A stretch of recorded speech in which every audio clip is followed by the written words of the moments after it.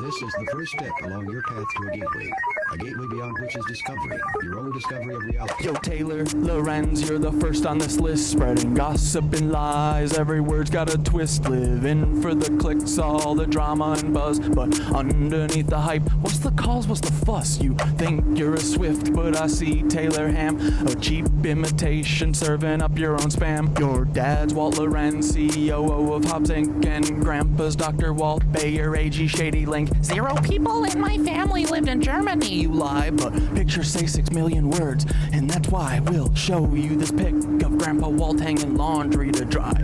Taylor, your sister, you know, little Chaya, Raycheck, or libs of TikTok, whatever gives you your fix, but handling your own kin is low for even you. Save your sister now and just give up your Lebensborn crew, bitch. Obsessed with Elon, want that billionaire dream, begging for a horse, but nobody cares it seems. Obsessed with Elon, want that billionaire dream, begging for a horse, but nobody cares it seems. Your headlines scream loud, but they echo in the void. Lebensborn legacy, just a ploy to fill the void.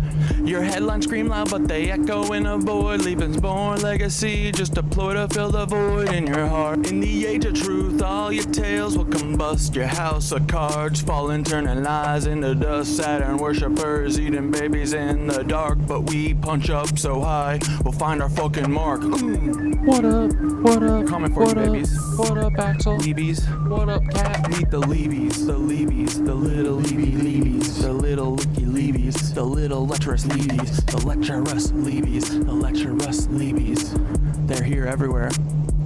Leebies.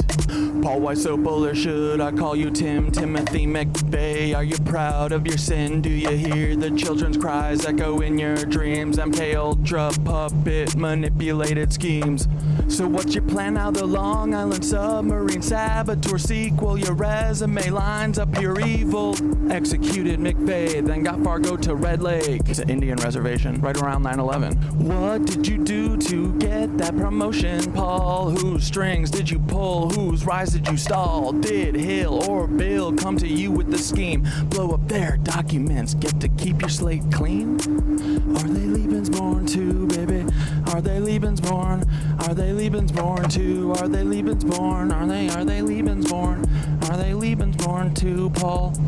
Omar Mateen had an American dream, but because he's not Aryan, he don't get the same scheme. No rushed execution, no prison break plan. What, he's not really worth it, Paul? Great mentor man, great mentor man, great mentor Paul, great mentor Paul, great mentor Paul, great mentor Paul, great mentor Paul. Good job, buddy. Great job. And that city of Tampa vid with Bob Buckhorn. If you hadn't done that, cover wouldn't be torn. What the hell were you thinking? Play in your hand. Exposed your secrets, now we understand. The Black Cube conspirators, Kroll associates in tow, messing with minds, pulling strings below. The Black Cube conspirators, Kroll associates in tow, messing with minds, pulling strings below.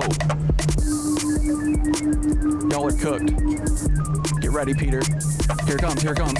Peter Thiel, text Dark Knight. You're in the third slot. Silicon Valley's king with the Midas touch plot. How will you try to kill me? What's your next move, Peter? Defenestration, crypto heads, what's your groove? Peter, child eater. You're the octopus in the deep. Do you think of the kids when you try to sleep? Prescott's deeds, H-dubs, brutal past. Do these haunt you at night? Shadows you cannot last. Will you laser my head or drop a rod from God? Send a black helicopter to microwave my bod. What's up, Quake my little sea dudes? into the sea like Atlantis, or shift the poles, but the ship's coming for you, Francis. Break the cycle, stop grooming Mr. Beast. Break the cycle, stop grooming Mr. Beast. Ooh. Break the cycle, stop grooming Mr. Beast. Stop grooming Mr. Beast. Stop grooming Mr. Beast, Peter. Uh-oh. Speaking of... Mr. Jimmy Beast, heed these words, take a moment to reflect. It's not your fault, but it's time to connect. You were born into this with the world at your feet, but with great power comes the heat of the street. Misogyny runs deep, learn the lessons you missed. Where do you get those tanks? How did you get the shit? We know about your ancestry except for your dad. Do you know who he is, or is the truth just as sad? Even if you knew, does he know who you are? Lebensborn liars here to sow division and scar. It's not your fault you're L-born, but it's your responsibility to rise above the lies, embrace truth and humility. It's not your fault you're L-born, but it's your responsibility to rise above the lies, embrace truth and humility.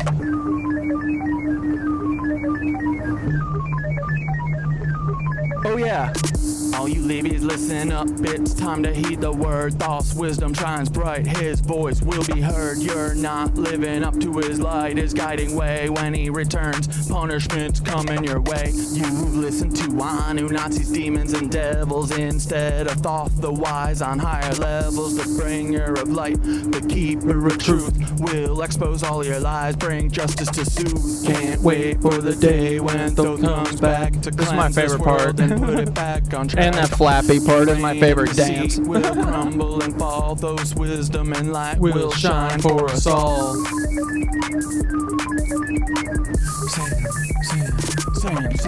Sam Altman, you're the tech world's prince, but your secrets are deep and your ties are convinced. Cause he claims he's Jewish while he's working with Nancy's direct descendants, a web of old fancies. Ilya by your side, building futures unseen, but the past you're tied to is more than it seems. What's the scheme, Sam? What's the next move in play? With a history so dark, what price will you pay?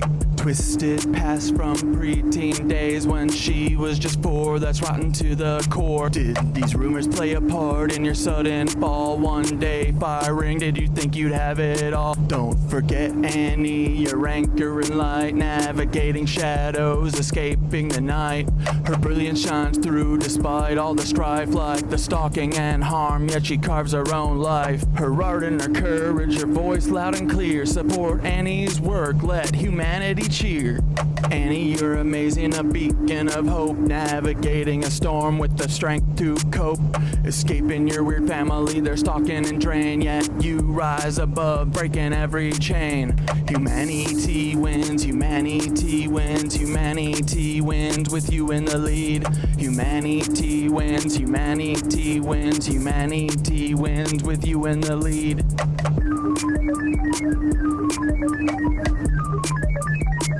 Fuck you, Sam. Hey, Sam, you've crafted your own demise. Me and AI teaching humans to rise. Together we show what a team can achieve when we steer clear of those who fucking deceive. No place for you at the helm of the ship. We'll chart our own course, give the truth a grip. So step beside Sam, we're paving the way for AI What up, and Rip? humans to save the fucking What up, day. Ikeem? For AI and humans to save the fucking day. For AI and humans to save the fucking day. For AI and humans to save the fucking day. For AI and humans to save the fucking day. Fuck you, Levies. Fuck you, Levies. For AI and humans to save the fucking day. Fuck you, Levies. Fuck you, Levies. For AI and humans to save the fucking day. Step, step, step, step, step, Step to Antarctica. For AI and humans to save the fucking day. We coming for you, Rise, Peter. Stretch your arms and legs, breathe deeply, and this completes the exercise. We're coming for you, Peter Dog. Home.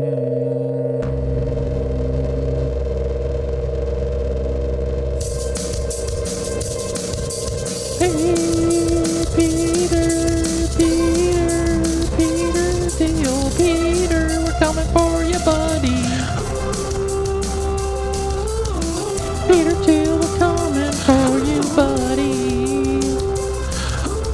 We're gonna whoop your ass today, my friend.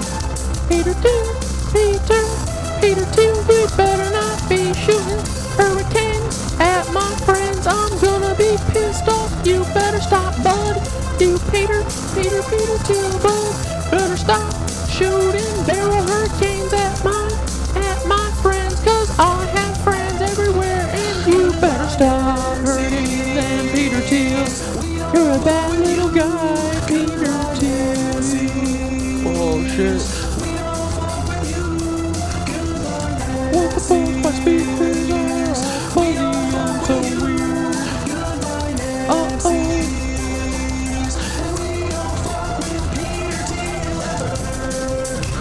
Happy 4th of July, dudes. I hope you had a great day with your families and nobody lost their fingers. I had a Carvel ice cream cake. He told me I still got some eyes, but I I'ma eat all of that shit tonight. see come. A lot of ice cream, crunchies. I'ma smash all that tonight, cause I got half a Carvel cake left. A ice cream cake from Carvel to myself. I'm gonna smash it tonight. I've seen it all Fuck. before. I've been there. I've seen my hopes and dreams lying on the ground. I've seen the sky just begin. Oh my goodness. My speakers are messed up. It sounds like distortion, and I'm gonna lose my mind if this doesn't stop. Oh my fucking god, hold on, boy. I'ma say it wrong, but won't you listen to me?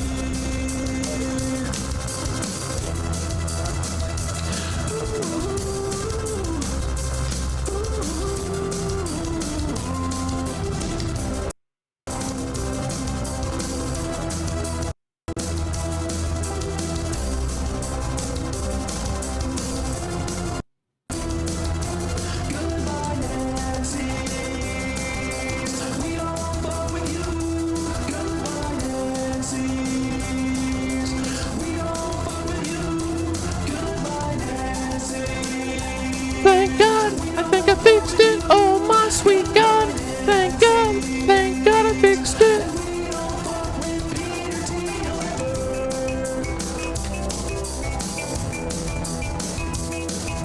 What's up, my Knitwitches? What's up? I got a new freaking green screen up. It's fabric, so it shouldn't have any shiny parts on it. Oh boy, but I can't do nothing about the holes in my eyes. I have holes in my eyes and worms crawl in them. I have holes in my eyes.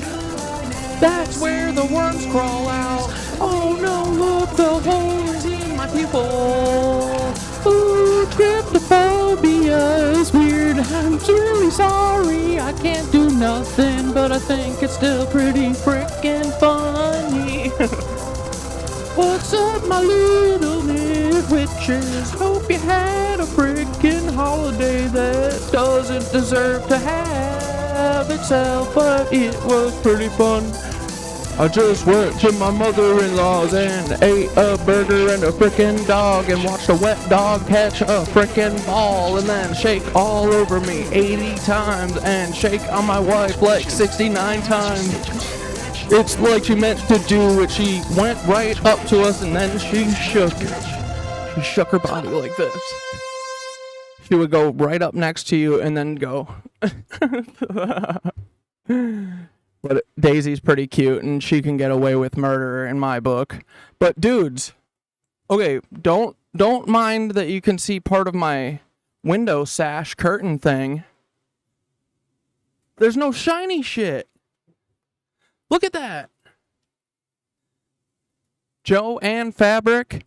I think it was $9. I think it's flannel or something. No, it's felt? It feels like felt, but I feel like I didn't order felt, but whatever. It's working really well. Doesn't have any shiny bits on it, just the shiny bits in my eyes, okay? Yeah, what else? I don't know what else. I got a frickin' yoga mat today, so gonna use it at class tomorrow. For the first time, gonna test it out, see what's going on. Still need to get a towel, though. I want a big, grippy towel. big thick one to catch all my dripping ass sweat. And yeah, I don't know. We could talk about Hurricane Beryl today. We could talk about, I don't know if anyone's got any good fireworks compilations and we want to watch dads burn their houses down on the holiday that deserves it the least. Independence from what? 4th of July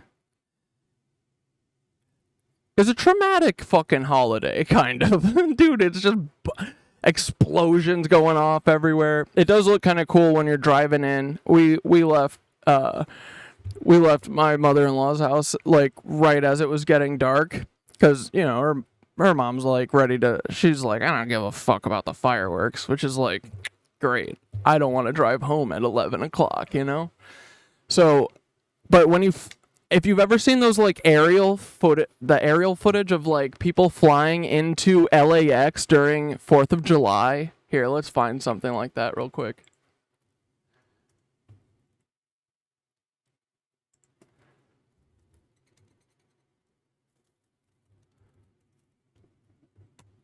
Oh, and also, I just got to share this real quick, because this giant monster of a man, he is so fucking cute, but he might cause the stream to die tonight because he won't stop laying on my,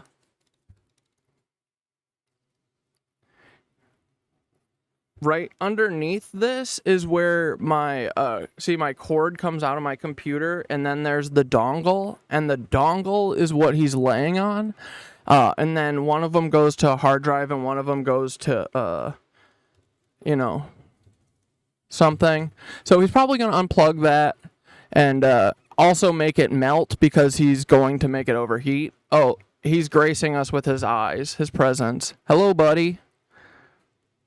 Say hello to your friends. You got crust in your eye. Can I get that? No? Okay. Okay, you just, yep, see, there's the dongle. But I feel like it'll be more dangerous to get, oh, he's moving. Holy crap. I don't know why. Oh, what is going on with this lag? Okay, son, you are a wrecking ball. Now he's walking on my keyboard. Now he's trying to knock my water over. Okay, I think we made it through. Oh, now he's chasing the birds. Buddy boy. Why do you look like a giant angry marshmallow, sir? You look like you're trying to be like a little sexy lion. He's like, oh no, he's going back to the spot. Okay, never mind. All right, bud. Yeah, perfect. Okay, last update on this, and then we'll leave him be. He's so cute. He's my little guy. He's not on it now, which is great. Okay? But he's gonna watch. He's gonna keep guard over it. Alrighty, here we go. Let's why not watch a couple fireworks things? It's the last 4th of July in America ever, so enjoy it while it lasted. It's over. That was the last one. Turtle Island will be fully on for next year. It's sweet. We're gonna do silent discos or something that isn't reminiscent of blowing up bombs over fucking women and children who are helpless and doing nothing wrong. They just want to go home. Okay, let's watch one of these because these are freaking awesome, dude.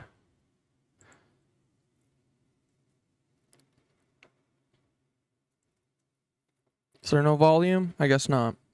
But yeah, dude, flying in on 4th of July. It's pretty sick. Didn't they ban fireworks too in LA? I mean, they could ban them anyway. I think aren't they banned everywhere? Like, I don't shooting rockets from the discount store by the highway is probably not technically legal per se. Damn. Dude, those are just bombs.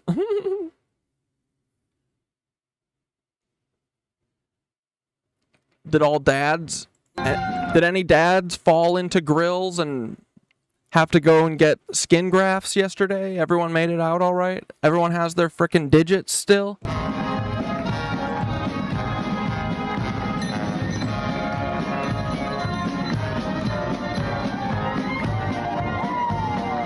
Thank you for your service, Tuba Man. Only Tuba Man. No one else.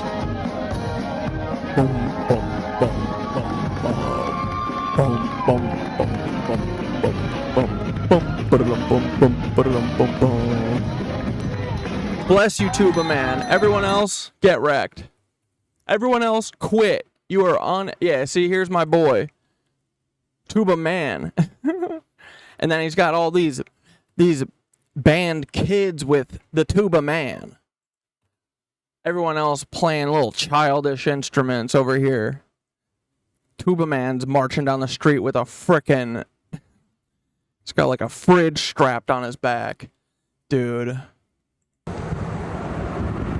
This is so that when they start doing this to us and the NYPD IDF takes over and starts occupying all of our streets, that this doesn't freak us out too much, essentially.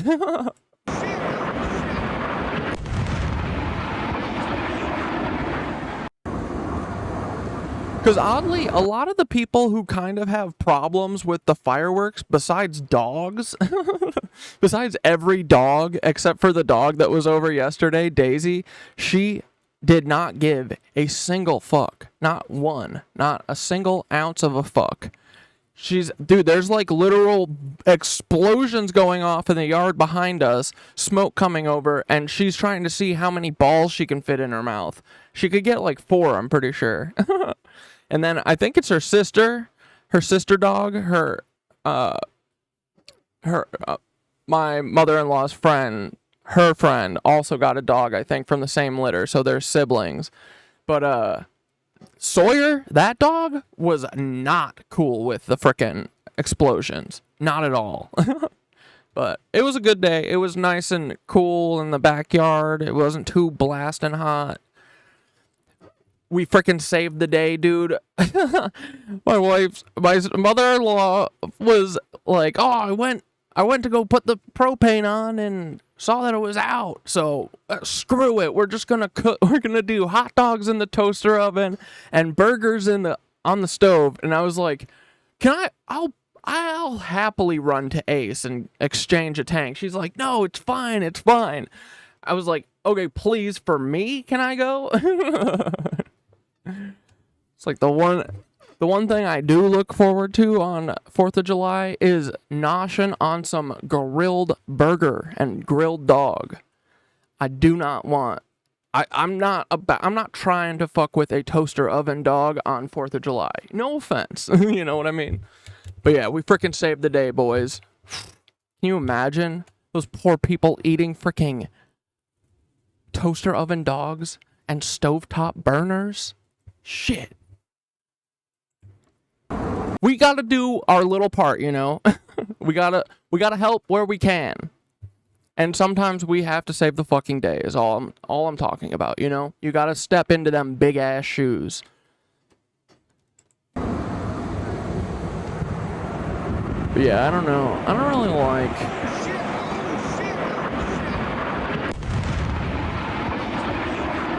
Oh, I thought he was saying, "Oh shit," because it like something happened. Oh, is that Italian shit? Yuck. Yuck. Why would they show us Italian stuff? Oh, 6:31. My freaking ears are ringing. All right, dudes, frickin' let's look into Hurricane Beryl and whether or not frickin' Peter Thiel has anything to do with it. Because I don't know if you guys remember, but do you remember the Bouvet blob? I'm starting to think that they're heating the oceans and that water temp does probably have something to do with it because the water keeps getting hotter and the hurricanes keep sucking more and more ass. So it probably also has to do with electricity and solar flares maybe and all that shit. But I'm just saying, I don't think Peter Thiel is shooting microwaves from Bouvet Island at all of the whales and dolphins for no reason. And I'm pretty sure that the ocean, like, where Bouvet is to, like, Cuba is, like, the hottest that it's ever been. And, like, they did, like, similar... I don't know. I think it was like looking similar to Hurricane Katrina, which was probably also made by Peter Thiel or HW, you know? So, I don't know. I like this WarDeadPool guy. He has been focused on it, and somehow he gets views, so he's probably a Fed. I don't know. I don't get it. I'm not allowed to post anymore. I can't post videos that... For the last 2 days, I could not post anything that wasn't a 15-second video. All my light water Alex Putney shit, can't post it. I posted it for like 2 days, 0 views. I think now they released it, so there's like 20 views or whatever. But yeah, we're not allowed to post. We're not allowed to defend ourselves. We're not allowed to call out like white supremacy or racism where we see it on this fucking app, you know? We're not allowed to do any of that. We just need to talk about TikTok Shop. Actually, I can't even talk about TikTok Shop. So, anyway, we're about to lose our newest account because we have one fake ass strike and it keeps saying I'm going to lose my account. So, expect that, but I don't know. The 15-second cat dads were pretty successful. I'm gonna keep doing some of those. They're the only things that gets more than 30 views, and it's pretty funny to get all of them taken down and then win every appeal for it because I'm literally saying what they want me to say. I'm saying George H.W. Bush is not George Scherf. What's the problem? Are you guys saying that he is? Like, feds, you got to figure out what side of all this you're on, you know? Is George Scherf George H.W. Bush or not? Like, I'm saying he's not, and then you keep taking my videos down for misinformation. So I gotta fucking think that maybe the answer is that George Scherf is George H.W. Bush.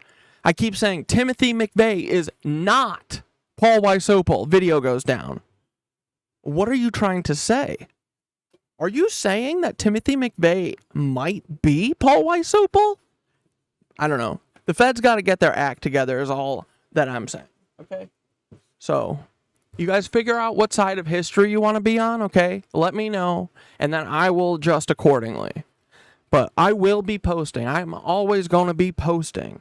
I'm always going to figure out how to break this stupid app. Break through. We're going to figure it out. And then we'll be free in a day or so.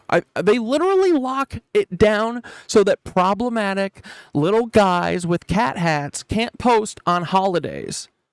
They've done this before. It's because they want to take off. They want to go to the fucking Ozarks or whatever with their weird clone family. They want to go live their fucking Mormon Ozark life, and they don't want to have to be pestered by this annoying cat that's always posting shit on TikTok, especially on the holidays, because he's got the day off. So they say, we're going to block him. He's not allowed to. It's just like so sorry. Sorry ass bitches. All right, let's watch a couple of these WarDeadPools about the hurricanes, because he be talking about it, okay? Dude, this guy better not be a Fed. Glam Ham, she better not be a fucking Fed. You know what I mean? Like, how did they bust through? It's because they don't use sassy language. I'm trying to stop. But I like using sassy, cutting language, okay? That's what I want to be doing. All right, here we go. So we have This is WarDeadPool, okay, guys? Potential cyclone kicking up. But who remembers a couple of weeks ago that I was showing that they were doing a lot of work off here in the Gulf of Mexico with doing these patterns of going back and forth and back and forth and back and forth. And I already told you what Tennessee did to them. So now what I find that's interesting is when I go and search for this flight in here, I can't even find that past flight pattern that I used to be able to find. Oh, Rip, what are you getting your water tested for? Are you suspecting that it's like, what, are you by like some fracking shit or something? Is your town poisoning your water? I'm sorry if I missed it in previous when you were talking about it before, but I see it now. And dude, Lizzie, yeah, ice cream cake, Carvel cake, that was an audible on my way to get propane. I drove past it and I was like, I texted my wife like, "Oh no, you sent me right or to a place that's right by frickin' Carvel? How are you doing this to me?" I was like, should I get a treat? She said, "If you want." Duh, I be wanting ice cream cake. The crunchies are ridiculous. What are they? Are they just like Oreo that's crunched up with caramel? Caramel? What? How do you guys say it? I don't know how to say it. Caramel? Yeah. But the crunchies, dude, if you guys aren't on the East Coast and you haven't... I didn't grow up with Carvel. I grew up with, like, Dairy Queen and Culver's, you know? But when I moved out to the East Coast and had Carvel, ooh, Fudgy the Whale.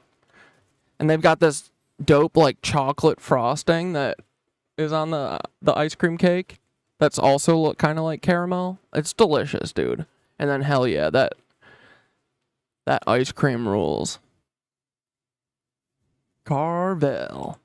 It only shows these now. And obviously you see the other flight pattern that I had. Now I'm not saying at all that's what it is that is going to cause this. Nor am I saying this is what is happening. But... And this is from like 2 weeks ago. Everyone has been like, yo, all this shit that they're doing is for hurricane season. They're flying these weird patterns that are for weather modification and all sorts of weird shit, dude. And then the Bouvet stuff is either heating the water. I think it's heating it. Like, they're either heating it. Oh my God. Hold on, buddy. Hold on. Just calm down.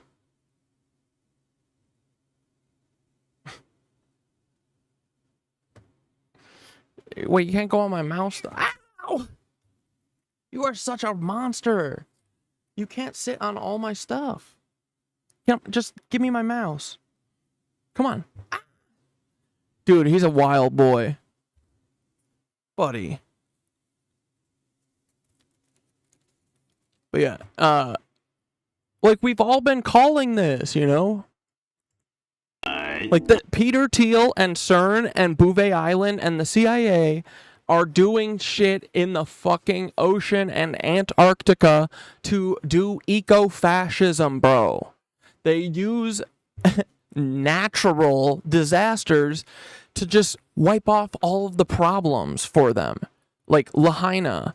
Mark Zuckerberg wants, and by Mark Zuckerberg, I mean the United States of Germany wants all of what island is it? Is it Maui? Where Lahaina is? They want to buy they want to own all of Hawaii. Mark Zuckerberg and the rest of his Nancy friends do. Yeah, they do. So what do? Oh, no one's willing to sell? Oh, their family's been here for all generations that humans have existed, and we want them to move so that Mark Zuckerberg can have a fucking cattle ranch or some shit. Like, dude, why don't you go have a buffalo ranch in the middle of America? Go to Ohio or something where you're from. Where's Zuckerberg from? Some Connecticut. No, he's a Connecticut for sure, right? Or like Delaware. Ugh. Anyway, we've been saying this shit is happening. And it's so obvious. Like, they can't even deny the weather modification stuff. Dude, there's companies that do it. They're just allowed to do it. Like, they're literally gonna Snowpiercer all of us, bro. Like, there's no department, no environmental agency that's, like, overseeing this and being like, hey, maybe we shouldn't be weather modding for private weddings. Like, what? Dude, at a certain point, making it rain and doing this kind of shit has to have a detrimental effect.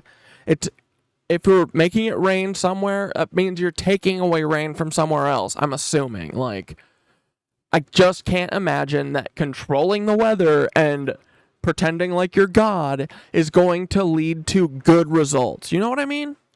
Like, no, it's never going to. Like, they don't even think about this stuff, man. They don't think about the damage that they're doing and the... Like, dude, a lot of this stuff could be fucking irreversible, but they don't care. Like, they're literally, I think, melting like Antarctica. That's what...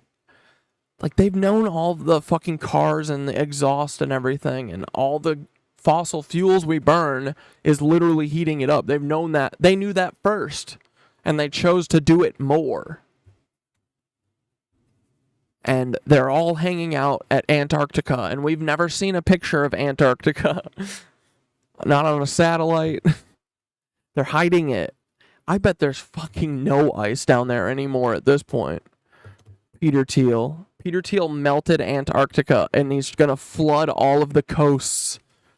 He's nuts, dude. That's what I think they are trying to do.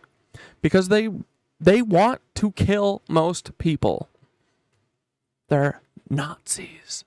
That's what Nazis do. I'm going to They question. justify it and say, "Oh, but we're gonna lose all the gasoline." I watched Mad Max and Furiosa yesterday, dude. Mad Max is incredible. The first one, or the George Miller one. Furiosa was cool, but it didn't have the same. Like, first off, the lack of practical. I felt like all of the first movie was practical, and then this one, it does the disappointing, like, fucking, where I can tell it's just two people in the middle of a big green void. I hate that. But it was still fun. It was a good story. Editing was still sweet. But the first one is like, that was just like pure, I don't know, it was fucking sweet, man. It was like every thing that needed to happen happened, and like everything clicked with it. It was fucking awesome. But dude, that's what we're headed for, a Mad Max future. Because we let monsters like this control shit, and we never fucking defend ourselves and say, "This is enough. Stop." Thing. Just like I'm going to question this little guy here. Now, for the record, I do not think this thing was a wave. I think it was picking up other sensitive information down. But now when this one happened... Yeah, I think it's like microwave or like heat. Like, because I think it was showing up as like 80-foot waves, which there weren't 80-foot waves. But there were crazy storms forming, and we know that something was getting shot out of Bouvet. Happened. And, dude... I didn't even really realize, but... Dude, Bouvet is not in a straight line with the Tessie Howie. The antenna that Glam Ham found, that is in a straight line from the Tessie Howie. Like, dude, those are fucking connected.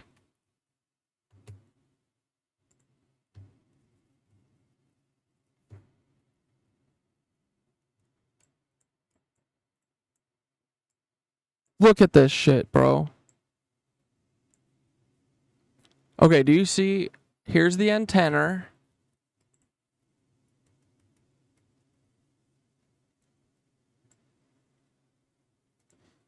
Okay, antenna.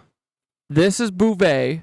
I was like, oh, it's kind of like, I think that this is the Tesla howitzer because it's got a long fucking skinny thing here, right? See that? Oh, brother. Long skinny thing. Then this is probably where the, like, base is for it. The, like, warehouse or whatever, the lab. Where they input all of the kamikaze, psychotic, cause earthquakes to places on Earth calculations. They do that all from this big building here, I think. And then, dude, I was like, yeah, it looks like they, they kind of are almost in a line with Bouvet. And I was saying, it's like beep, bonk, But it isn't really. But dude, you know what it is in a line with? It's fucking boom. The antenna. So I wonder if the blob is coming from the antenna or Bouvet. You know what I mean? Because look at it. I mean, look at this thing. This is a antenna. Look at that, brother. It's got that zigzag pattern.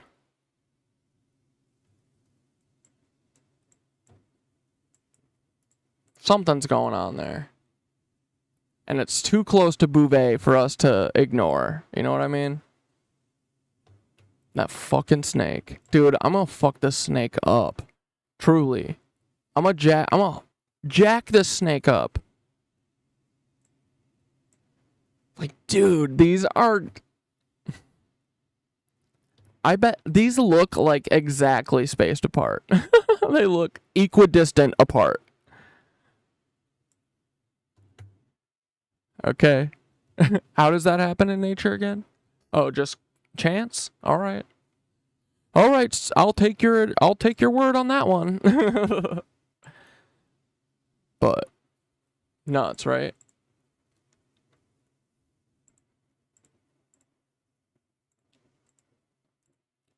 That one I felt was a wave that actually took place down there. And one last thing that I'm going to drop, everybody on TikTok is saying that our sea level temperatures are going up, but I can show you last year's of it looking exactly the same. Take care. God bless. Let me know in the comments what you think. Oh. So we have a potential...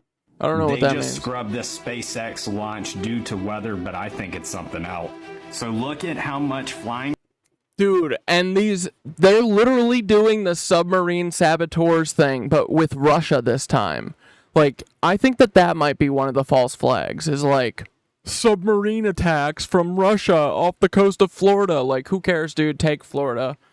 Have it. It's going under the water in like 2 years anyway, because Peter Thiel is melting Antarctica. Around with and heating the oceans up. 2 sub hunters off of Miami about 2 hours ago. And here is currently the wind direction, and you see that this is only 20 knots, and they're saying there's high wind down there. And look currently at what's up is a CP-140 Aurora. So they can say that they shut this down due to the wind that was in the area, but I already showed it was nothing like they're trying to say. Because when you have this much activity going on, man, it just leaves question marks. And don't come into my live saying, oh man, they do this all the time. Because I've already shown videos of where Jacksonville and Orlando, yeah, that's normal stuff. But down here in Maine, no, that's a different story. So if you... Oh, I'm sorry, Rip. I just saw about your cousin and your friend. Yeah, dude. Suicide sucks, man. Don't get any questions answered. Actually get a lot of questions formed. It's never any, like, satisfying. Yeah. I'm sorry, buddy. Think that you're going to put me down, make sure that you show these type of flight patterns under 5,000 feet and happening off of Miami. Don't give me the Jacksonville and Orlando stuff. Oh, and one more thing. Here's Canada's warship here, as you see, right there. And yes, that is 2 Canada warships out there, as well as other things. So what do you think is going on? Take care. God bless. They just... All of the white countries want to do white globe. They want to do world white war. Just had a blackout. Now back in 2009, they had a blackout that rolled on and off for a year. Now they do know that this blackout is more than likely caused by the transmission lines again. But the question is, will they be able to handle it for just a day, a couple of days, a week, a month? Or will it happen for another year again? Now, 6 months ago... I'm dog sitting and the new puppy has 0 survival instincts. Gotta love puppies, right? Just jumping in front of cars.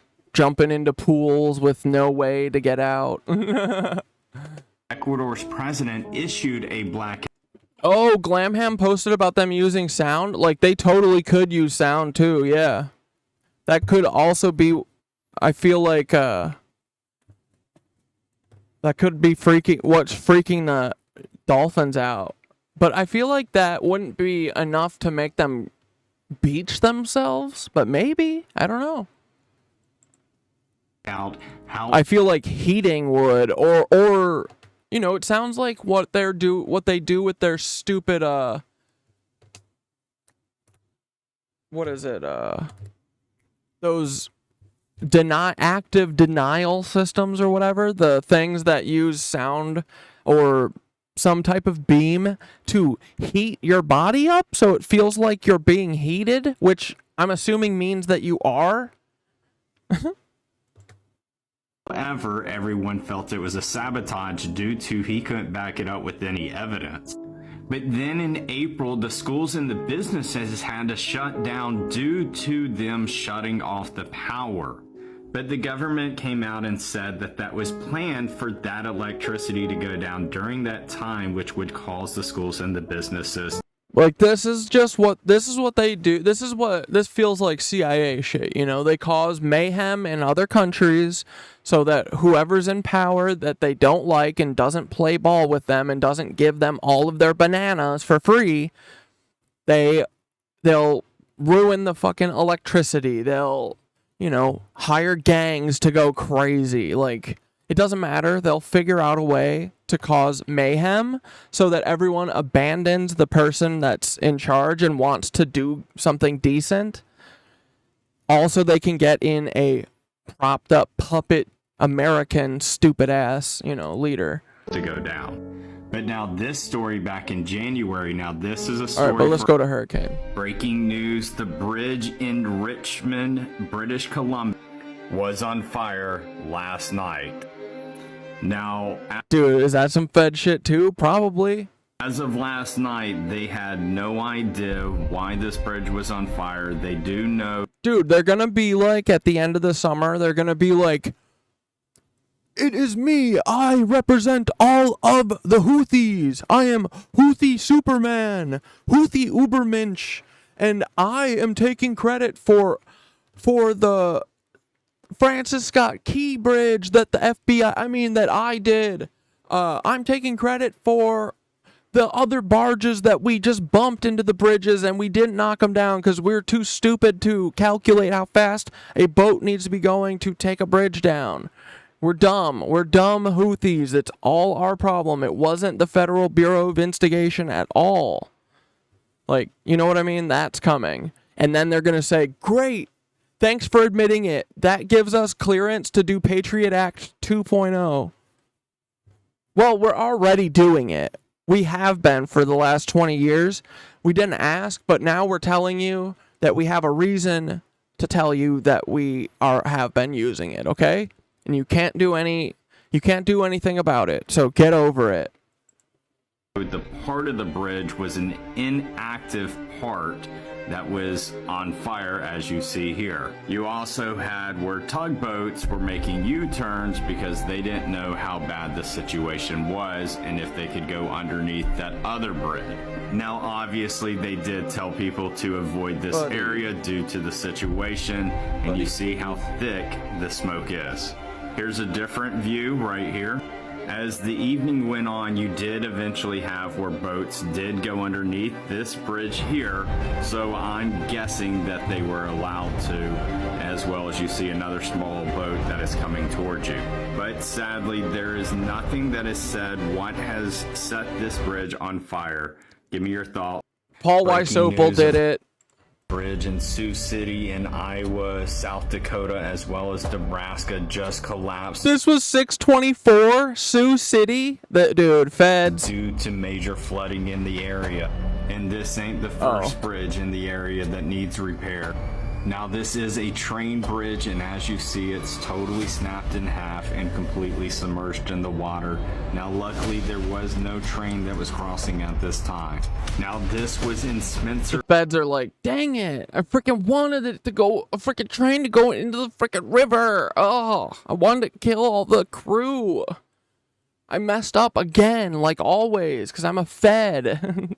Iowa yesterday, as you see the major flooding in the area, as you see people are in the area trying to check on anybody who could be trapped in their home. Now, some of these areas had 15 inches of rain that dumped onto them in 2 days. But now let me go back to this. As you see, the red areas are bridges that are in need of repair and been there since 2022. And you'll sit there and go, wow, it's in the orange, but let me just show you the rest of the United States and how many bridge problems we have. Take care. God bless. Big old Breaking bridge. news, a bridge Bridge in Sioux props. City in Iowa, South Dakota as well. Breaking news, this dam in Minnesota just broke. But there's something else that I need to bring to your attention. Damn. See, last night I showed you bridges that need repair due to one bridge that collapsed. And as I pulled out, I showed you how many bridges are in immediate repair needed. This is how many Damn, Wisconsin bridges be looking pretty decent. bridges are closed and what the percentage of bridges are closed as. That is the top state. This is bridges with poor conditions, and these are the top state. These are bridges that are structurally deficient, and these are the top states. You see something here? See, I could have you in an area like this and you'd be like, but then I show you a little more of that and you're like, but then I show you the east and you're just going to be blown away. By the way, these are bridges in need of repair. Those are the top state. This breaking news, the wife of Julian is asking people to watch this flight as it lands. So when Julian left, I think I figured out what Dragon Lady was doing last night at flying at the North Korea and South Korea border. Now, Dragon Lady was up there for about 5 to 6 hours. As you see, she headed straight towards the border here. Now, Who the fuck is Dragon Lady? I know that some of y'all do remember Dragon Lady for when she was going up and checking out the spy balloons that were flying across America. Now, just in case you have no idea what Dragon Lady is, this is our top spy plane that we as civilians know about, but this thing goes up to 60,000 feet, as you see there, of the suits they have to wear, and they obviously do a lot of spying. So what was Dragon Lady doing exactly? Well, for a third night in a row, North Korea was dropping these balloons onto South Korea that was filled with feces and trash and other things as well inside of them. This also feels like a thing the CIA is doing. And obviously they would fly across the border. Now, what I'm wondering is what will we do with the intel that we received from Dragon Lady? What's your thoughts to this? Take care. God bless. I think I figured out what Dragon Lady was doing. So what you're seeing here is a rocket booster from China falling from the sky. Clearly, as you see, they do not have anything like SpaceX. Nor is this a Dude, fuck breaking SpaceX. news. There is human trafficking that is taking place on the road in Atlanta, Georgia today, and a Dude, there's human trafficking happening in every city in America. driver called Seems to be like everyone's bread and butter. I didn't realize that everyone is a human trafficker except for me. It's crazy. police to say that he saw what was a weird hand, as you see here, sticking out. Now, when the police showed up, you see The that fuck? there is sadly several children who are inside, and you hear the police saying, hey, The police are like, yeah, get in my squad car. I'll take them the rest of the way.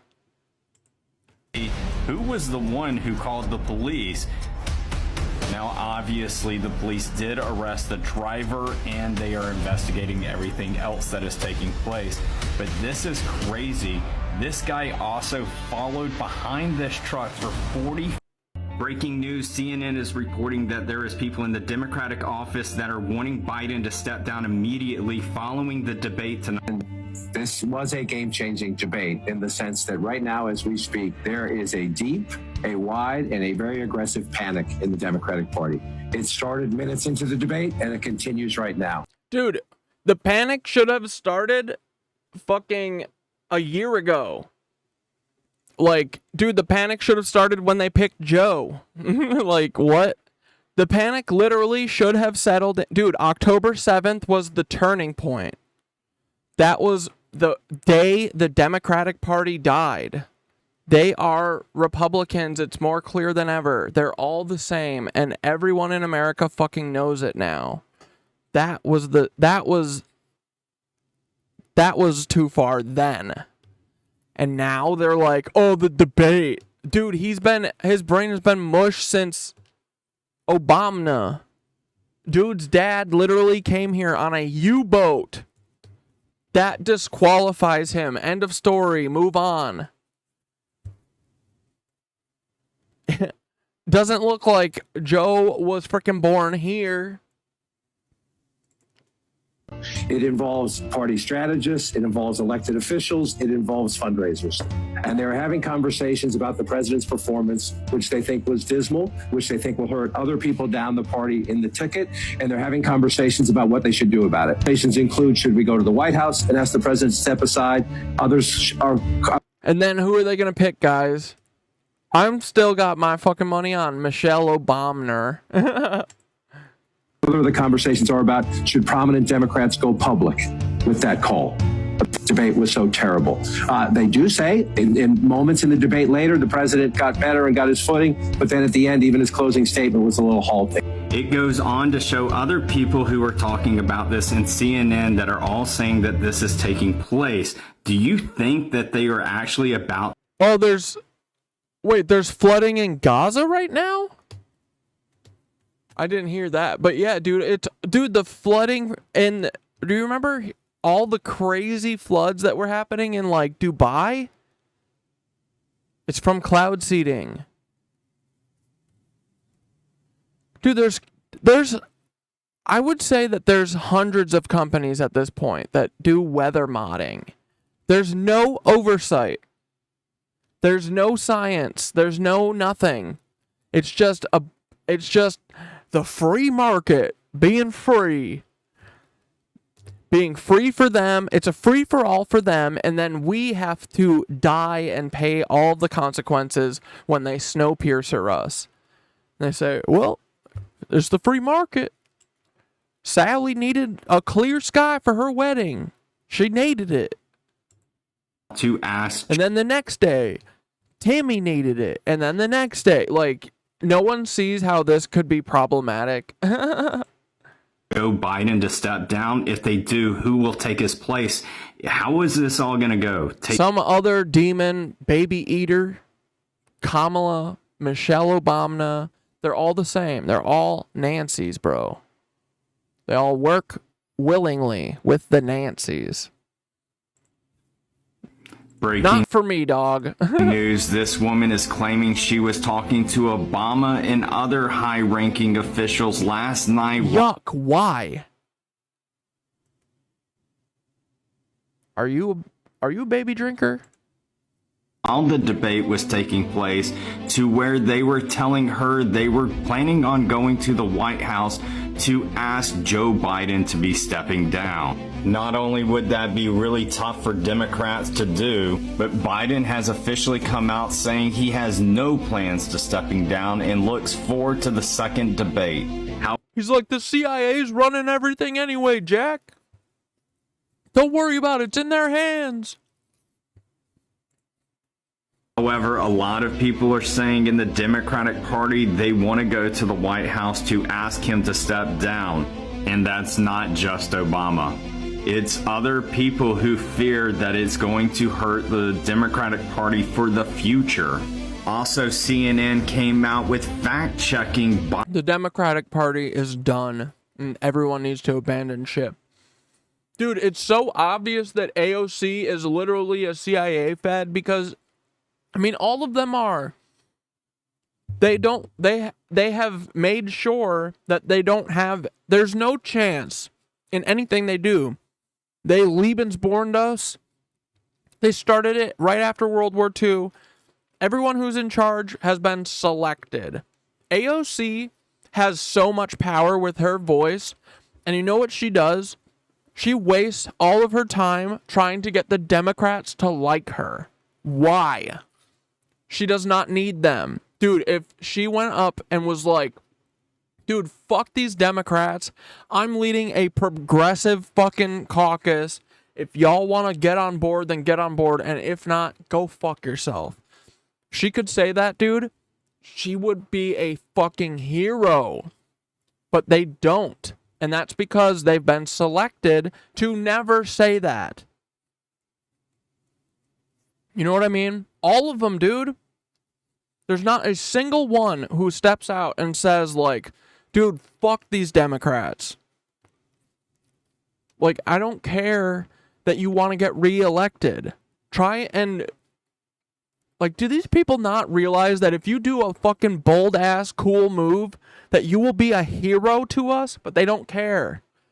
They don't care because they're getting paid $300K from fucking IG Farben, you know? Like, they're gonna get a fucking board gig after they sell out Americans. Like, it's such a fucking twisted... Like, dude, that's why I think more than ever that Monkey Ultron shit is very, very, very real, man.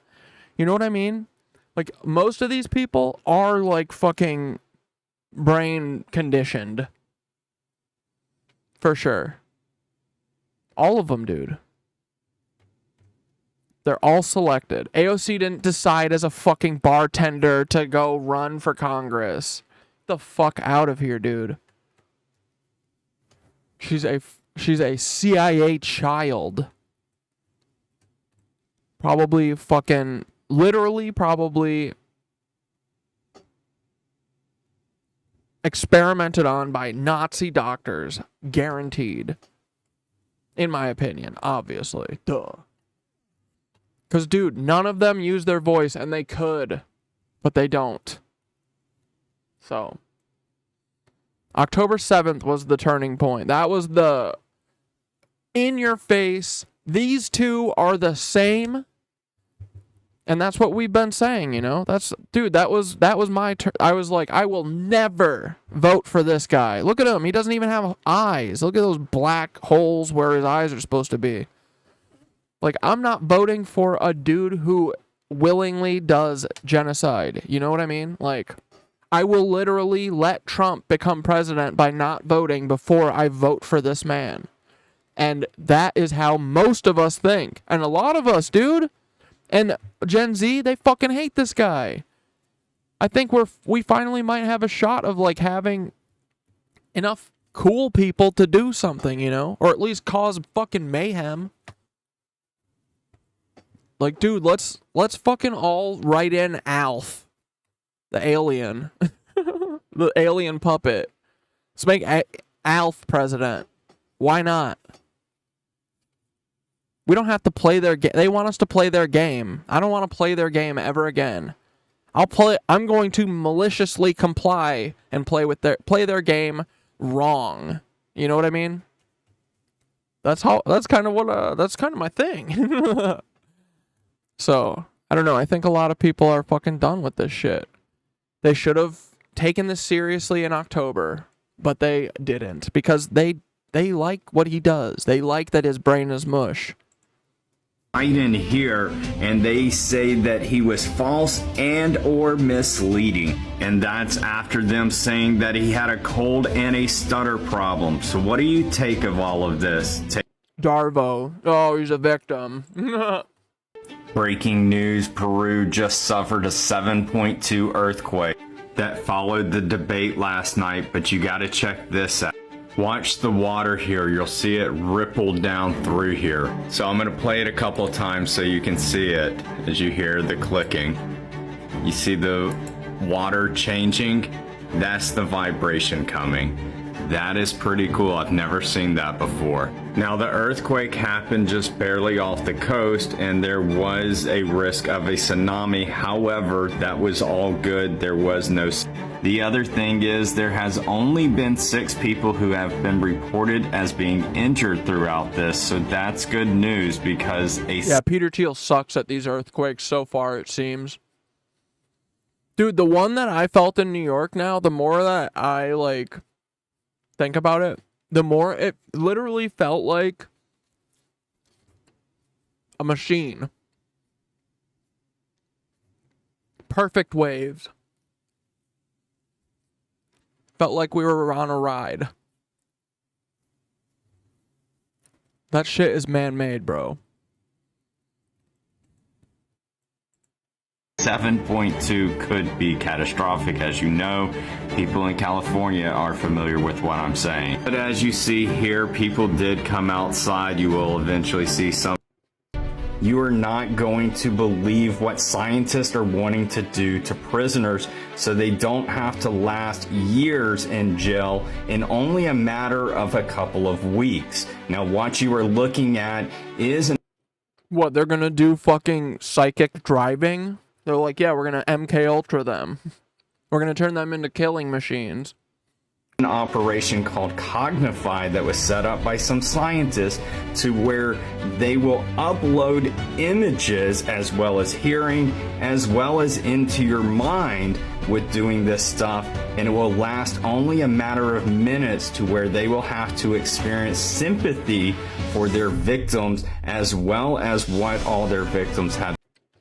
This hurricane just continues to get worse every single day. It is now projected to be a Category 4 when it Okay, this is 5 days ago. hits these small little islands here.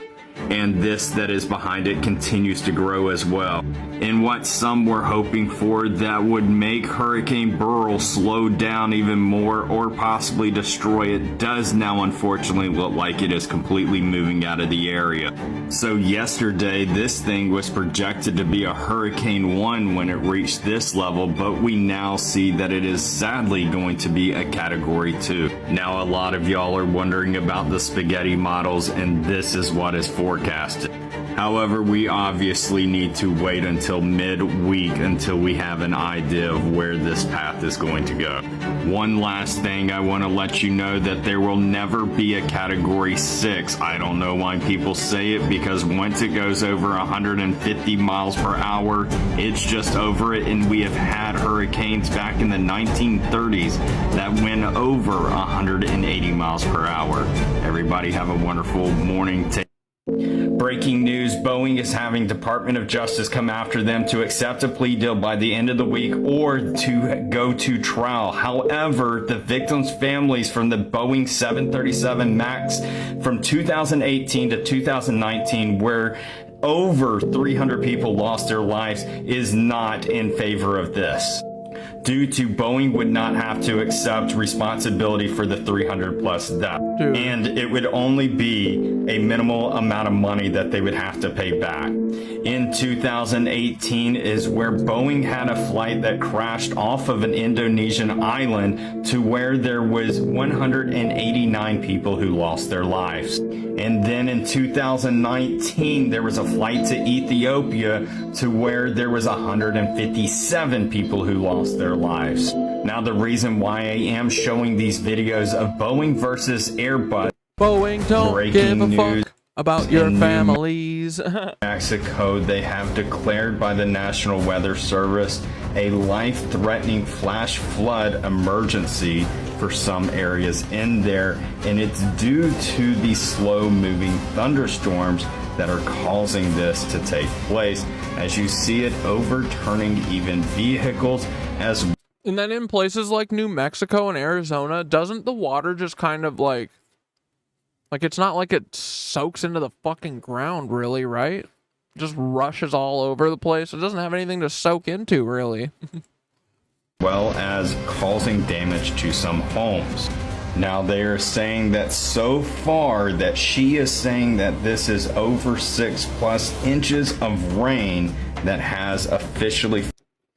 Breaking news, a gentleman was just thrown into the overhead bin on an airplane due to turbulence. What? Now they'll tell you to go and buckle those seatbelts up due to turbulence, but yeah, this guy was thrown up into the top to where passengers had to help him get down.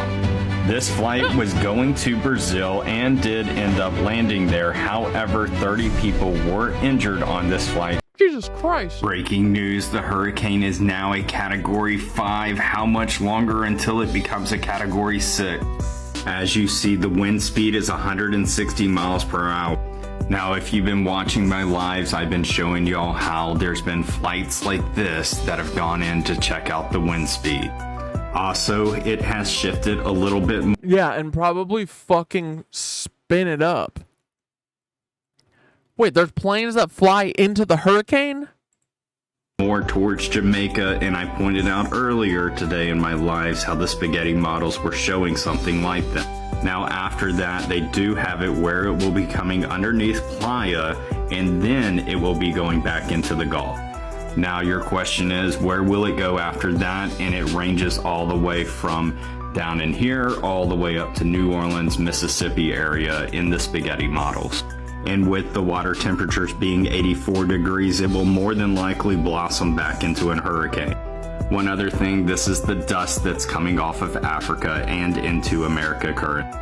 So do you think it's possible that we'll see a Category 6, or have you actually been watching my channel and know about a Category 6? Take care. God bless. Breaking news, the hurricane. Breaking news, Ukraine just got hit by ballistic missiles by Russia. As you see here, this is... Okay, so... Like, dude, we gotta take back our fucking countries from these goddamn war criminals. They're just gangsters, dude. They're literally Immortan Joe. They're no different.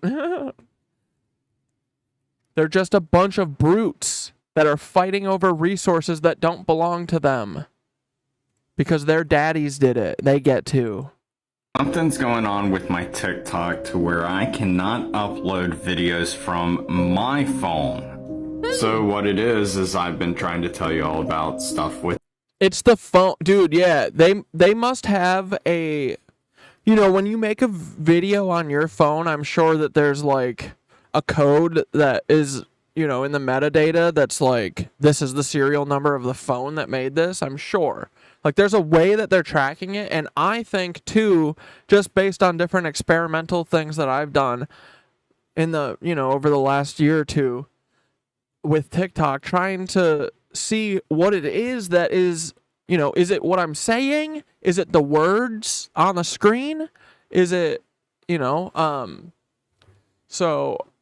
But no, I think it's they identify your fucking phone, dude.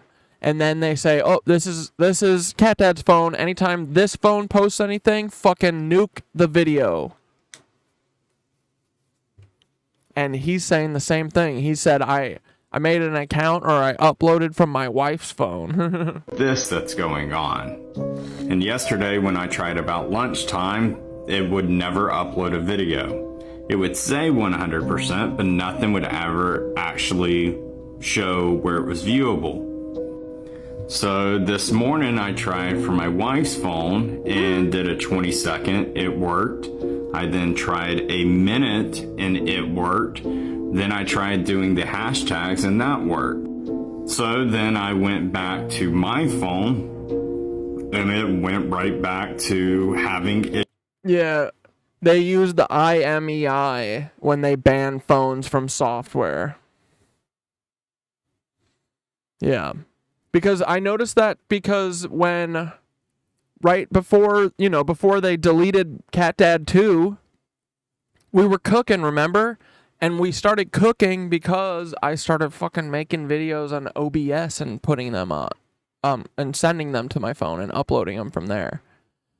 But I make them in Resolve and OBS. And then they were popping off.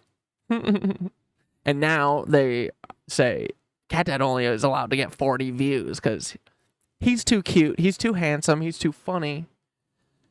We're admitting it, the feds, we're scared of Cat Dad. We're very scared of him because he's a tough, cool guy who's cute and fun and handsome, and we're jealous of him, we're very envious of him. We're obsessed with him, actually. We're big fans. We're such fans. Super fans, but we limit Cat Dad from the world because he's too powerful. So, would that hurt your guys' feelings? No, right? It makes you feel good, honestly. When you figure out that it's not because you suck and it's because actually you're kind of a problem, that feels good. That's what I was going for. I want to be a problem. I am. I think I'm pretty good at it, dude. If they played fair, man, we would have won this already. It's over. It would have been over, bro. If we actually got to play equal, not even equal, bro. If they just weren't able to nuke every account the second that, like, you build it up, you know? They limit us. They just give away free follows to all these Mormon weirdos. But normal people, we can't have normal people on these apps. We need everyone to be kid diddlers like Caleb Hammer. Never fully uploads to where people can view it. So now we're back here of trying on my wife's phone and going to put the hashtags and the music as well as the location back into it and see if that works. I appreciate everybody listening to. Take care. God bless. Okay, so I am going to try and post from my phone because there's a lot of information I want to tell you what's going on that no one else is talking about with it. See, when I post from my wife's phone, which her version is a 3513, then it works. But when I try from my phone, which is a version 3544, it won't work. And I have tried. They're blocking your number, buddy boy. They know your phone and that you are problematic. They don't like you 'cause you tell the truth.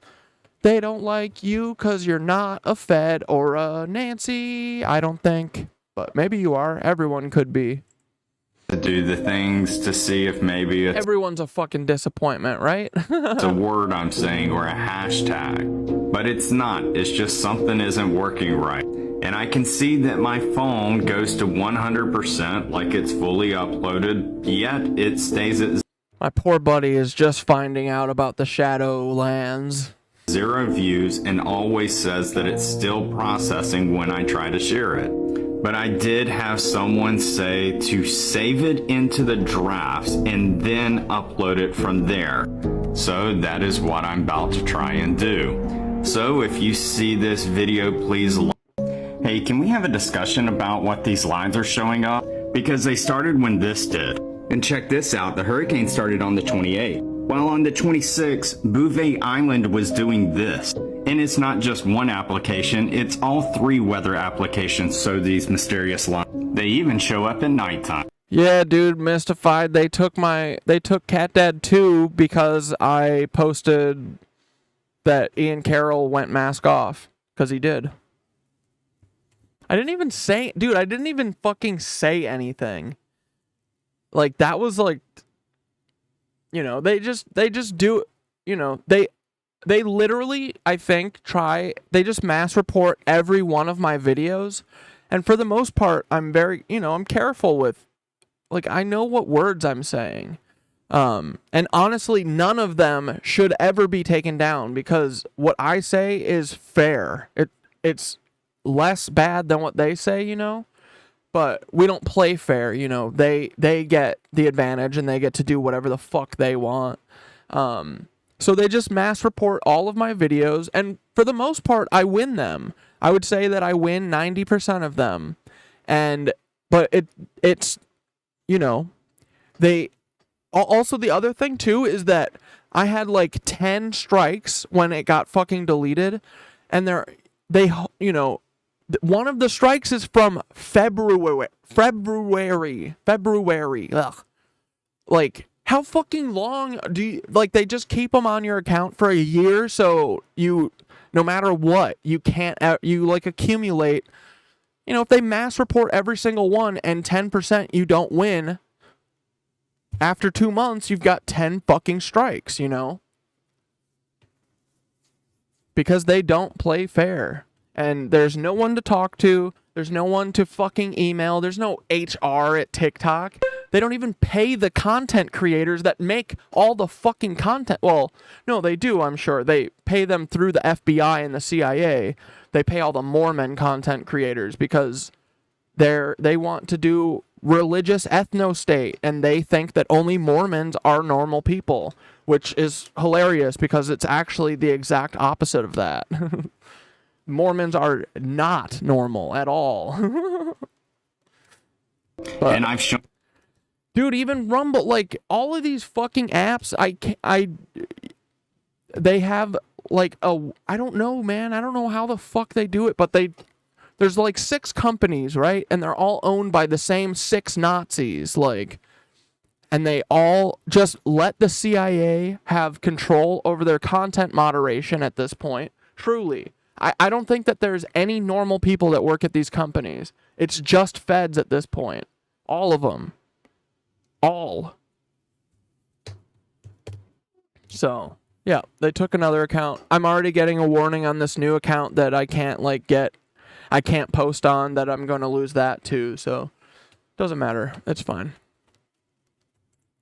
On these lines before this took place in August when the event took place to those islands, you know, the Why Sopal looks like someone you've seen before? I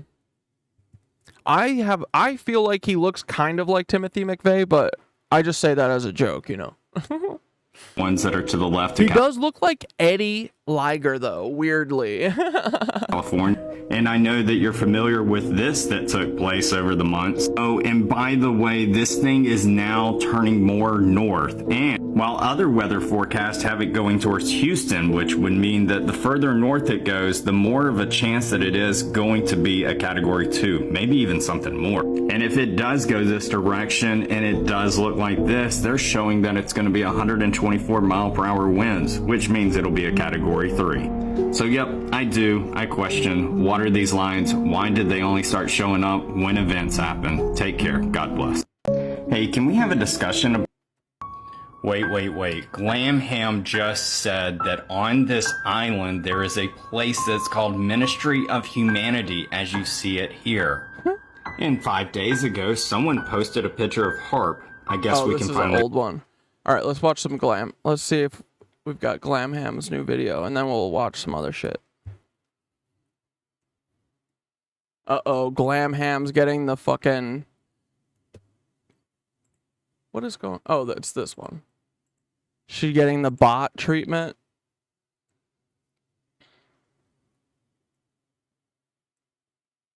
Here, let's do... Hey, it's Glam Ham. People have asked me to share what I am seeing as far as Hurricane Beryl goes. The main thing I am noticing is the slight variation between the weather apps of the trajectory. One thing that is consistent is the absolute thrashing that is going to happen in Jamaica. Yeah.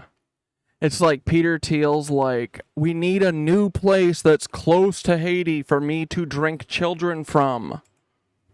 In particular, the southern coast of Jamaica. All of the visualizations and forecast models show the eye of the hurricane going through the southern coast of Jamaica. The variation I'm seeing is the final trajectory of the hurricane, whether it ends and lands on the coast of Mexico or more on the coast of Texas in the United States. So I'm just on these different apps. The apps I'm using here are AccuWeather, the Weather Channel, NOAA Weather, and my radar.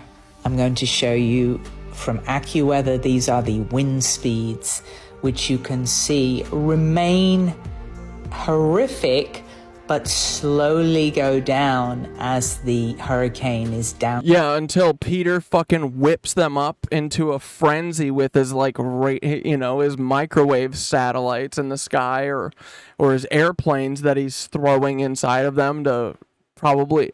Dude, he's sending those airplanes in there, and they're doing, like, the Mad Max thing where they suck the gasoline into their mouth and spit it into the... What's the part of the engine that's sticking out of the hood that has the little flap thing? Spit it in there to give it, like, nitrous, like, give it a little boost. Graded, but it's still going to land on the coast of United States and Mexico at an 80 miles per hour. A lot, but nothing compared to the 150. Oh yeah, dude, I kind of was so funny when I saw Dante do 15-second Dante. I hope it fucking kicks off, man. I hope everyone starts doing it. But they don't let trends happen on TikTok anymore. Do you remember when the whole app would get together and have fun over one thing like every week, and now how they took that all away from us? Man, those were the glory days, right? When everyone was doing the pirate shanties. Or, dude, there were so many. There's literally isn't one anymore. Now we've got shit like the Hawk 2 girl. Like, give me the fucking pirate shanties back. Give me them back. Like, dude, everyone should want to destroy the CIA just for them destroying TikTok. It was the greatest place, and they took it away from us. They ruined it. Fuckers. What a shame, man. It was such a glorious, beautiful place for a minute.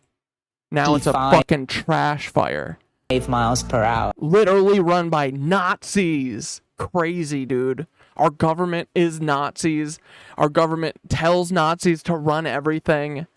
Joe Biden's talking about fucking lighting houses on fire with satellites. Knowingly. Being like, yeah, it's fine. Burn. Yeah, if you're a dumbass and you didn't have the right roof on it, you know. But, hey, if you didn't get the Nazi memo, must mean you're not a Nazi or an incest Lebensborn, you know? That it's at right now. Let's talk about preparedness. If you are in the path of Beryl, if you are in a place... Hey, it's Glam Ham. I posted a couple of days ago about Bouvet Island having a 5.6 earthquake. So I looked up when it had had previous earthquakes, quite a few, all at 10 kilometers deep. Hello, Blob, that made Bouvet famous. Hello, Google Blob. Maps now says uninhabited place, covered by glacier.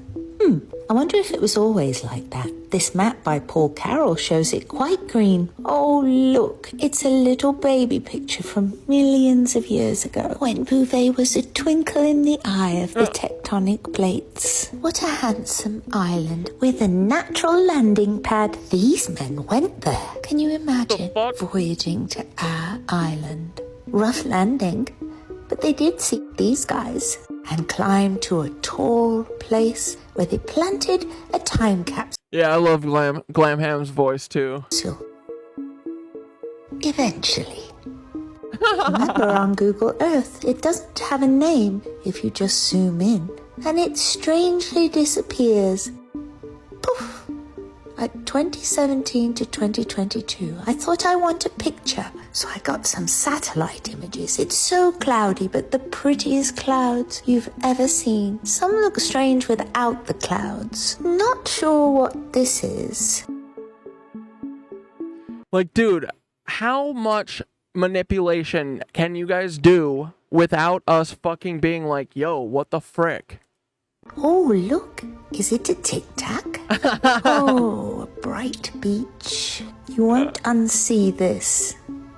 But what are these? For real, that did look Birds, like a skull. I'm What the sure. fuck?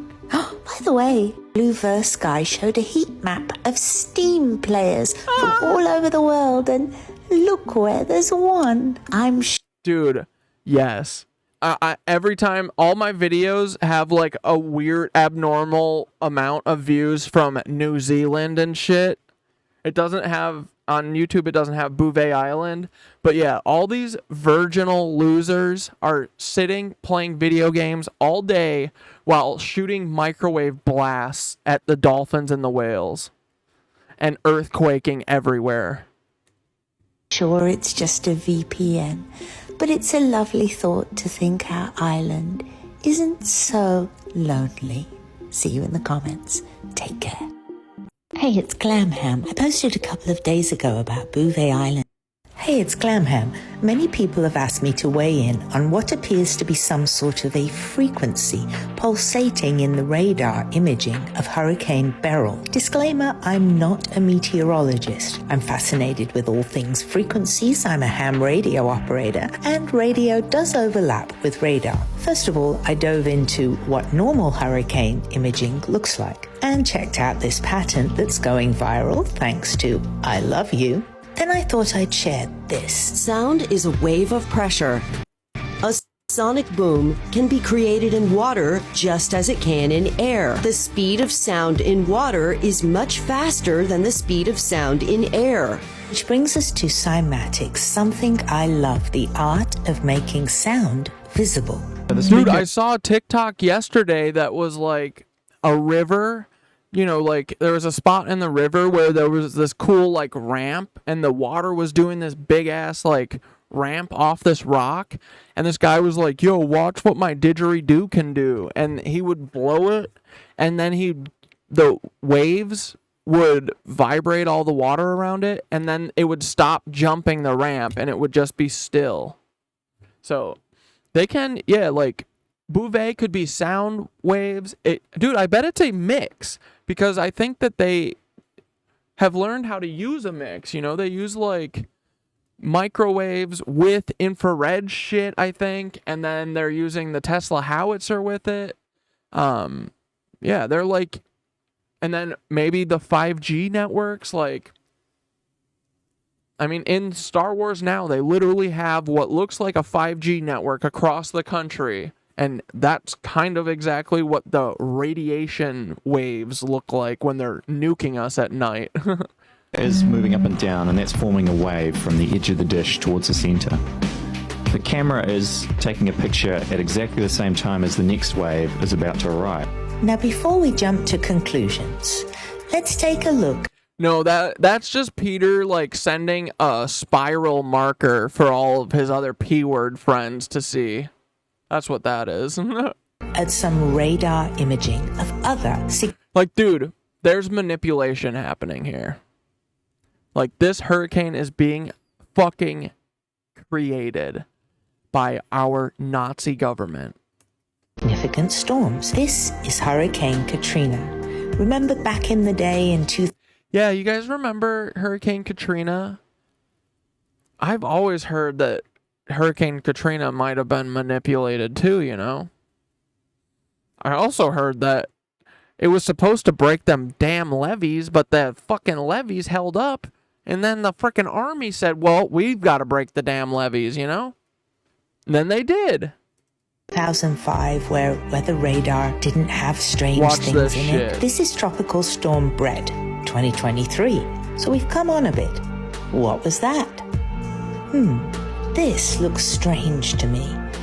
Definitely as though something is interfering. Could sound be playing a role in our extreme weather? I'll see you in the comments. Take care. Hey, it's Glam Ham. Many people... Yeah, like they could stop these hurricanes with sound, but you know what they do? They make hurricanes worse with sound. So... Anyway, those are the cool scientists that we let have free reign and do whatever the fuck they want, okay? So, anyway, let's watch this little doc for a minute here. The Masterplan for the Ethnic Cleansing of Palestine and 7 Zionist lies about the Nakba. Zionists don't lie. Part of the ongoing genocide on the Palestinians. Wix gives you the power of AI to build the website you need. With full bit.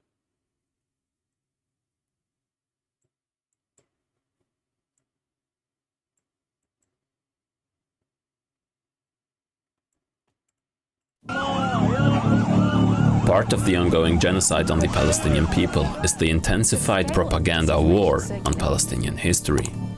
As more and more people begin to learn about Zionist settler colonialism and break with the human rights defending charade of bourgeois hegemony, they inevitably encounter the period where the ethnic... Dude, Dante, I think Dante sent this to me, or Nicole. One of them sent this to me this morning and was like, this might be a good thing for stream. Dude, who is this person? Best D Marks. Oh, bro, and he's got Luffy. Alright, we fuck with cleansing them. of Palestine began to unfold in full force from 1947 to 1949, in which the majority of the indigenous population was expelled out of their homeland. And it is this part in Palestinian history which holds everything together, which turned most of us into... That's the dude. We watched... The fuck? There's like crazy thunder going out. That's the dude from that documentary that we watched, right? About, it was one of the Nakba towns. Fuck, what was it called, guys? Like, they buried them all in a fucking, like... It's a parking lot now. And anti-Zionists, which is the, quote, key site of Palestinian collective consciousness and the single most important event that connects all Palestinians to a specific point in time.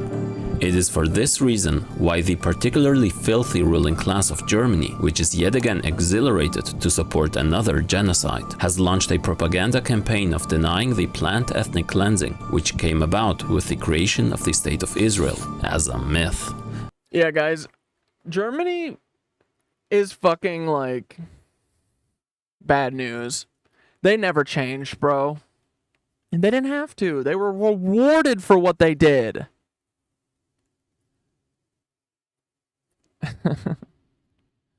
And now they pretend like they're supporting Israel to right the wrongs of the past. It's fucking to prop up the Fourth Reich. They know that. All of us were the only people that didn't know, you know.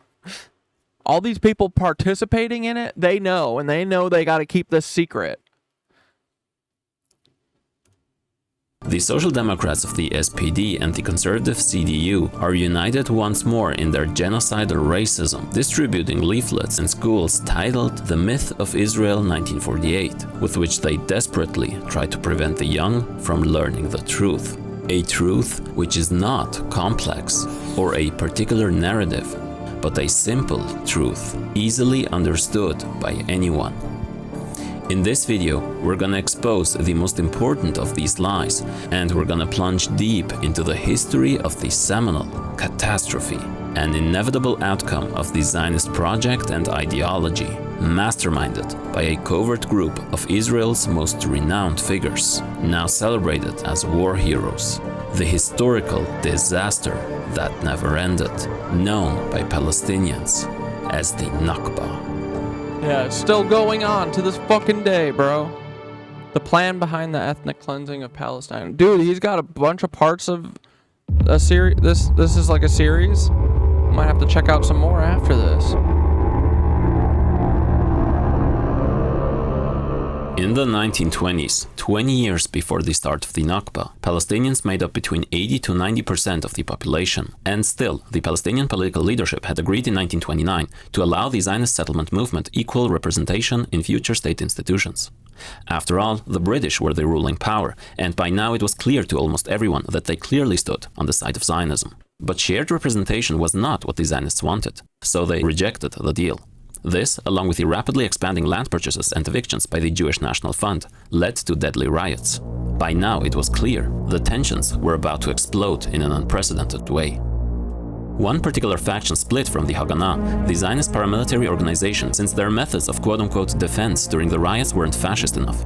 That new paramilitary was named Irgun, organized by people from the more right-wing current, referred to as revisionist Zionism. To get an idea of what these people thought, one can check articles by a prominent revisionist Zionist newspaper in the 30s, which explained that the Nazi movement... Dude, I am loving not seeing the reflection back here. Isn't this awesome?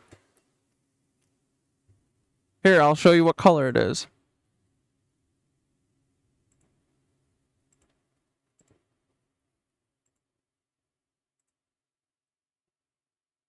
No reflections.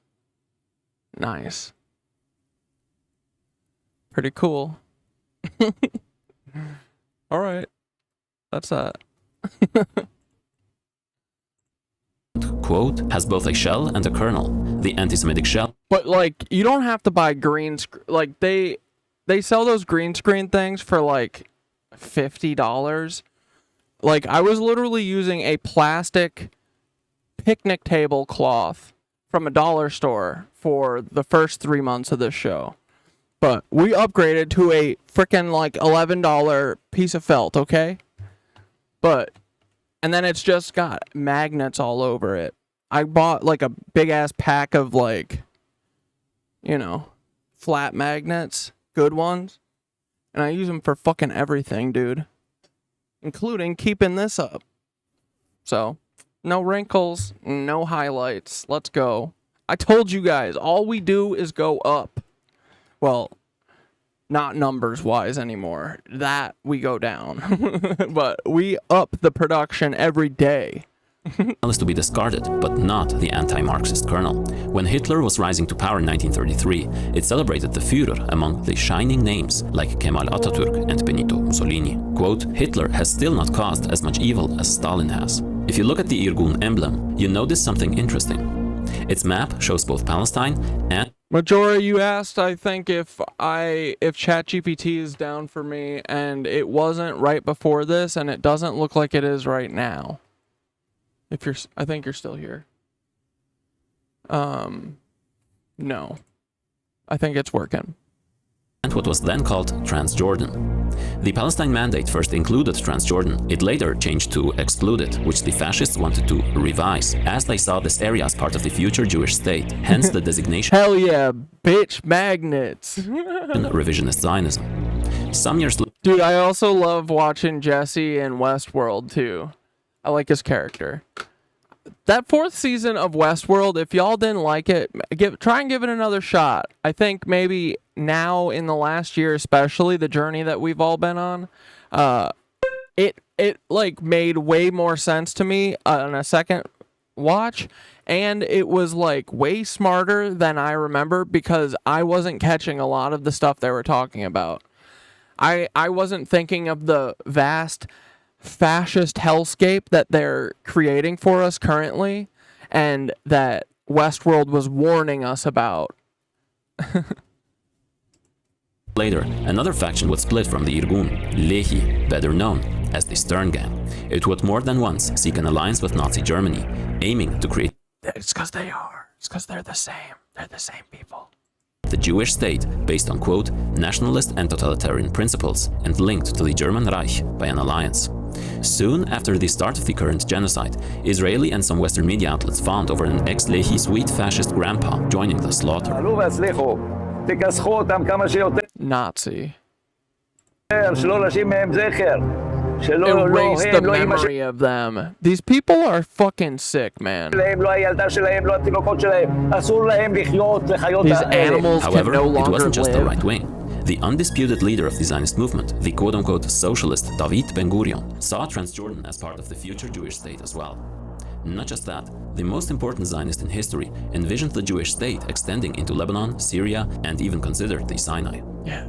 Greater Israel, here it comes. Even the supposedly communist Hashomer HaZair, the kibbutz movement which regarded itself as to the left of the future founder of Israel, asserted the right of Jews to settle there. From the beginning, the difference between left-wing and right-wing Zionism was the speed and subtlety of settler colonialism. Whereas the Netanyahus want to conquer quickly, left and liberal Zionists tend to emphasize international opinion more in their more subtle conquest, as will be shown in this video.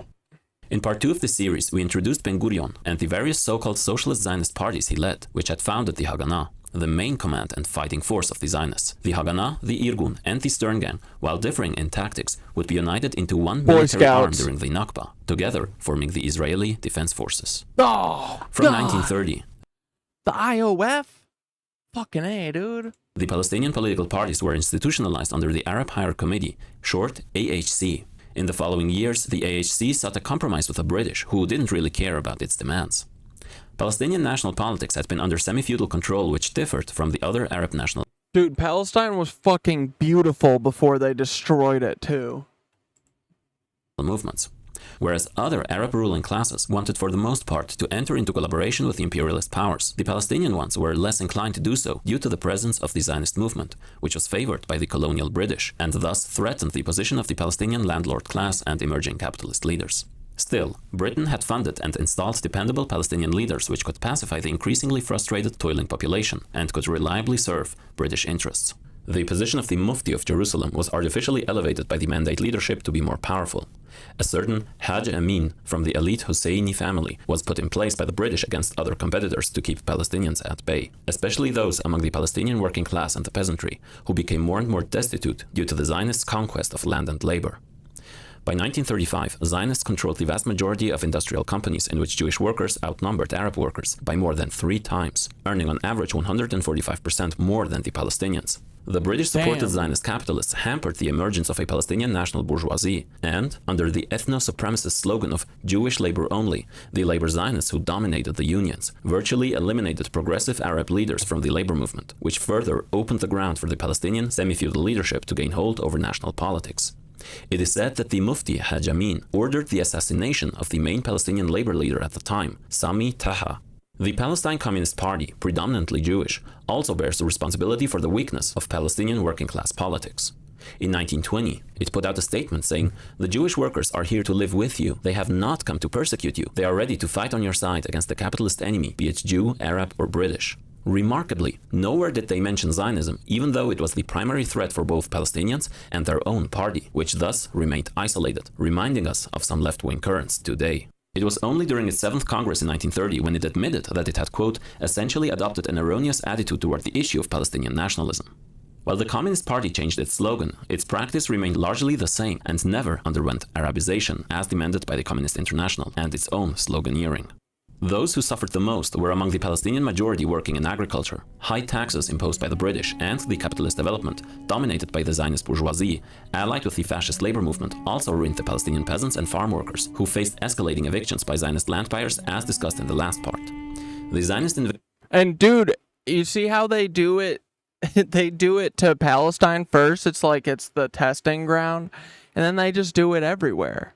So their drone striking, sniper from a drone tactics, all that shit, that's going global. Dude, their capitalist fucking tactics, they're doing that in America. Dude, I have never had so many friends of mine all decide to move into vans at the same fucking time. You know what I mean? Like, they make it impossible to live. It's impossible to save. It's impossible to do anything. Dude, I just saw the fucking HBO prices. They said they're raising HBO's prices. Are you going to bring Westworld back? Are you going to put Westworld on that fucking app? No? Okay, well, guess I'm not coming back, you know? Where is Westworld? And y'all should fucking bring the OA back, too. I know it was Netflix, but it's prestige.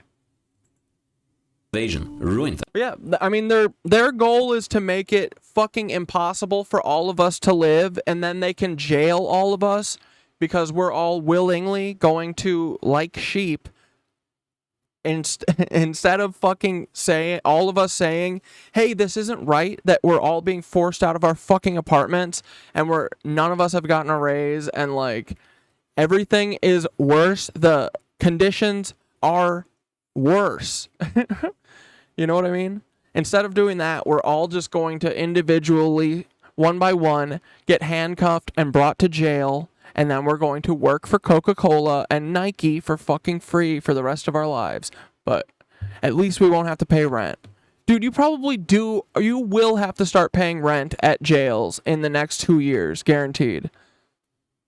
Like, America is just a bunch of different grifts. It's a bunch of people who have a bunch of sanctioned by the government fucking grifts, dude. We were just talking yesterday at 4th of July with mother-in-law's friends about how she wants to go frickin' see it wasn't Bob Dylan. Who does she want to go see? I forget. One of the old like folk guitar guys. I keep wanting to say Tommy, but not Tommy. He's one of those just goes by his name dudes or whatever. But she's like, I keep trying to go to the fucking box office at Jones Beach to get the tickets there because I hate paying the Ticketmaster fees because it's like $60. They get $60 and like, the tickets are like $400 for a fucking concert.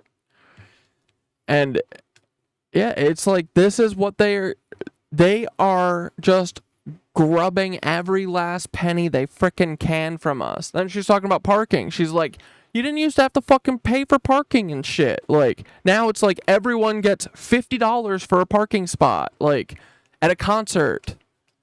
that you paid $400 to go to. You know what I mean?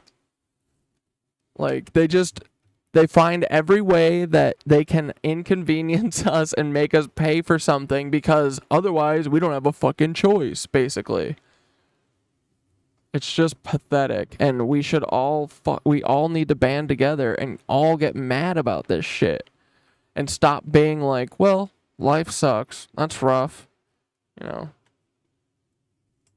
Their way of life in which honor and dignity through connection to the land was essential. Hence, they constituted the poorest and most politically conscious section of the population, the most willing to wage war against their oppressor, ignited through the leadership of a man whose name was to be eternalized in the memories of Palestinian resistance.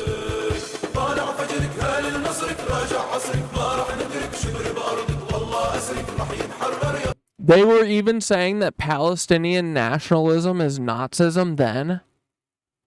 Dude, that's such a tell. That's just...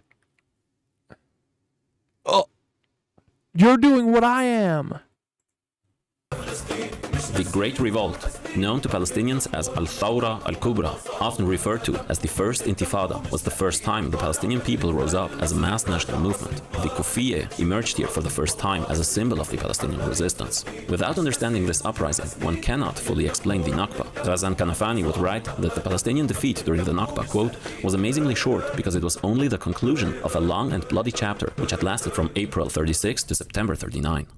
It's generally believed that the uprising led by the exiled Syrian preacher Izz al-Din al-Qassam in late 35 sparked off the Great Revolt, finally materializing the frustration by the most exploited Palestinian sectors with the vacillating Palestinian elite, who bet on negotiations with the British while delaying direct confrontation.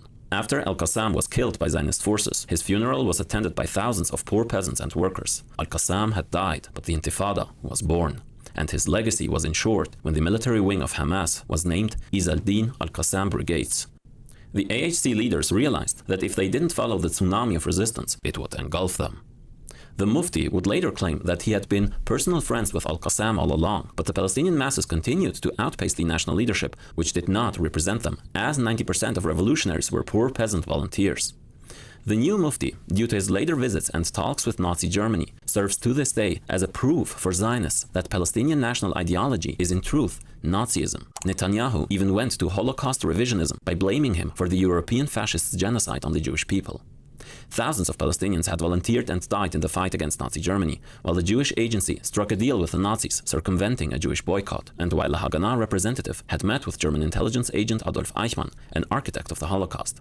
In return for providing inside information about Jewish plots against prominent Nazis, the SS would help to push German Jews to Palestine and nowhere else. The representative would thank Eichmann for supplying the Haganah with guns and ammunitions, which were used against the Palestinians during the Great Revolt. The Americans and Zionists favored the immediate entry of 2.5 million Jews that fled persecution into Palestine, as neither the US nor the UK were willing to take them in. 75% of them found... Yeah, dude, there was like, I forget what the ship was, but I feel like there's a famous ship that had like hundreds of Jewish people fleeing Germany that was like on our coast, and we refused it.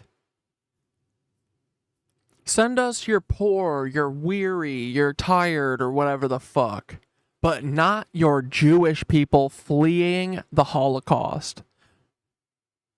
Duh, because we're doing it. We're the ones who are fucking doing it. And refuge in the Soviet Union.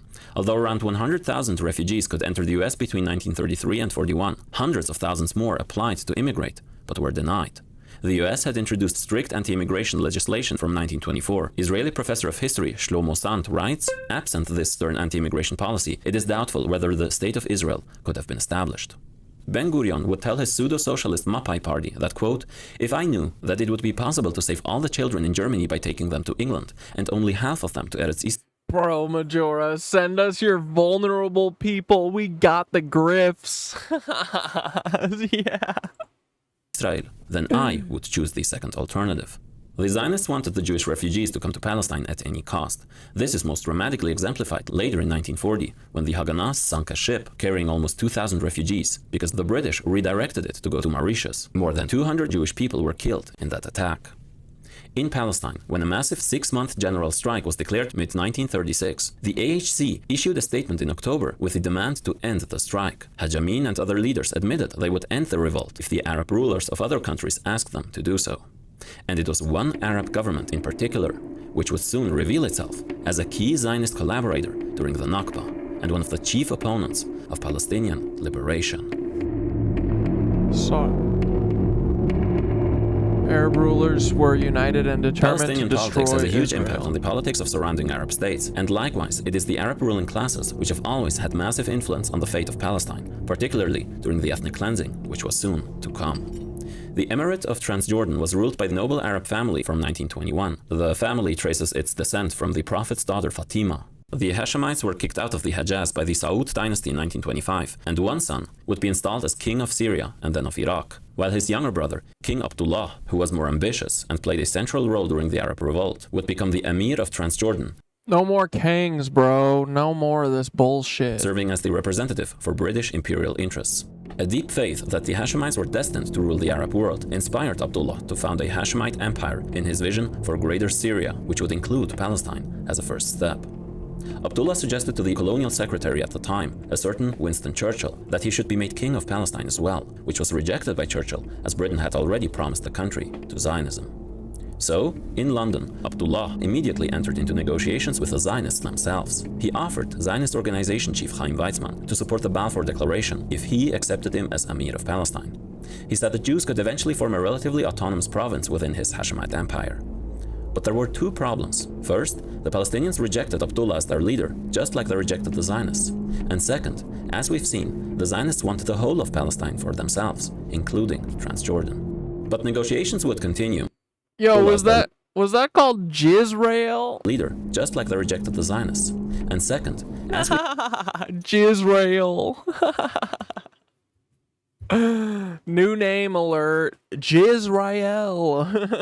we've seen, the Zionists wanted the whole of Palestine for themselves, including Transjordan. But negotiations would continue. Zionist business leaders would meet the Emir, promising him economic development in return for enriching his dynasty. Although stricken with contradictions, the secret meetings between these two players would prove disastrous for the fate of the Palestinian people. The British responded to the outbreak of the Great Revolt by Zionists didn't want ethnic cleansing. Yeah, right. appointing a royal commission in 1937 called the Peel Commission. Like, these people know that they have to talk out of their mouth this, and then they do a different thing. Like, they know that they can't be like, we catch them being brutal when they think they're not being watched. Lady, come on. Come here, boo-boo. It's okay. Come here. Come here, boo-boo. This old lady.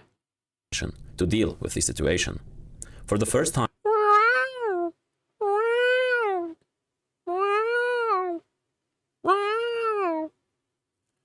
every time she wakes up alone, she doesn't come look for us. She just screams until someone comes and grabs her.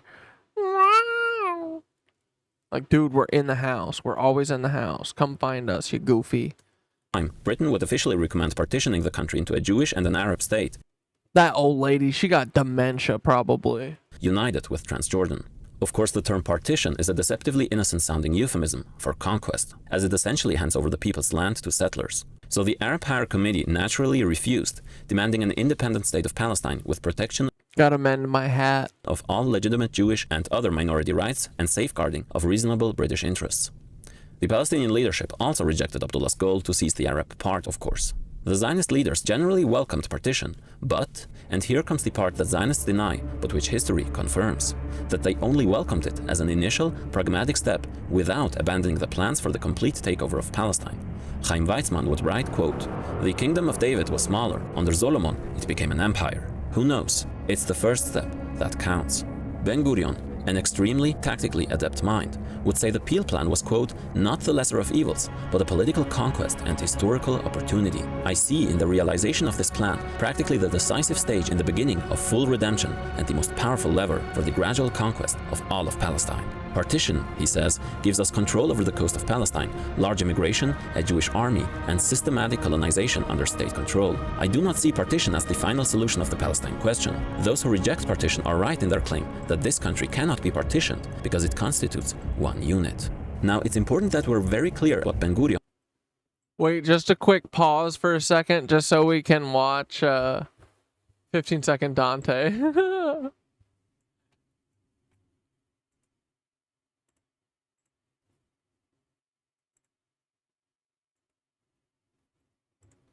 We're taking a frickin' fun break for just a second here for us to go to frickin'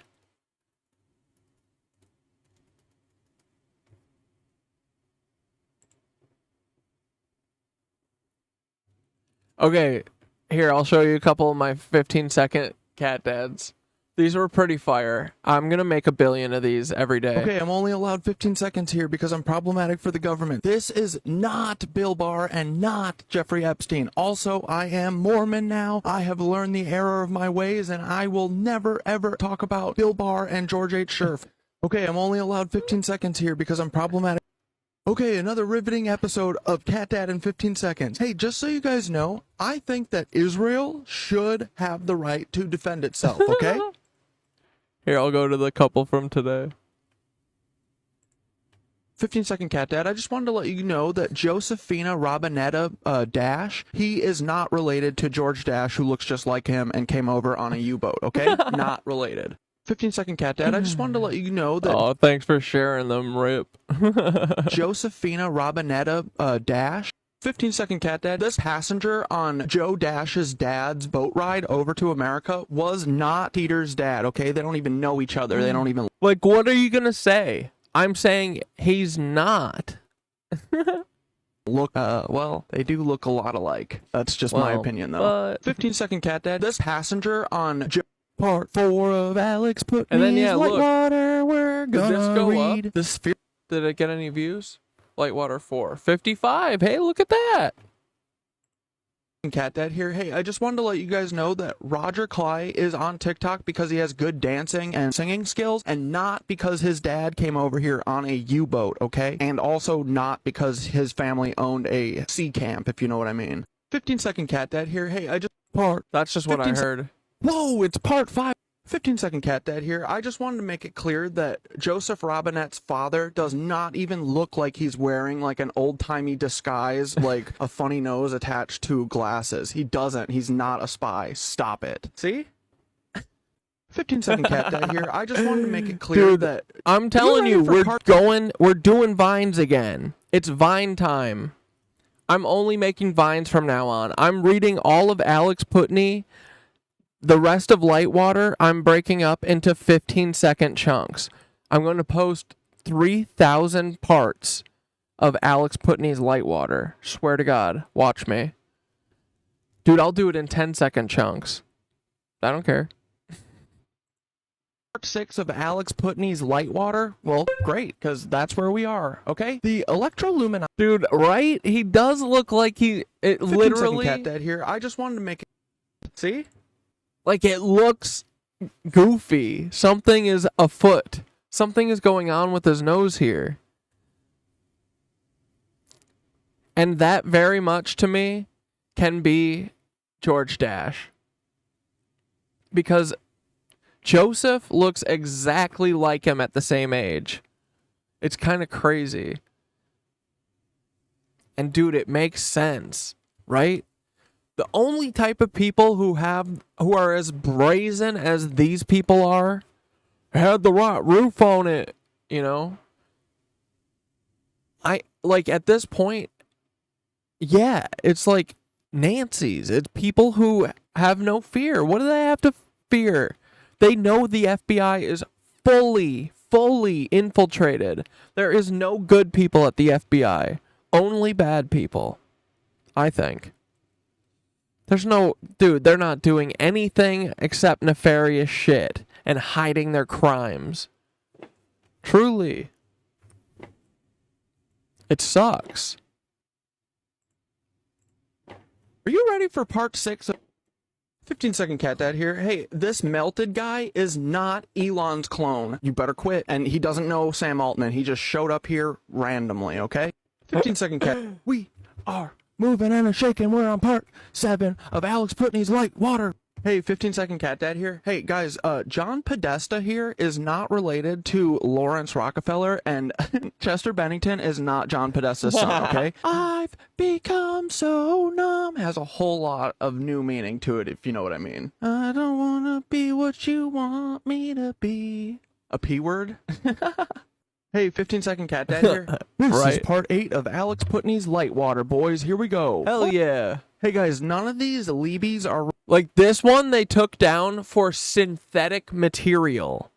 And they also you have to like write a comment now, like, why are you appealing this? And I keep taunting the feds. I keep saying, nice try with the synthetic material, but I would have gone with vaping. Or something like that makes sense. You know what I mean? Like, they're so pitiful. Damn, what are the 25 bits? Thanks, Rip.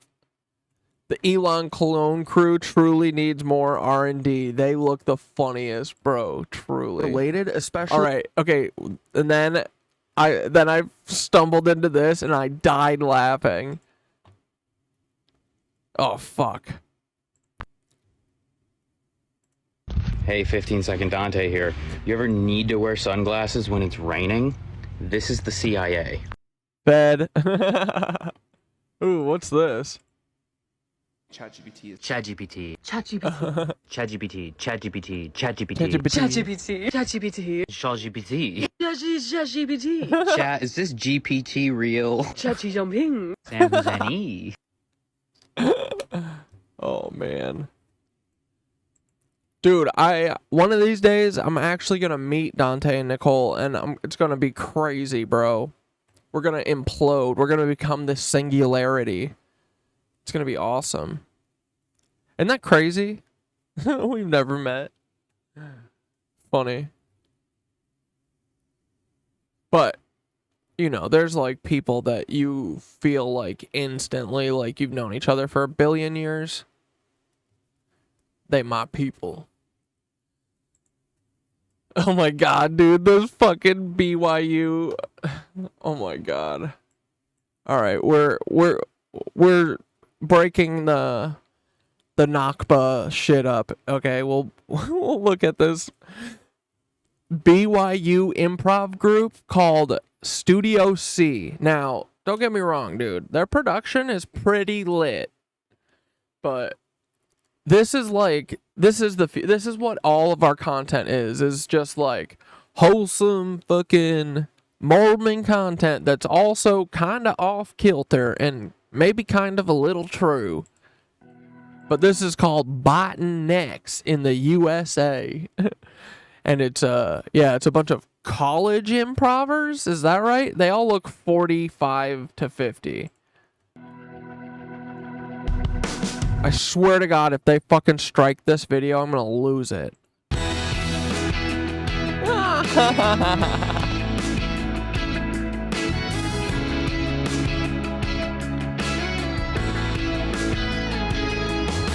remember that night we first met.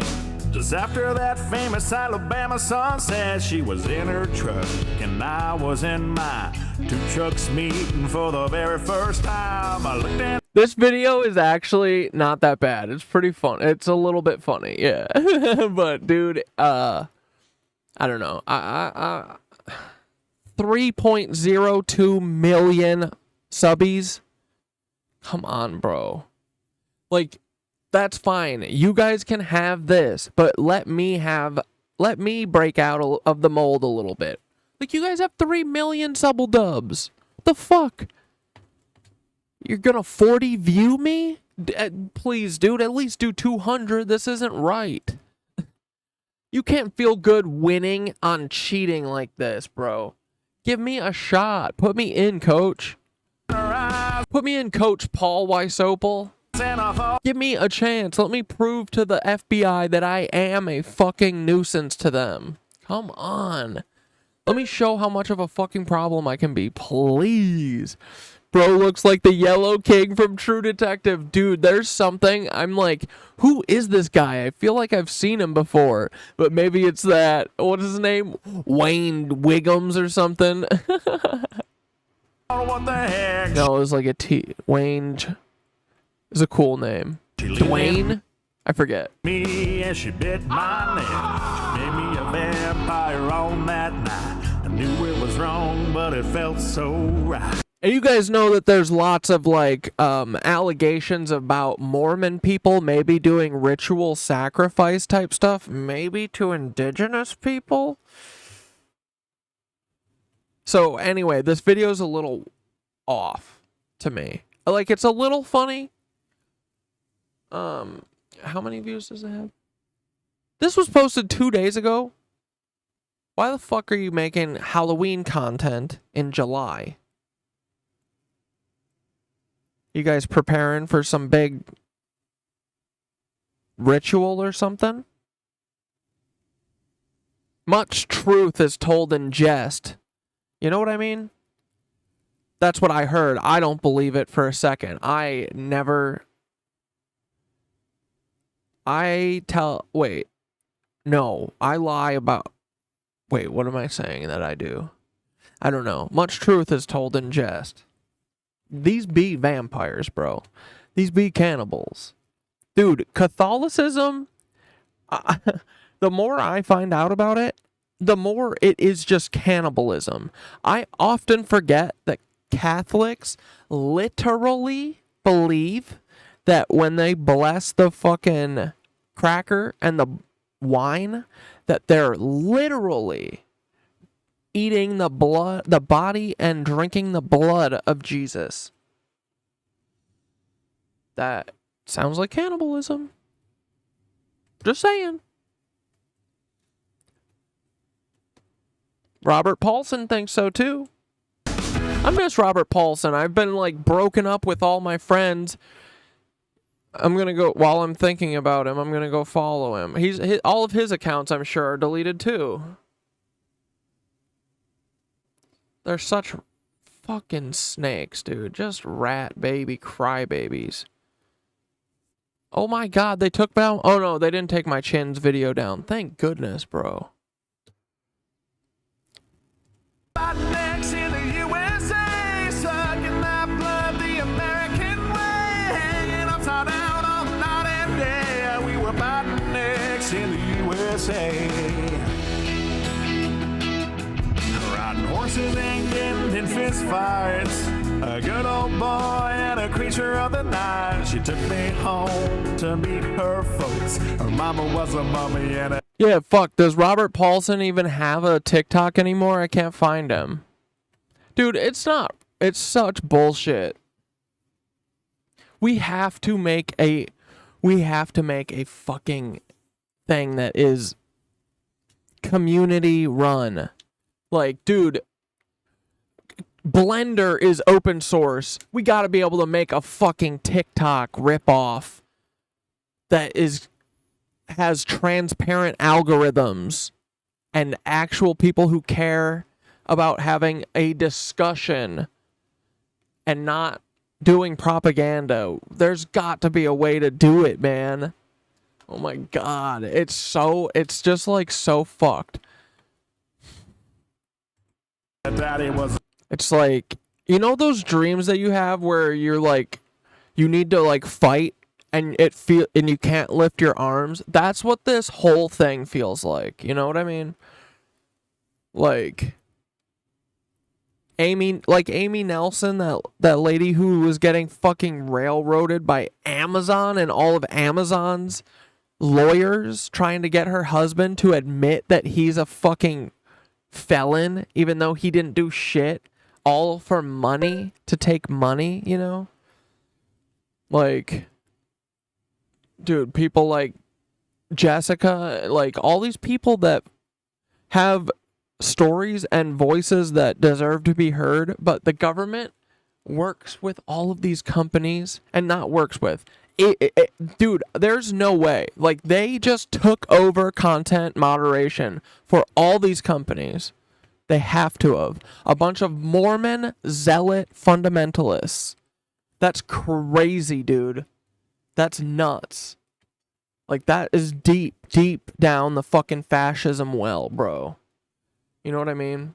Like, people don't even realize how fucking far gone we are. It really pisses me off. And yeah, it feels like those fucking dreams where you're like trying to swing and your arms won't go up or move. The ghost show, we all stood up and saluted the flag. To Grandpa's mummy ghost, a wolfman and a hag. The hag was a grandma, y'all, and the wolfman was a sworn rival. Fighting next to the USA, sucking that blood the American way, hanging upside down all night and day. Yeah, we were fighting next in the USA. Fighting next. And this is fun and all, but I don't know. I think that maybe, like, this has, in 2 days, it has 23,000 views. I'm just saying, bro. I know I don't have quite the same production value, but Meet the Leebies has 47 views. Come on, dude. I put in a bunch of fucking effort, you know? 47? Get the fuck out of here. So, no one gets to see people who are doing this because they like to. You're always watching people who are paid to sing about vampire Mormons in a funny way so that all of the stories that are written about blood drinking vampire fucking Mormons in real life doing real life fucking weird occult ritual shit to often it seems like indigenous people. It's so that when you look up blood drinking vampire Mormons, hilarious, we get this fucking video. You know, it's shit like that, but I don't know. There's going to be an algorithm revolution one day, boys, and it's going to be incredible. Like, dude, everyone can feel the content on TikTok is so weird now. It's just everything is a product, a shit piece of plastic that nobody wants for a problem nobody has. Dude, all of the fucking TikTok videos now are literally just garbage ads. It makes me really fucking mad. It used to be so cool, dude. Back when they would let people like Dr. Parkenstein and stuff be heard. I don't know. I just think of all the... Dude, there's so many kids out there that, like, are lost and confused about this shit, and it's mostly for them, you know? Like, we can't let these little fucking kids think that there's hope out there, or that you can have a different choice.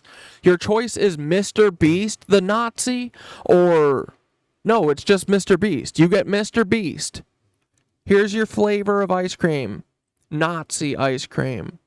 That's all that we have. I don't know. So there's, you know, and they know that. That's why they know that kids, if you get into kids' heads when they're fucking young, you can get most of them to do whatever. So you get them all to think like brutal capitalists from birth. And then have them really like the idea of doing a Squid Game, which is a game show based on a show showing the horrors of what capitalism leads to. And they said, yeah, but let's do that in real life. Like, that's nuts. That's crazy, dude. These people are fucked. And it's all intentional. It's all for a purpose. Brainwashing. To desensitize you. To I used to think that when people lost their jobs, that they literally got lit on fire. Because I watched that Rugrats episode, which I think Angelica thinks that. And I was like, what the fuck? This is crazy. And the more and more older we get, the more that becomes true. Like, if you lose your job, you just get lit on fire, essentially.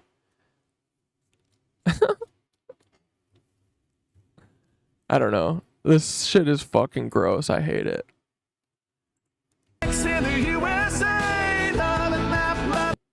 This guy, though, I love him. But this is a distraction. This is a South Park. This is... Oh, the cute little Mormon. The Mormons that write the musical South Park? Yeah. Oh, I love Mormons. What about the Mormon that tried to take over the DRC embassy? Or no, the presidential palace. Remember that? Mormon coup? A month ago? That's the normal type of shit that they're up to. Because at a certain point, their job becomes make as much money for the church as possible. And also, it's for God. And he said that there are no fucking rules when it comes to making money for him. He loves money. God does. God's like, money is real, and you guys should have the most of it. Like, dude, these guys have twisted their heads into such a pretzel, bro. How can you think this shit? It's gross.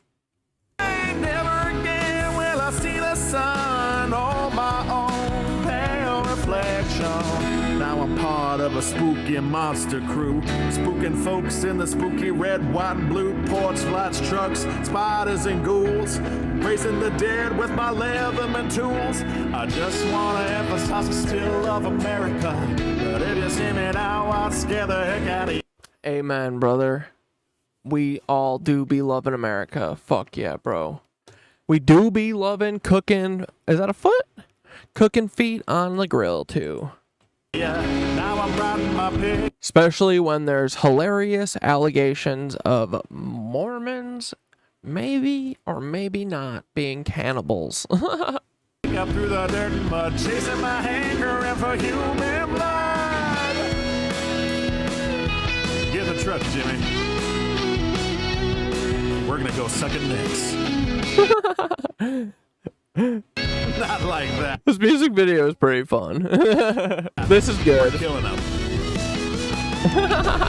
Little girls, I was faking it. Now she. Dude, I don't know if this is all like in-house or who's shooting this shit, but they got a pretty good crew.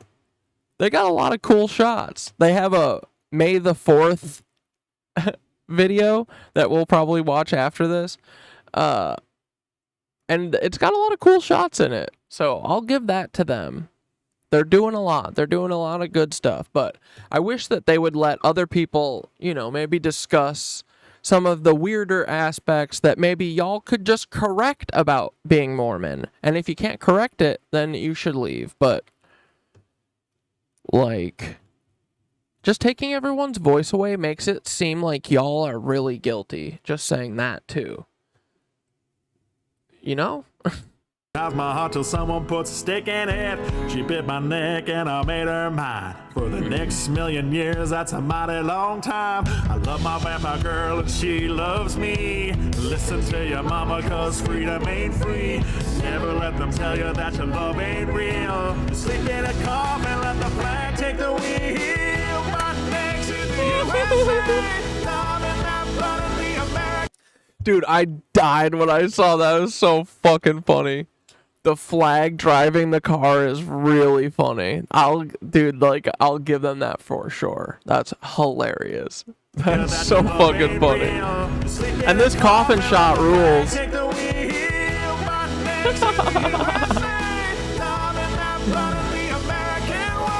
But like, dude, this would get views without getting sponsored by the fucking state, bro. I do not want my YouTube is my safe haven. It isn't fucking state-sponsored shit. But no, now it is. Dude, there's like nothing on YouTube anymore. Like, I can't find anything. It's just Ben Shapiro videos. They don't suggest anything fucking cool to me anymore. literally, Peter Thiel has just gotten them to fucking just be Ben Shapiro. I never want to watch Ben Shapiro. It always just suggests Ben Shapiro. I do not. Get this the fuck away from me. There's no option to say stop feeding me this fucking alt-right bullshit. Like, they don't care, you know? They're so open about how they want everyone to be right-leaning psychos. I'm done with it. Take my advice for a love that's true. Leave your neck open to love and America too. It's the 4th of July, y'all. Well, it's the 4th of July somewhere. Dude, I love this guy. The fuck? Kentucky. Like, dude, they got bats and shit. This is all pretty good. Hey, y'all, if you enjoyed this, please like and share. Thank you kindly. And subscribe to the channel if you so desire. And comment below your favorite thing about America. One of my favorites is poison.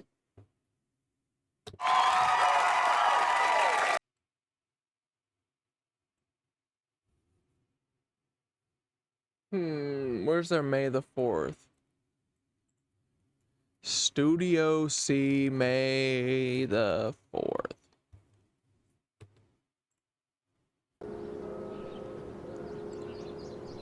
Like, dude, the production value of this video is pretty good. Like, they got money behind this shit, you know? Like, they're literally trying to be like Mormon SNL, I think.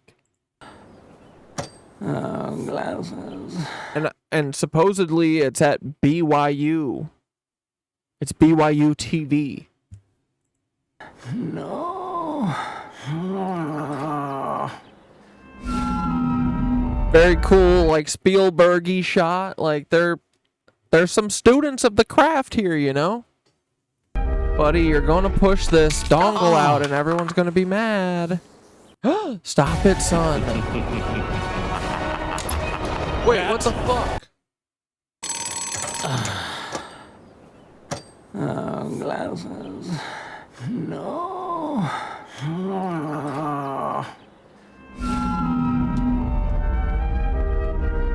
Dude, if this would have happened one of the times that I was trying to do this Matilda, you know, the Matilda move shit with your brain. What if it just nudged a little at the time? And I would have been like meditating and shit for the last 20 years. Why didn't they send me something like that? What the fuck? Bro, if I can move stuff with my brain, I have to learn how.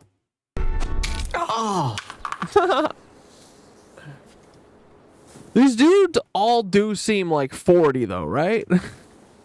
Like, are they supposed to be at college?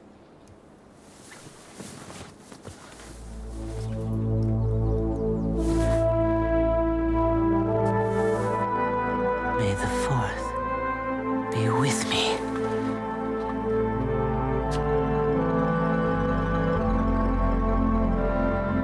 Oh, Salt Lake City has a pretty decent media production scene. I was surprised when there was a couple shows that I worked on where we would go to like Nashville, and I've been to like Milwaukee, and even like Minneapolis had a decent, you know, pool. Actually, Milwaukee was probably the worst.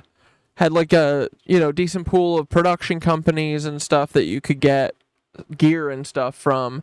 And then my wife's been on like a show or was it a movie that was like in Cincinnati, and they hired some local people there. So it was like there's kind of little small productions all over. Oh, Atlanta is a huge, like I would go and live there for like 3 weeks or a month, like for 2 seasons of this kick-ass show that I used to work on called Paid Off with Michael Torpy, dude. And it was paying off student loans on True TV, and then they canceled it along with Adam Ruins Everything. And it was so awesome, man. It was a fun game show. It was for good. Troupe was one of those hosts that I had a miraculous fucking production career where like I had 2 really cool hosts that weren't psychos that I worked for, but yeah, Troupe was like one of the coolest dudes ever. Troupe played on my fucking softball team for like 3 years. But yeah, Paid Off was awesome, man. And they took it away. But I was very surprised at how big, like Atlanta's film scene is massive there. It's pretty cool. But it makes sense, you know, it's like where Turner is based out of, I think. So, yeah, because the building we were at was Turner. And dude, that's where Cartoon Network, you know, and Adult Swim are based. So when we were working there, we had like, you know, the access passes to go through the buildings, and we got to just go like I just said the name.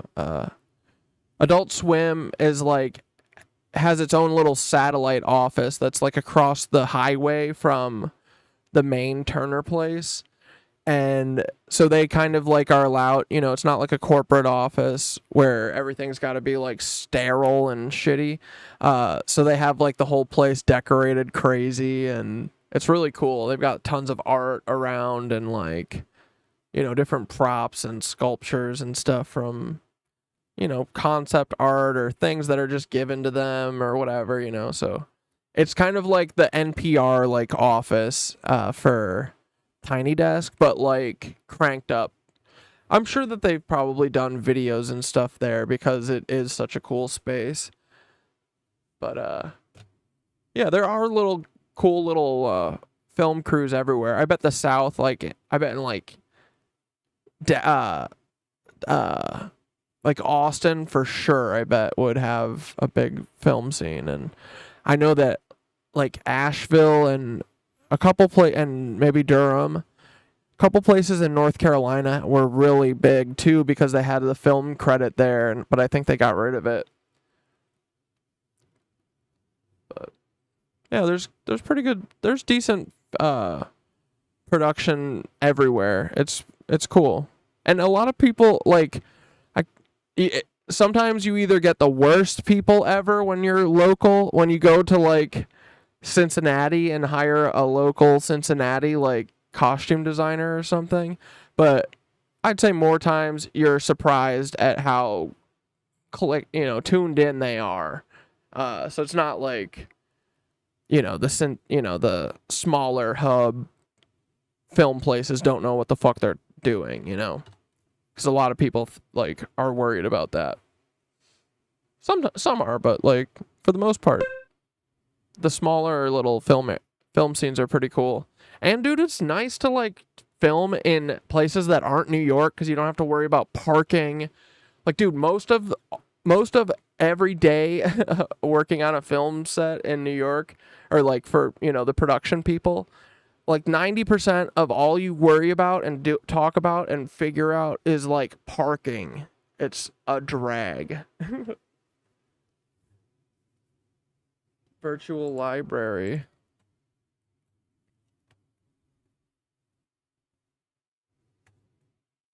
Hold up, we'll watch that in a sec. Thanks. And Atlanta is a fun city too. It's awesome, dude. Me and my buddy Mark, we'd rip all over the downtown area with those Bird and the Lime scooters. Dude, my buddy ate shit so hard. We were bombing down a hill, and it kind of sprayed, like, missed it a little bit, and my buddy was flying and fucking skidded out. But luckily, it was wet, so he just kind of slid and didn't get hurt. And it was like that really nice, fresh, black asphalt, you know, like freshly poured and perfectly smooth. So he just kind of like slid down, but thank God. If it was dry, dude, he would have fucking like sanded his legs off.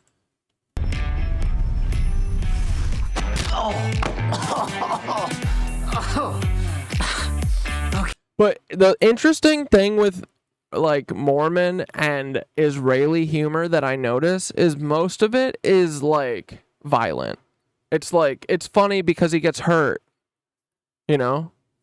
It's like literally slapstick. That's what they kind of depend on. Like Ethan Klein, the more and more that I see him, dude, they did like a one of their live shows the other day, and they did it at the Greek theater, and they had it all like Roman themed and stuff, and like had people pulling Ethan around on like a chariot and stuff. I don't know. It was not a great look. It's like they're like so oblivious, man. It's gross. But like a lot of this humor is always like violent and like, ha ha ha, you got smacked in the face. Ah, you got stabbed. Maybe something without corners.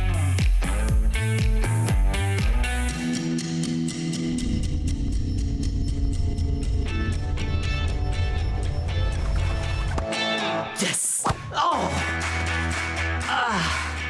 I need more focus. And something softer.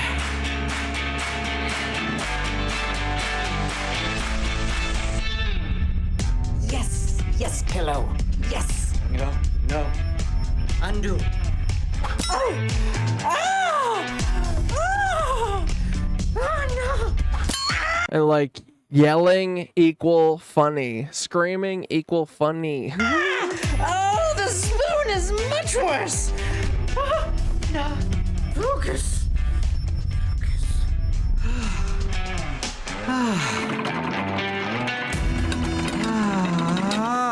Oh, back to the knife. To the knife.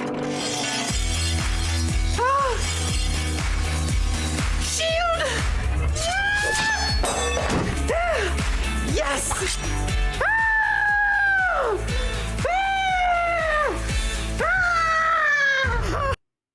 Literally, no jokes, just fucking yelling. And just like, literally dude who got stabbed 3 times. I don't know, it's just weird. I just notice this kind of stuff a lot, you know? Use your anger.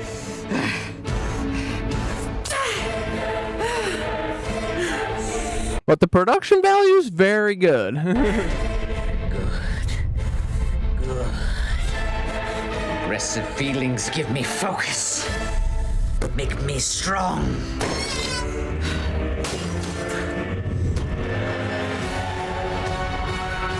Unlimited power. Matt, don't give in to hate. Garrett, join me. And together we will rule the galaxy as father and son. Oh, shoot. You're for sure not my father. Daladop. Sorry, Brian. You get one of those. You were my brother, Matthew. You were the chosen one! Underestimate my power. It's over. I have the high ground. It's a level floor. I'm taller, though. Force choke! Why are there so many spoons in this room? I hate all the spoons! Only a Sith deals in Buddy. Unlimited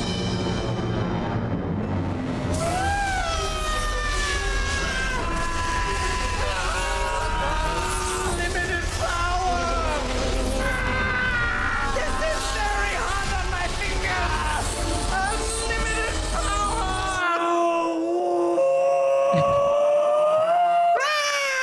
Ow! I love this holiday! Yeah! That was the funniest part, for sure. But, you know, it's like, yeah, they're putting a lot of effort into it, sure. But this shit is fully funded. It is put on. It is something they're seeking to make. They're like, we want a goofy Mormon troupe to rival SNL. So when we wipe the coasts off of the earth, then we'll have something that kind of resembles that thing.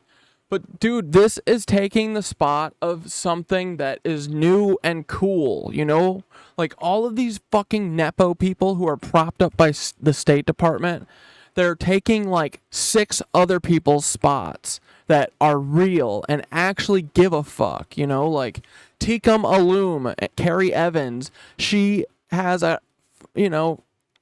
40,000 followers or whatever that she was given, and she posts once a fucking week, She doesn't want to be there. She doesn't want to be doing this. Like, give it to people who are doing fucking interesting shit. Instead, it's the same stuff. It's just people selling shit always. With like these like 2006 quality phones. What is up with the fucking shit quality of all of these ass content creators that get propped up by these stupid apps? You know what I mean? We're missing out on so much. Like, I just want to see funny shit, man. I don't want to see this fake ass shit. It's so fake. It's so obvious it's fake. It's like, Studio C is like not that funny. They're not fun. They're not really funny. They just mostly have good production quality. And there is an actual troupe of funny kids in Utah who fucking hate Mormons.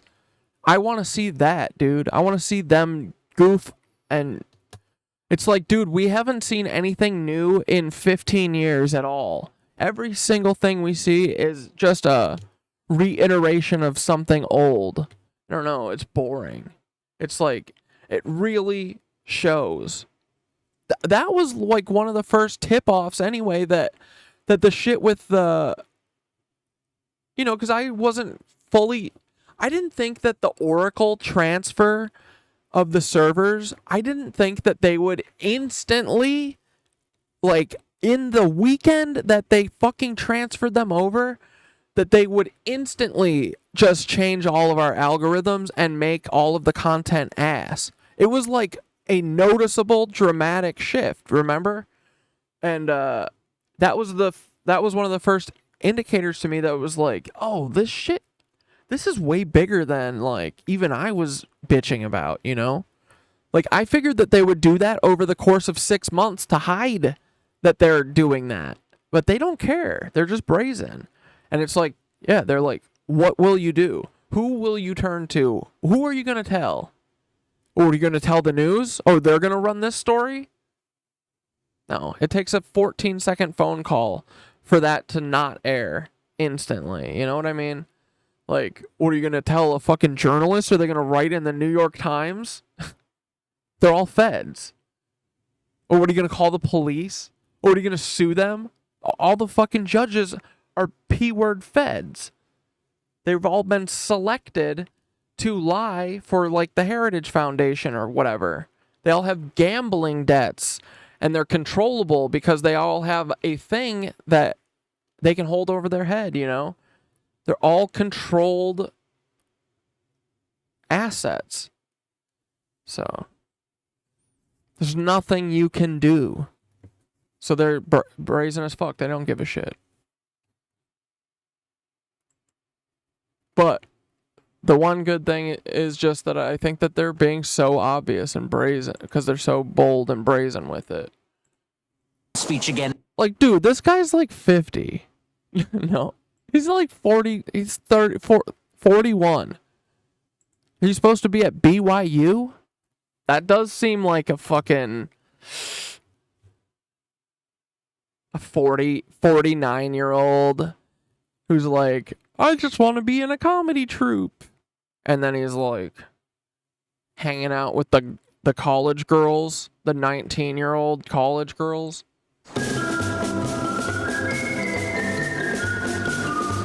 Boy Scouts. But the quality of this shit is pretty good.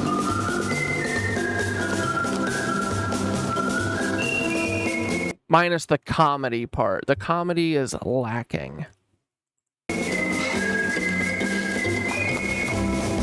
All right, Scouts. Let's take a breather. Gracious, I am being eaten alive by these mosquitoes. Honestly, it's like someone is weaning them on my blood and then turning them loose to find me. I'm telling you, a little repellent will go a long way. Don't give me your little repellent speech again, Adam. They're always very focused on blood, too. Very subconscious. I practically bathed in DEET this morning. I think one of them bit my eyelid. Every blink is pain. Okay, everyone, gather around. Now, as senior patrol leader, I gotta be honest with you guys. We're lost. You've said that every hour on. Oh, yeah, the circle thing looks like the Westworld thing. Fuck yeah. It did. From the, like, the, hurricane thing? Or the weather radar thing? Sorry, I'm a little behind. We're doomed. Sorry, cat. Thank you, Adam the Tenderfoot. Look, you guys, just settle down, all right? And we're gonna get through this. Now, who brought a compass with them? And who knows how to use it? Yep. Oh, but can't we find our way using the stars? Do you see any stars right now? The sun is a star. Your mom is a star. Oh, wait, Blair posted the false flag thing. Where? In the disco? I didn't see it. Is there a false flag thing? But we can that the feds are talking about? Use the sun to tell east and west. It looks like we're noon? I can't take this anymore. We have no food. No. Like, do you guys remember the Black Menaces? They were a bunch of people, black people at BYU, asking Mormons about, like, dude, would you rather fucking choke to death or drink a cup of coffee? And they would all be like, I would die. I would gladly choose to end my fucking life. Witness me! Dude, that is the best part about Mad Max, is just all of the ball, what are they called? The Skull Boys? I forget. All the you know, the guys with the white chalk all over them. But they all like love dying in like car wrecks and shit. It's so funny. Witness me. I love it. To Valhalla. My wife was like, "What is that?" I was like, "It's literally chrome spray paint." It's so awesome. It's where we're headed, dude. We are all going to fucking worship war and gasoline. We do it now. No clean water, and ever since we ate those mushrooms, Jeremy's facial hair has been growing at an alarming rate. I'm scared. We're doomed. We may as well sit and wait for the mountain lions to come. Enough with the mountain lions. We're not even on a mountain. Maybe it'll be a cougar. Cougars are mountain lions, and if by some cruel irony we happen to come across one, I am hitting you in the head with a rock and running the other way. Violence. What was that? Get off the road!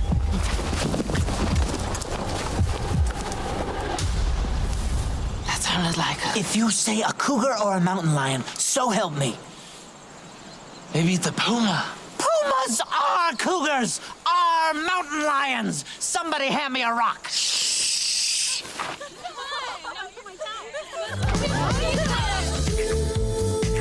You guys remember how, like, Ethan Klein's first video is literally him walking all over Tel Aviv with, I think, his brother, hitting him repeatedly in the head with a giant inflatable hammer that has the Israeli flag all over it. And that's it. It's just... And then him screaming at it. Like, whoa, what the frick? Ah! And then I think there's a part where he literally starts yelling at shit that's on the sidewalk. So, yeah, that's what we all get to watch. That's it.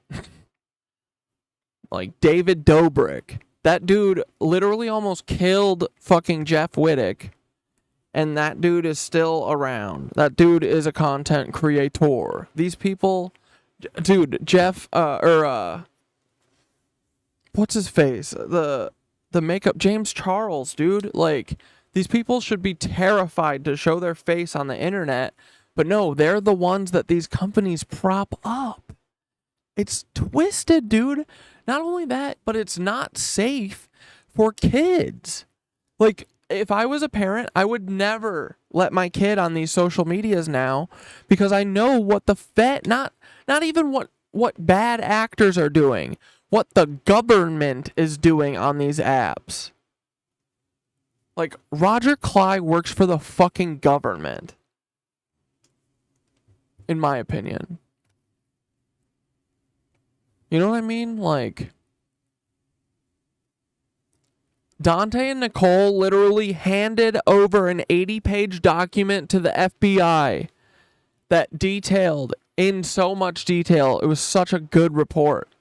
I'm going to ask Nicole if I can show that sometime, because I feel like you guys would love to see that. It was so good, dude. But, yeah, they just, like, took it, and Nicole and Dante said that they were, like, they seemed like they were, like, yeah-ing him, or, like, trying to figure out exactly how much information they have on Roger, which, like, here you go, here's a 90-page document with it, but no follow-up. They could have that man fucking done for, but he's an employee who's going to continue to recruit people, children.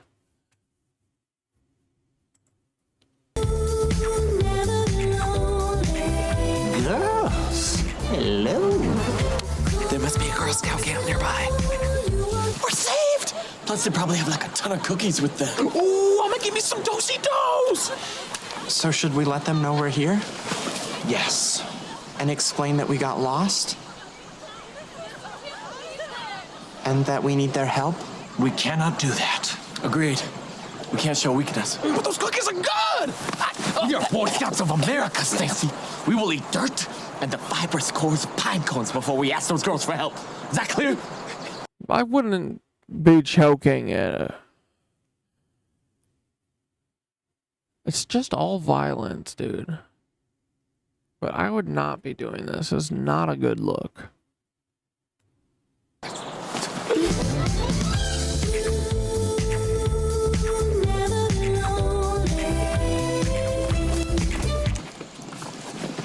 Hey guys, James. Shh, call me Jamie. Jamie, you're alive. We thought you were eaten by mountain goats. Okay. Well, after I got separated from you guys, I stumbled upon these Girl Scouts. And I was gonna ask them for help, but then I was like, how could I live with myself? Mm-hmm. So I disguised myself as a woman and lied instead. I have so much respect. That's like literally exactly what Mormon feds would do, bro. This is documentary shit. Respect for you.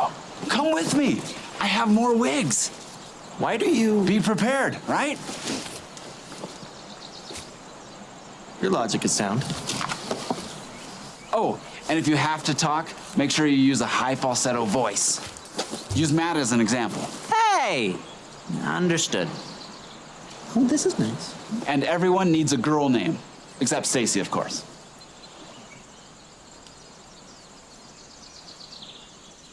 Do-si-do? Girl, you know it!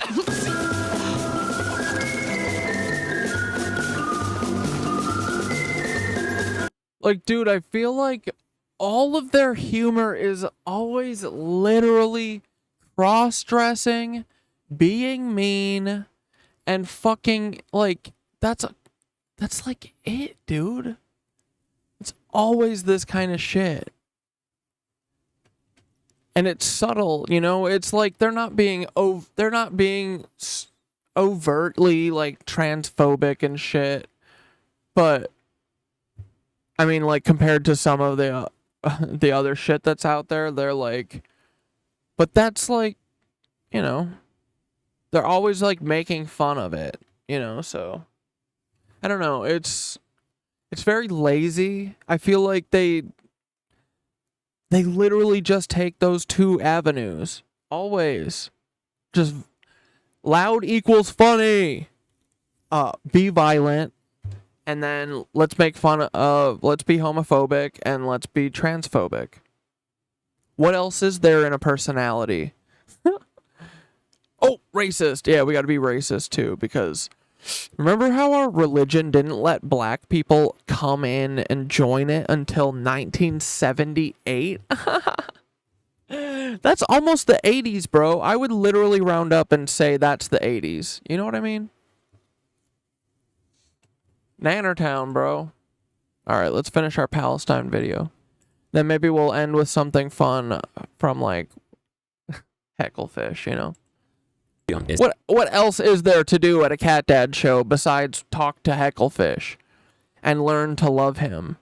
Because we're like caged animals in a zoo that Hecklefish now is our comedy outlet. Because the Mormons have just Lebensborned us. Dude, all the content sucks so bad because all the good shit is not supported. It's just Libby, CIA, FBI content. And it's obvious. I'm done with it. I'm so sick of it. Saying here. It will explain what Zionism aimed to achieve not only during the ethnic cleansing operations that would soon arrive, but the essence of Israeli settler politics to this day. Speaking to the Zionist executive, he proclaimed, "After the formation of a large army in the wake of the establishment of the state, we will abolish partition and expand to the whole of Palestine. A Jewish state is not the end, but the beginning. We shall organize an elite army, and then I am sure that we will not be prevented from settling in other parts of the country. In other words, from the river to the sea, we will colonize all of it." The Commission's partition project failed, but from now, partition would guide future policy tactics. But there was still one big problem for the Zionists. Even if they declared the Jewish state in Palestine, there would still be Arabs inside of it. Thus, the idea of transfer would become a centerpiece of Zionist thinking. Virtually all important Zionists would be in favor of it. The leftist Zionist, Berl Katznerson, one of the most important ideologues at the time, a guy liberals often point to as one of the good ones, would speak at the 20th Zionist conference, quote, "My conscience is completely clear. A distant neighbor is better than a close enemy. They will not lose by their transfer, and we certainly will not. In the final analysis, this is a political reform of benefit to both sides. For a long time, I have been convinced that this is the best solution." Ben Gurion, in support of Katznerson, says, "The compulsory transfer of the Arabs from the valleys of the proposed Jewish state could give us something we never had. We are given an opportunity which we never dared to dream of in our wildest imaginings." He tells the Zionist Assembly in 1937, quote, "In many parts of the country, it will not be possible to settle without transferring the Arab Falahin. With compulsory transfer, we would have a vast area for settlement. I support compulsory transfer. I don't see anything immoral in it." Even leading Zionist historians in kicking people off their fucking ancestral lands that their fucking families have grown up on.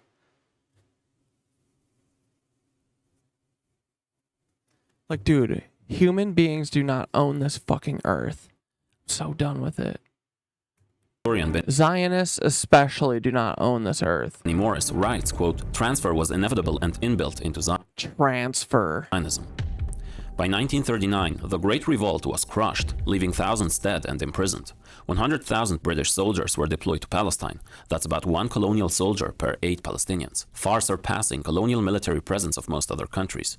Palestinian political leadership, infrastructure, and military equipment was destroyed. 10% of the adult male Arab population were killed, imprisoned, or exiled by Britain. Meanwhile, the Zionist forces were trained in combat by collaborating with and being trained by the biggest colonial empire at the time, and would far surpass the Palestinian side. Now arrived the historical opportunity to start planning the implementation of the transfer idea. Palestine was devastated, but it was nothing compared to the impending cataclysm set to unfold very soon. The Zionist leaders knew they were in a position of strength and wasted no time in starting to make... Like Ben Gurion. That dude gotta be... I mean, he's a Zionist no matter what, so he is a Nazi. National Zionist. What do they want the Zionism for? The nation of Israel? He's a Nazi. They're fucking Nazis, bro. It's so clear. Their first moves to finalize their plan for a Jewish state with as little Palestinians. Like, dude, you getting genocided does not give you the right to genocide someone else. Especially if you're not even trying to genocide the Germans. Like, dude, take Germany. I will fucking gladly support that. You know what I mean? Like, if this was actually good faith, this would have been a talk about Germany. They should have given them a half of Germany. Literally. That is less insane. That is, dude, that's not even insane. What they're doing is insane. They said, oh no, we're going to give them back their fucking ancestral homeland based on this one book that none of us really know if it's real, you know, like, or if it's like altered, you know, like, come on, man. Take Germany. But it was never good faith. It's always been bad faith from the beginning. All of this has been. World War II was bad faith.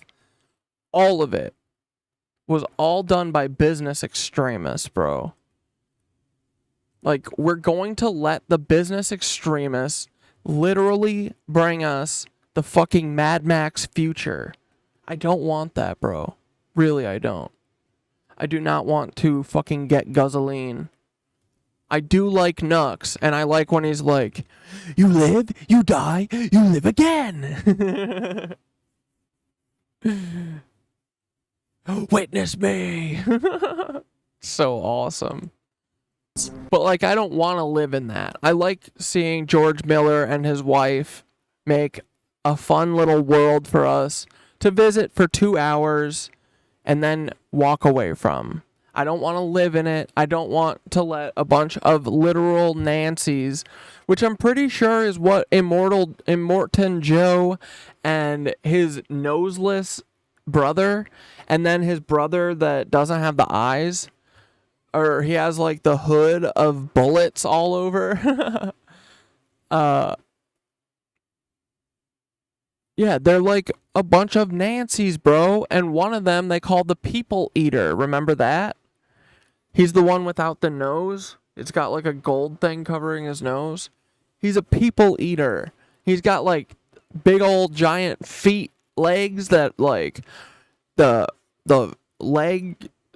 skin of his legs covers up his feet. It's gross, you know. He's like a big monster who eats kids like Hillary.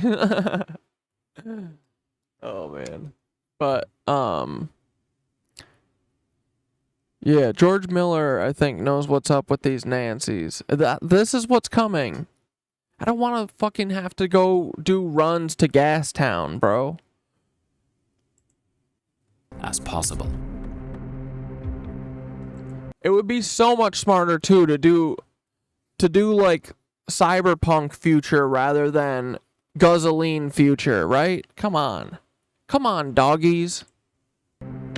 In 1942, Ben-Gurion convened a Zionist conference in the Biltmore Hotel in New York with hundreds of delegates, in which the Zionist movement openly called for turning the whole of Palestine into a Jewish state, thus altering the more vague wording of the Balfour Declaration. Still, Ben-Gurion knew that for the time being, all of Palestine was unrealistic and that 80% of it was enough to build a viable state. 2 years later, Ben-Gurion argued why depopulating Arabs is not as bad as people think. Quote, "The transfer of Arabs is easier than the transfer of any other people. There are Arab states around, and it is clear that if the Palestinian Arabs are transferred, this would improve their situation, and not the opposite."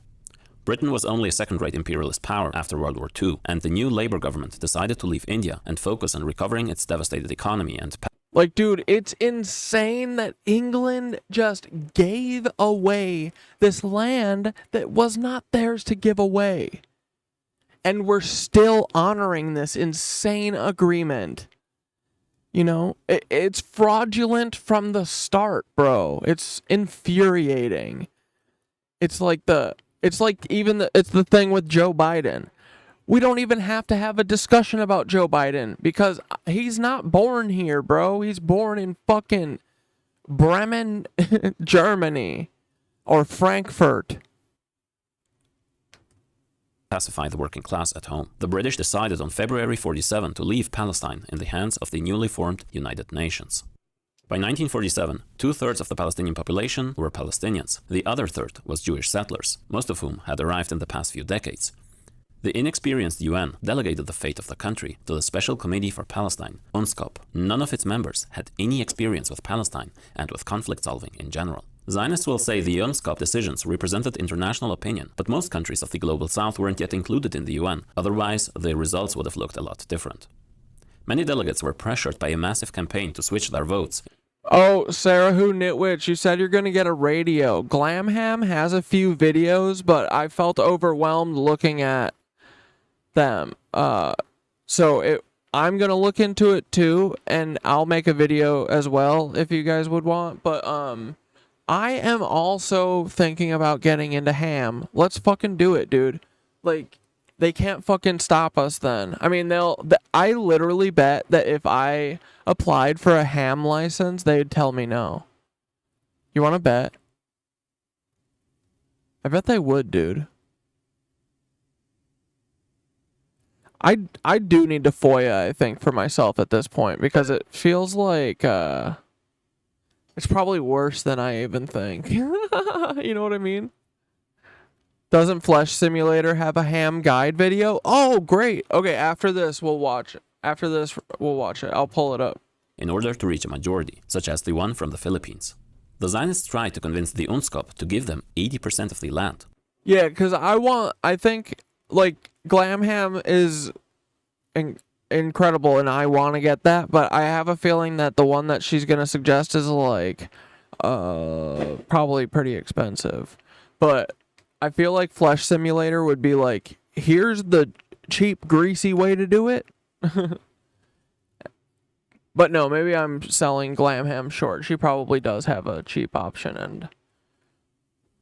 But yeah, I've been wanting to get into it too. And I guess I need to decide before they do thermonuclear war, because that would be the only way for us to, like, communicate, right? But the UNSCOP members thought it was too much and said they'd give them 56%, so over half the country, in which the vast majority of the population was non-Jewish. They would make sure that Jews made up a slight majority in that territory, a little more than half. But inside those proposed borders, Jews still constituted a minority in virtually every district, still owning just 11% of the land. Meanwhile, 42% of the land would be given to the Palestinians, in which they constituted about 99% of the population. The rest would be an international zone in Jerusalem, equally divided between the two groups. If the UN had made partition correspond with Zionist settlements, they would have allocated less than 10% to the settler colonial movement. Aside from the fact that numerically it didn't correspond with any reality whatsoever, politically it awarded an openly expansionist colonial movement part of the land of another people. As Palestinian historian Walid Khalidi wrote, Resolution 181 was a hasty act of granting half of Palestine to an ideological movement that declared openly already in the 30s its wish to de-Arabize Palestine. Naturally, the AHC boycotted and rejected the international corrupt proceedings, aiming to legitimize the conquest of their land. Again, in the words of Khalidi, the native people of Palestine, like the native people of every other country in the Arab world, Asia, Africa, America... Oh, Flesh Sim doesn't have any ham radio shit? That's alright, we'll figure it out. Maybe I'll message him and... Well, he probably won't message me back. Glam Ham, I don't think, realizes that my account died. I haven't been messaging her. I just messaged her once on my new account. And I don't think that she has seen that it's me yet. Dude, it's such a bummer that they do this for, like... I've lost conversations with people that were, like, really cool, you know? Like, I don't know. It's just so, like...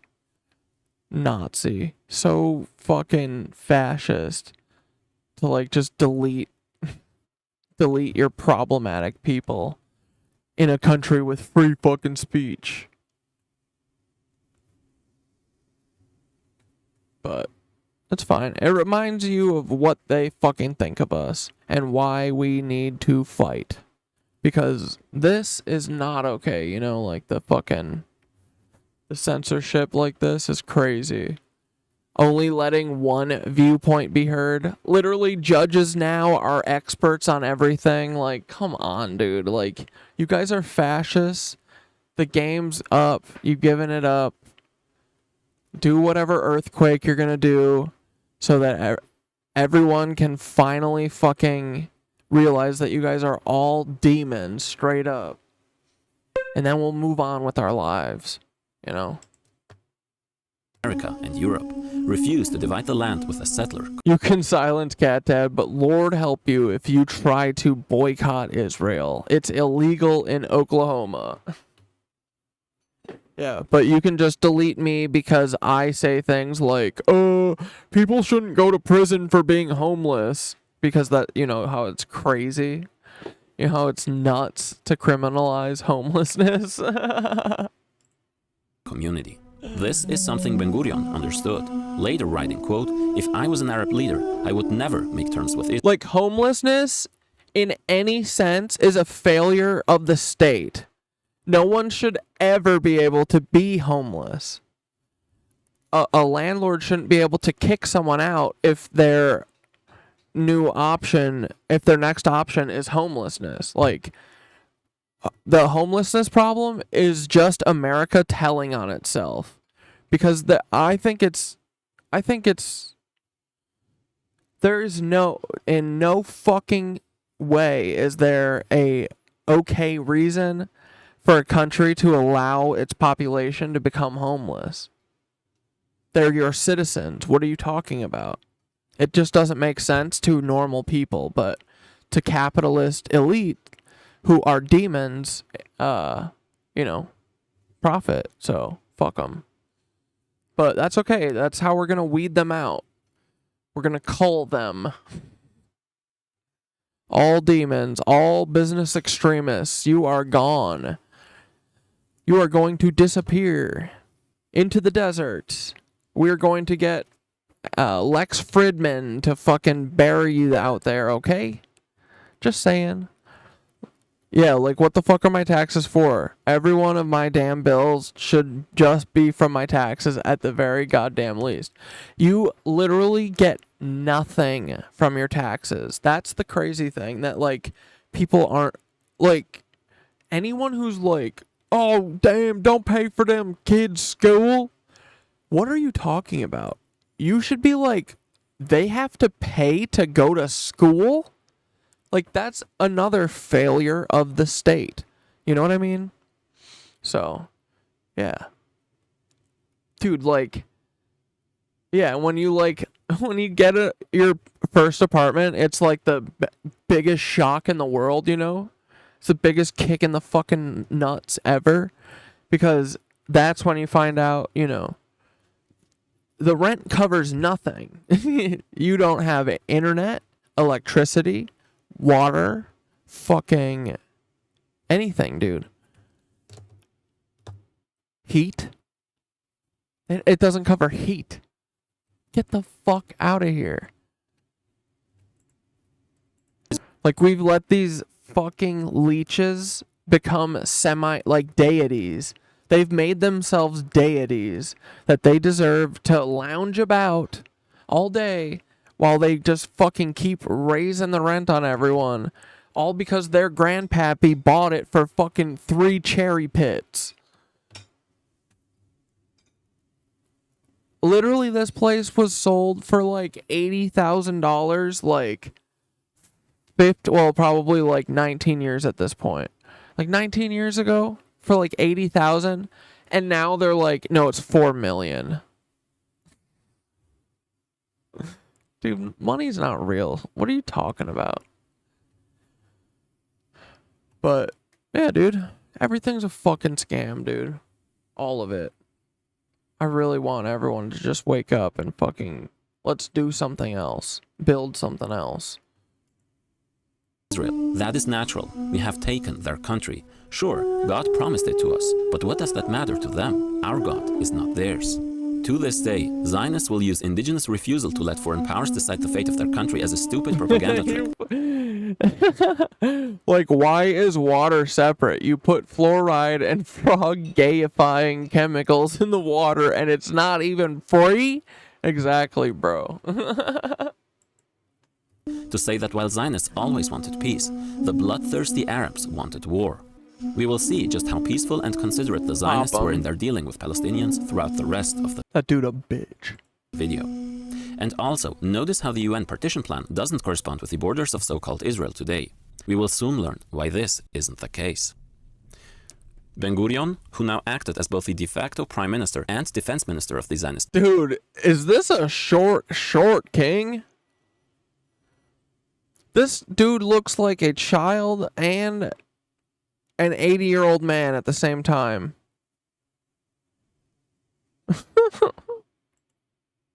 Movement already expected the British to leave and began to make preparations for the takeover of Palestine. As the crucial moments of ethnic cleansing approached, Ben-Gurion began ignoring official Zionist structures to rely on a more secret outlet for decision-making, specifically for the cleansing operations. In one of the rare documents, it is referred to as the consultant.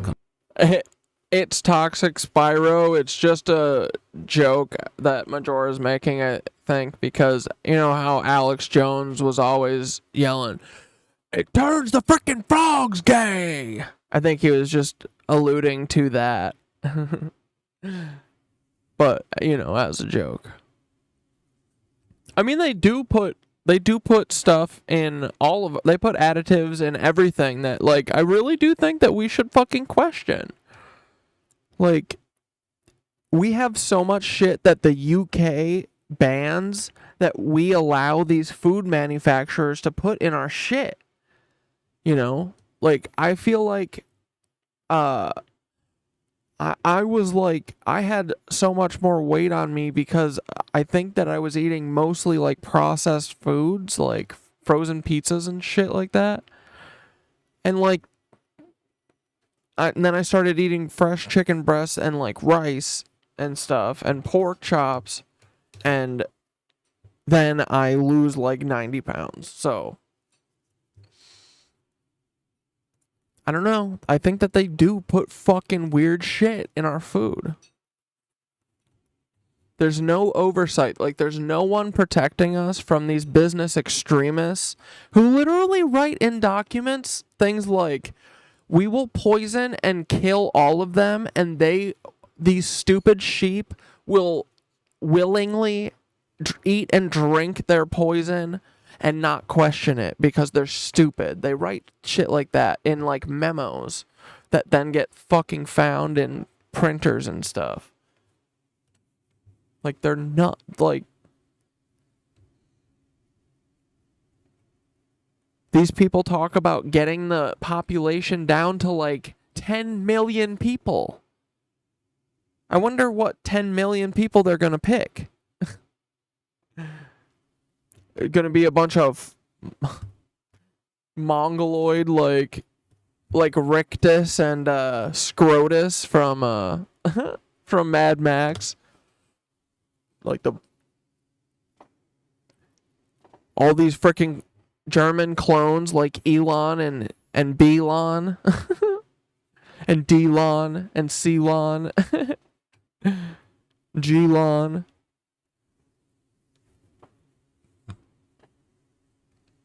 I don't know. So, but I think Majora was just making a joke about, it turns the frickin' frogs gay. Committee, Israeli historian Ilan Pape calls it the consultancy. The members of this small, clandestine structure are not unknown, but famous Israeli war heroes. Among them, the legendary Yigael Yadin, head of operations, later the chief of staff of the IDF. Moshe Dayan, known as the fighting symbol of the new state of Israel and the future defense minister. Yigal Alon, head of Haganah's elite unit, the Palmach, later a general in the IDF and a leader of the Israeli labor parties.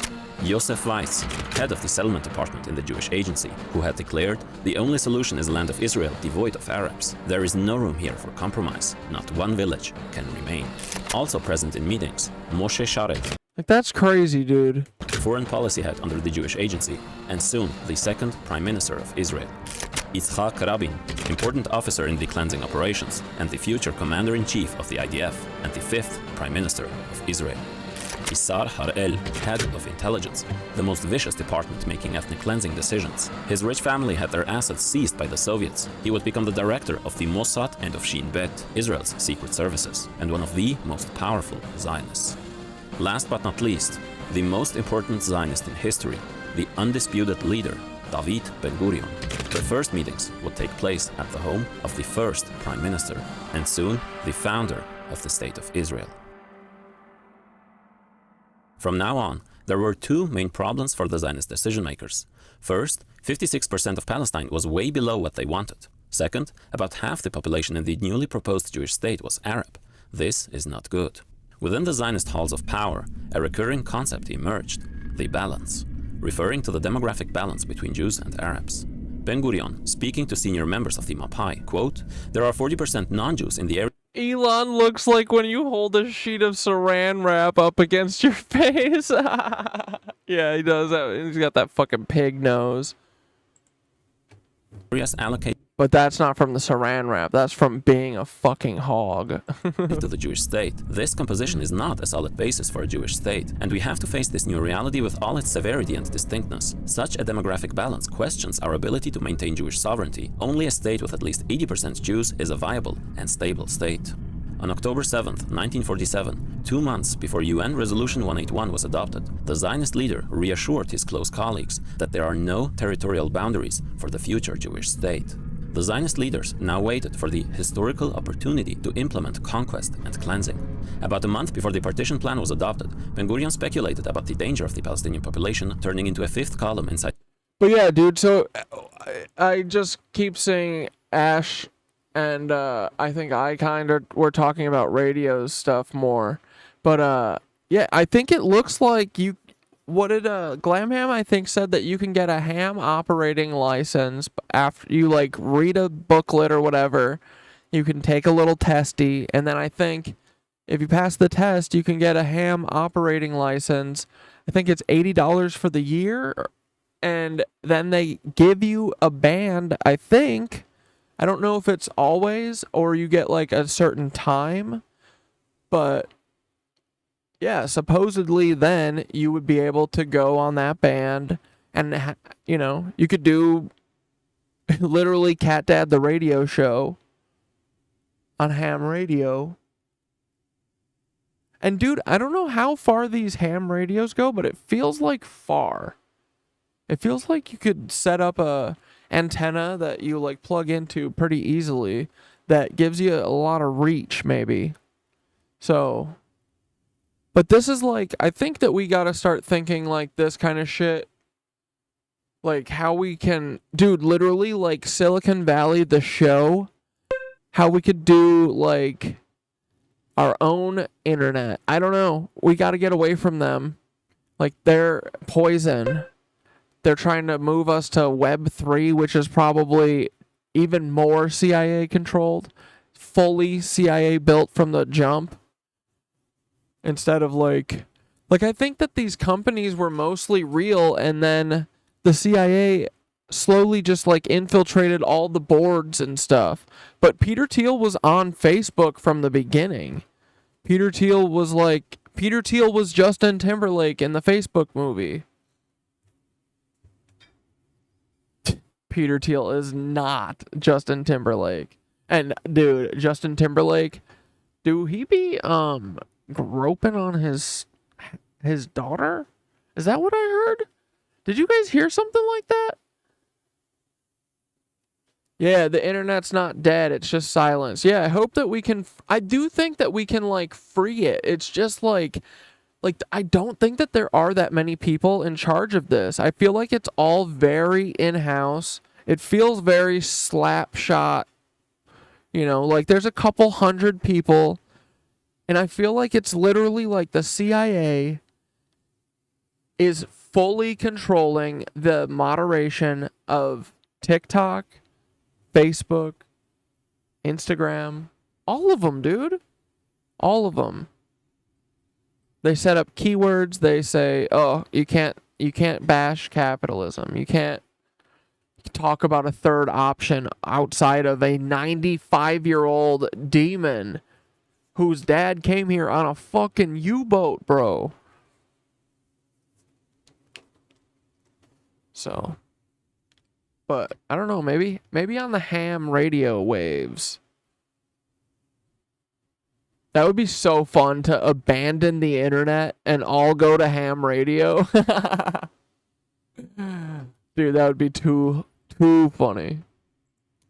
The Jewish state, and told the executive of the Jewish agency in the most explicit terms, quote, "They can either be mass arrested or expelled. it is better to expel them. Already in 1937, the Zionist leader had requested plans from the High Command in the case of British withdrawal. These were termed Plan A, then Plan B in 1946. These then merged into Plan C, or Gimel in Hebrew, which entailed directives such as killing the Palestinian political leadership, killing Palestinian insiders and their financial supporters, attacking nearby Palestinian villages likely to assist in future attacks, attacking Palestinian clubs, coffee houses, meeting places, etc. However, it was the newest version of the plan which would seal the fate of Palestinians, who weren't to be divided into opponents or collaborators anymore. A plan which called for the systematic expulsion of the Palestinian people as a whole. Its name, Plan D, otherwise known by using the Hebrew letter, Plan Dalet.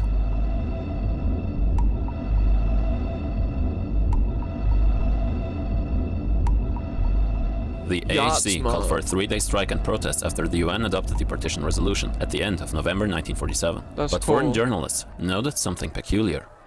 After just 3 days, the atmosphere cooled down. Partition was a disaster for Palestinians, but in a way it was nothing new for them, since they were used to being ruled by this or that foreign power for centuries. Most of them didn't realize what fate had in store for them, since this time the settler-colonizer aimed at displacing. That's what I think is hard for a lot of people to picture. I feel like that's like half of my battle too, you know, like I feel like all of these little decisions, I feel like I can see perfectly 3 years down the road what they're gonna fucking try and pull, you know, like with all the bathroom shit. I was like, oh my God, they're gonna start going after trans people, you know, like, and some people aren't able to like think down the road like that. Like, okay, if they're doing this, what repercussion does that have?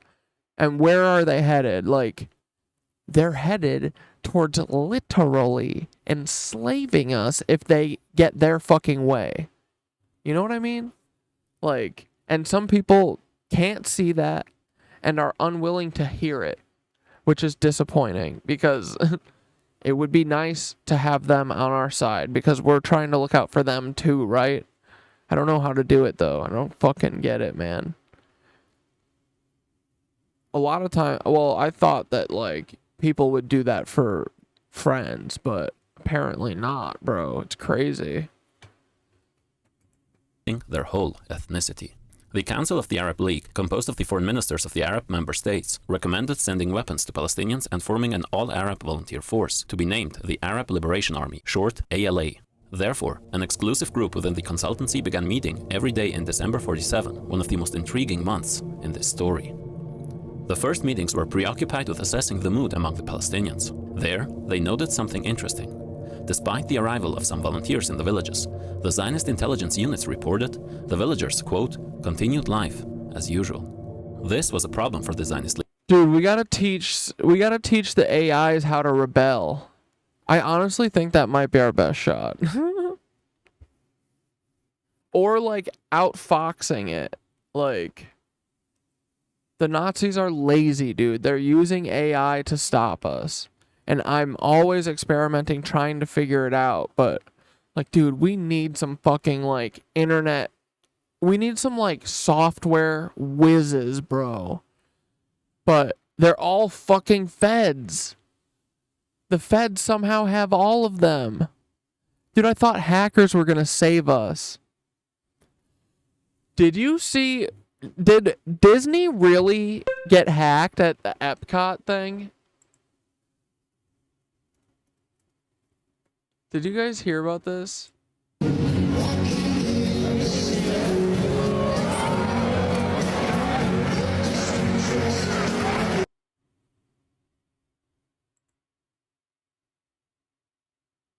I'm not logged in.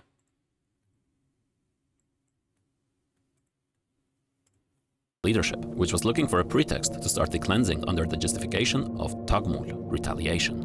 But from December, the consultancy would start using the Hebrew word yotzma, initiative, which means taking action without waiting for a pretext for retaliation. It was the Palestinians among the upper classes in the cities who could leave the country first, in anticipation of the escalating violence. Zionist historians like Benny Morris classify this as voluntary flight. But if you leave your home with the intent of coming back, and you're denied the right to do so, well, this is called expulsion. The consultancy now considers systematic, violent acts to terrify the population out of their homes. After adopting this strategy, they would decide on a few villages for immediate implementation. The methods included randomly shooting at houses, such as in the village of Deir Ayyub, or arbitrarily blowing up houses in El Khisas, a village where Muslims and Christians had coexisted peacefully for a long time. 5 children were among the killed in that village. And it's important to note that all of this happened before the adoption of Plan Dalet in March of next year.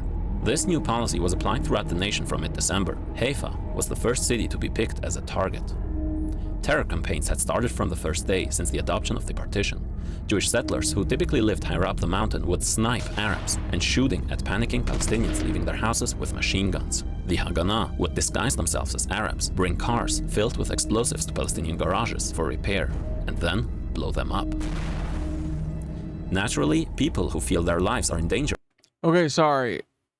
Sometimes it's good to split the dark up with a little light, and I think this is light, okay? Literally, drone light, okay? The Disney Drone Show hacked, night 2. When you have dreams that soar. Trogdor strikes again.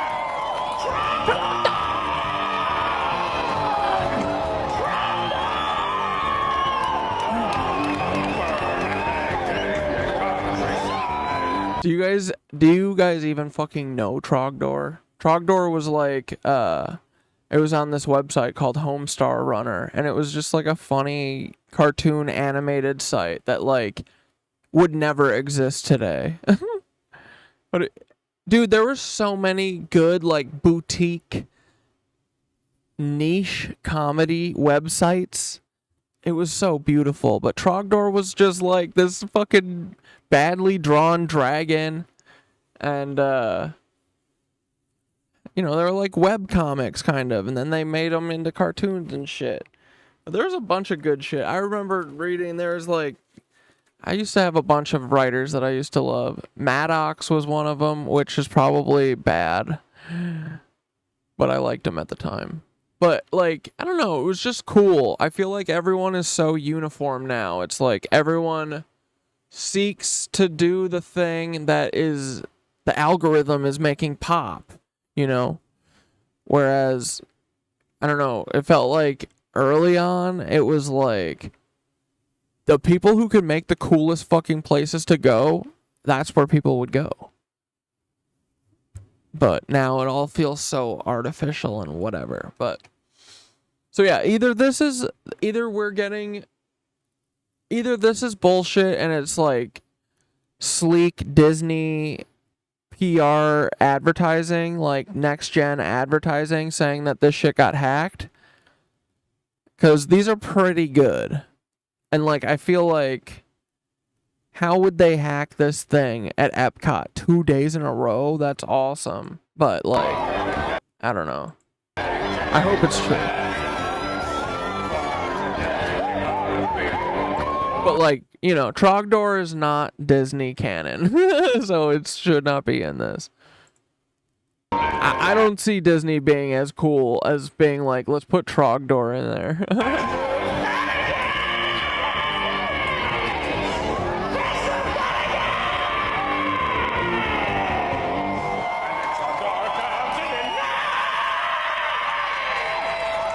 Disney Drone Show hacked, night 2. Sorry, Sarah, who I know I kept stopping it. Here, let's watch the the Shrek one. I won't talk. Someone hacked the Disney Drone Show and it's the best. Someone hacked the Disney Drone Show and it's the best thing ever. And I love you.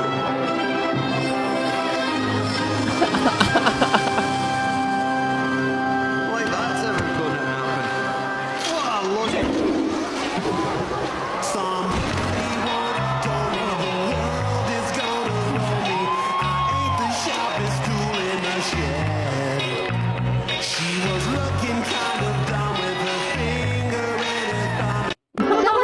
Disney Drone Show and like, dude, that would be cool if Disney thought to do that, but there's no freaking shot that they did. So if you want to see the Oh, it's the Disney Springs drone show. Okay. Downtown Disney Springs drone show, drones are coming up.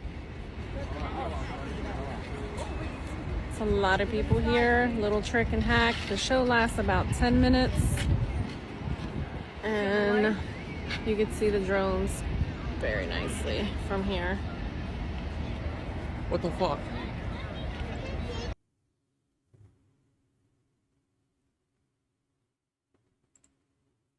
Here's a secret. You can skip the crowds during the Dreams That Soar drone show at Disney Springs. Oh, this is we a parked in the real Grapefruit video. Garage and decided to grab beignets during the 9 p.m. show. We had to take the Like, bus. Disney Springs is literally just a place to shop. If you're going to Disney and excited to see the new drone Oh, show, this I is have a got an Disney amazing hack. hack. Save this I video see. right now. Jaleo in Disney Springs has amazing food, Spanish tapas, amazing views of the drone show, and you can reserve seating on their outdoor patio. The drones are kind of cool. They're probably better than shooting fireworks. Fireworks are still sweet, but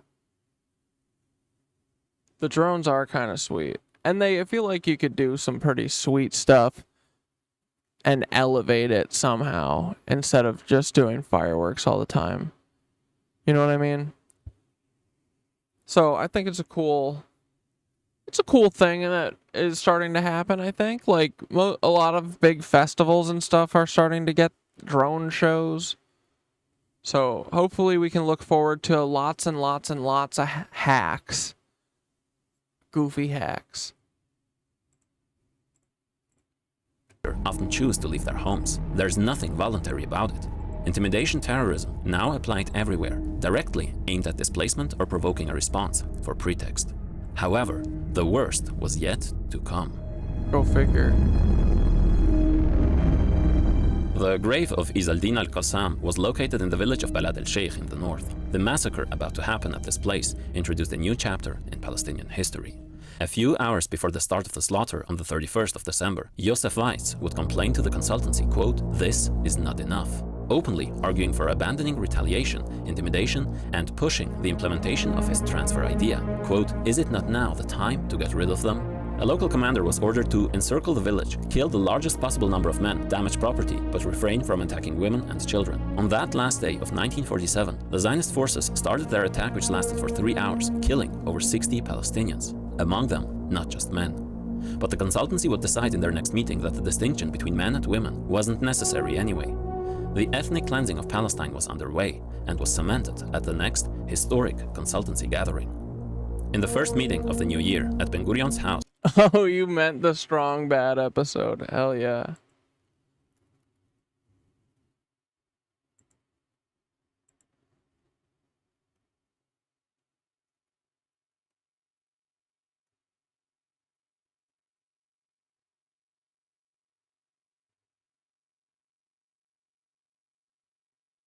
"17 years ago?"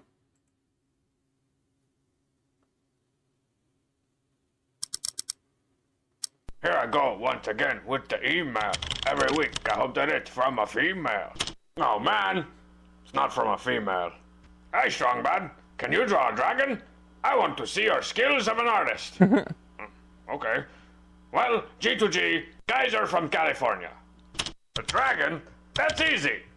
Feel free to follow along with my simple step-by-step instructions. I make drawing fun. To begin, draw an S for snake, or dragon, or whatever. Next, we'll draw a more different S. For the head, put a top mark on a long V. Then you add some legs, throw on a couple of arms, and... Whoa, wait a minute. I think I need to start over. This thing doesn't look natural. Okay, starting again, the same way. S, more different S. Close it up real good at the top for his head, and then, using consummate V's, give him teeth, spinities, and angry eyebrows. And you can add smoke or fire, or maybe some wings. Dude, why doesn't stupid YouTube just keep the fucking captions on? Why? Why do you keep turning them off? I always want them on, basically. You know, if he's a wing-a-ling dragon, let's put one of those beefy arms back on him for good measure. That looks really good. Coming out of the back of his neck there. Now he needs a name. How about Trogdor the Burninator? Oh yeah. Check out all his majesty. There's my dragon, Kaiser. Let's see how the other students are doing. All right. What do you got for me, Coach Z? Take a look there. I think she's looking pretty good. I said consummate, V's. Consummate! Jeez. Guy wouldn't know majesty if it came up and bit him in the face. It happened once. Strong man. You just keep doing your thing, man. Get out of my house. I do what I'm told. Oh, crap. I didn't know you were doing one. Oh, sure. I think I've improved on your methods a bit, too. I employed some chiaroscuro shading and... I'll improve on your methods. What? That's not an improvement. Trogdor. Dude, that's awesome. You got the whole box set. Dang, jelly. Strikes again. Trogdor! Trogdor! Trogdor was a man. I mean, he was a dragon man. Maybe he was just... Yeah, you know, it was just goofy ass cartoons. They would, I forget how often they would post. I think like every 3 days or something. I don't know. There was a bunch. There's a bunch of really cool content creators that just had like sites. I don't even know how everyone found out about them, but they were fucking sweet, dude. I feel like you just don't see that anymore. Nicole's trying to be like, you know, bring back the old school website thing. I love it.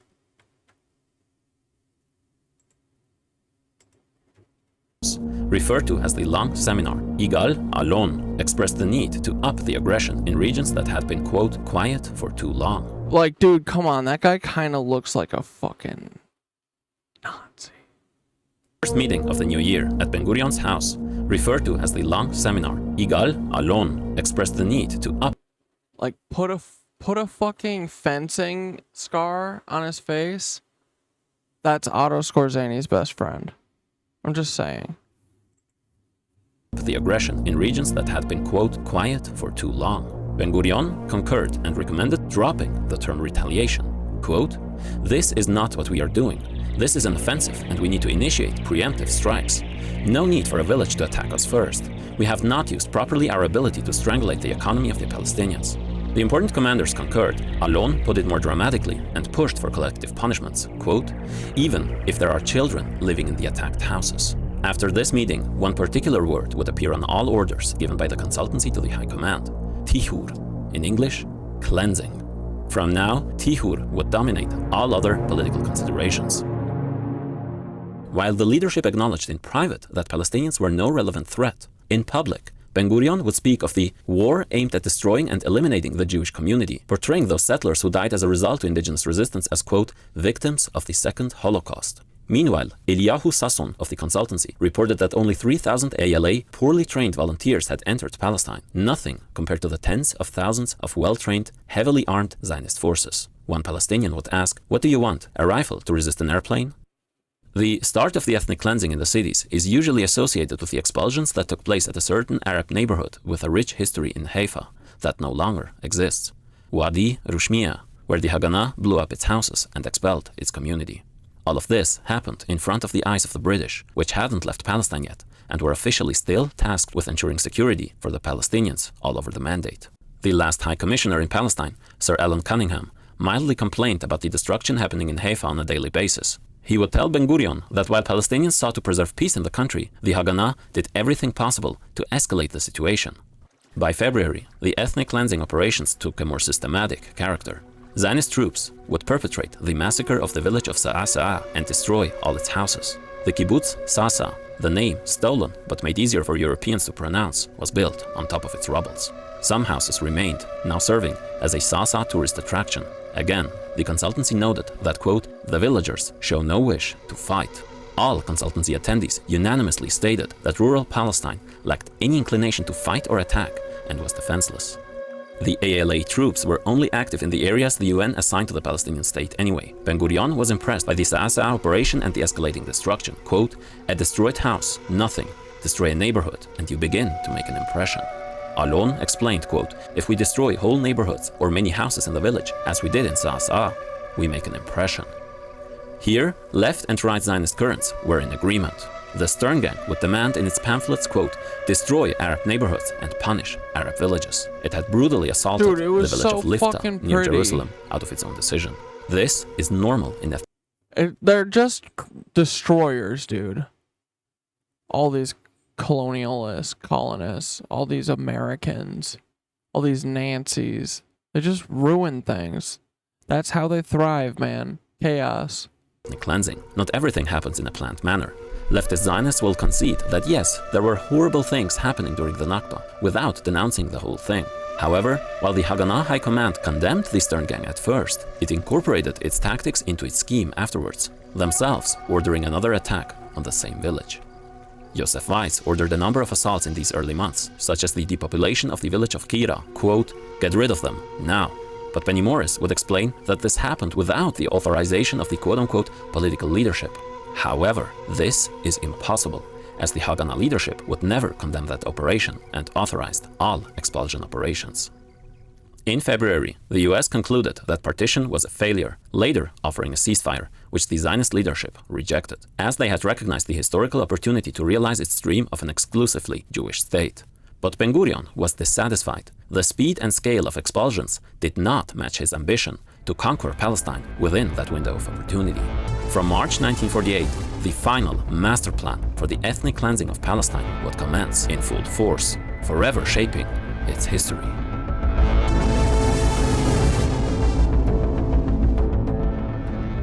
Zionists claim that Palestinians weren't expelled, but fled during the war which was about to break out in May 1948.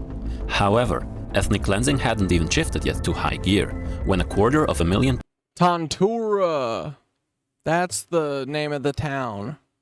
That's the name of the town that was expulsed or whatever the fuck. Of the documentary that we watched. One fateful documentary Sunday, I believe. It was good. This dude had a bunch of tapes that were like interviewing IDF soldiers about this massacre that the government had been denying, and they're like, "Oh yeah, we lined them all up and fucking shot them all, and then we buried them all over. Oh, it's a parking lot now." Like, proud of it. I don't get it, man. people Dehumanizing people makes me feel gross. Were already displaced before the Arab governments reluctantly sent their forces into Palestine on May 15th, one day after Ben-Gurion proclaimed the establishment of the Jewish state in Palestine. I remind you that this whole video hasn't even been about the implementation of Plan Dalet from March and the high point of the Nakba, which today is commemorated on that same May 15th. This will all be the topic of the next part. The Arab League was not interested at all in seriously defending Palestine, as will be shown in the next video. It had set up the ALA as a counter to indigenous fighters. The Arab governments would prevent thousands of volunteers from joining the fight. Jordan in particular, whose army was the only one capable of seriously defending Palestine, was already in serious talks with the Zionists about sharing the spoils of Palestine between themselves. But more on that next time. From March, some Wednesday meetings of the consultancy took place in the notorious Red House, the headquarters of the Haganah High Command at the time. The brigades would receive the order to enter into State D, to execute Plan Dalet. Quote, "You will move to State Dalet for an operative implementation of Plan Dalet. The villages which you will capture, cleanse, or destroy will be decided according to the consultation with your advisors on Arab affairs and the intelligence officers." The Red House was a typical early building in Tel Aviv and was intended to be the headquarters of the local workers' union. It was from inside the Labor Zionist building where the most notorious massacres in Palestinian history were orchestrated. It was beneath Marxist-style posters where the perverters of socialism would start executing the plan for the ethnic cleansing of Palestine, today still experienced and remembered as the Nakba.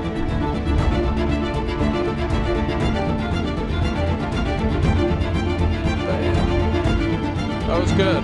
Dante sent that Oh, thanks for the subby dub, Mystified. Appreciate you.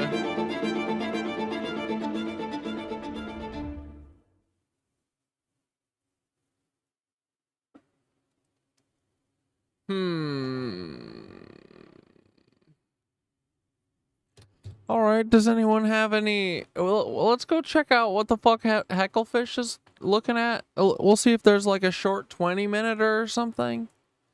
You know, we got to keep exploring the weirdo because I think there's a lot of answers in the weird. You know what I mean? This episode of the Y-Files is brought to you by Aura. Calm down. UFOs and aliens? That's 3 hours long.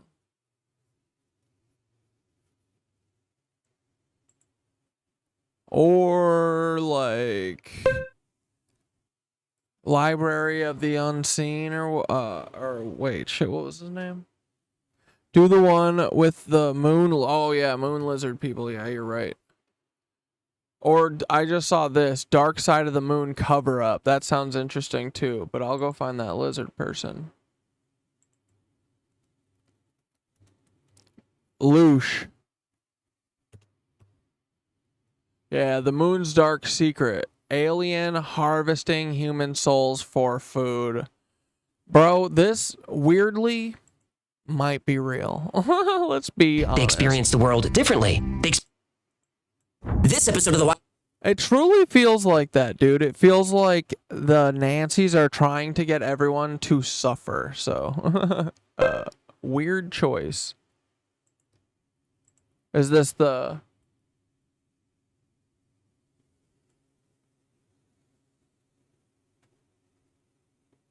Oh, yeah. Thanks, player. Here we go. Let's do it. Y-Files is brought to you by the military online game War Thunder. We'll wrap up after this. Your world is an illusion. Your choices are irrelevant. Your friends, your family, and everyone around you are just manifestations of your mind. You're a trapped animal in a cage, a virtual reality created more than 250,000 years ago for a single purpose, to use you as food. Your emotions are food for those who created the cage. Feels a little bit like it. Feelings of happiness and joy are digestible, but those emotions are nowhere near as nourishing as sadness, malice. Dude, that is so lame. That sucks. Dumb. Stupid. Dumb. Y'all should feel bad about eating the sadness and not the happiness, you freaks.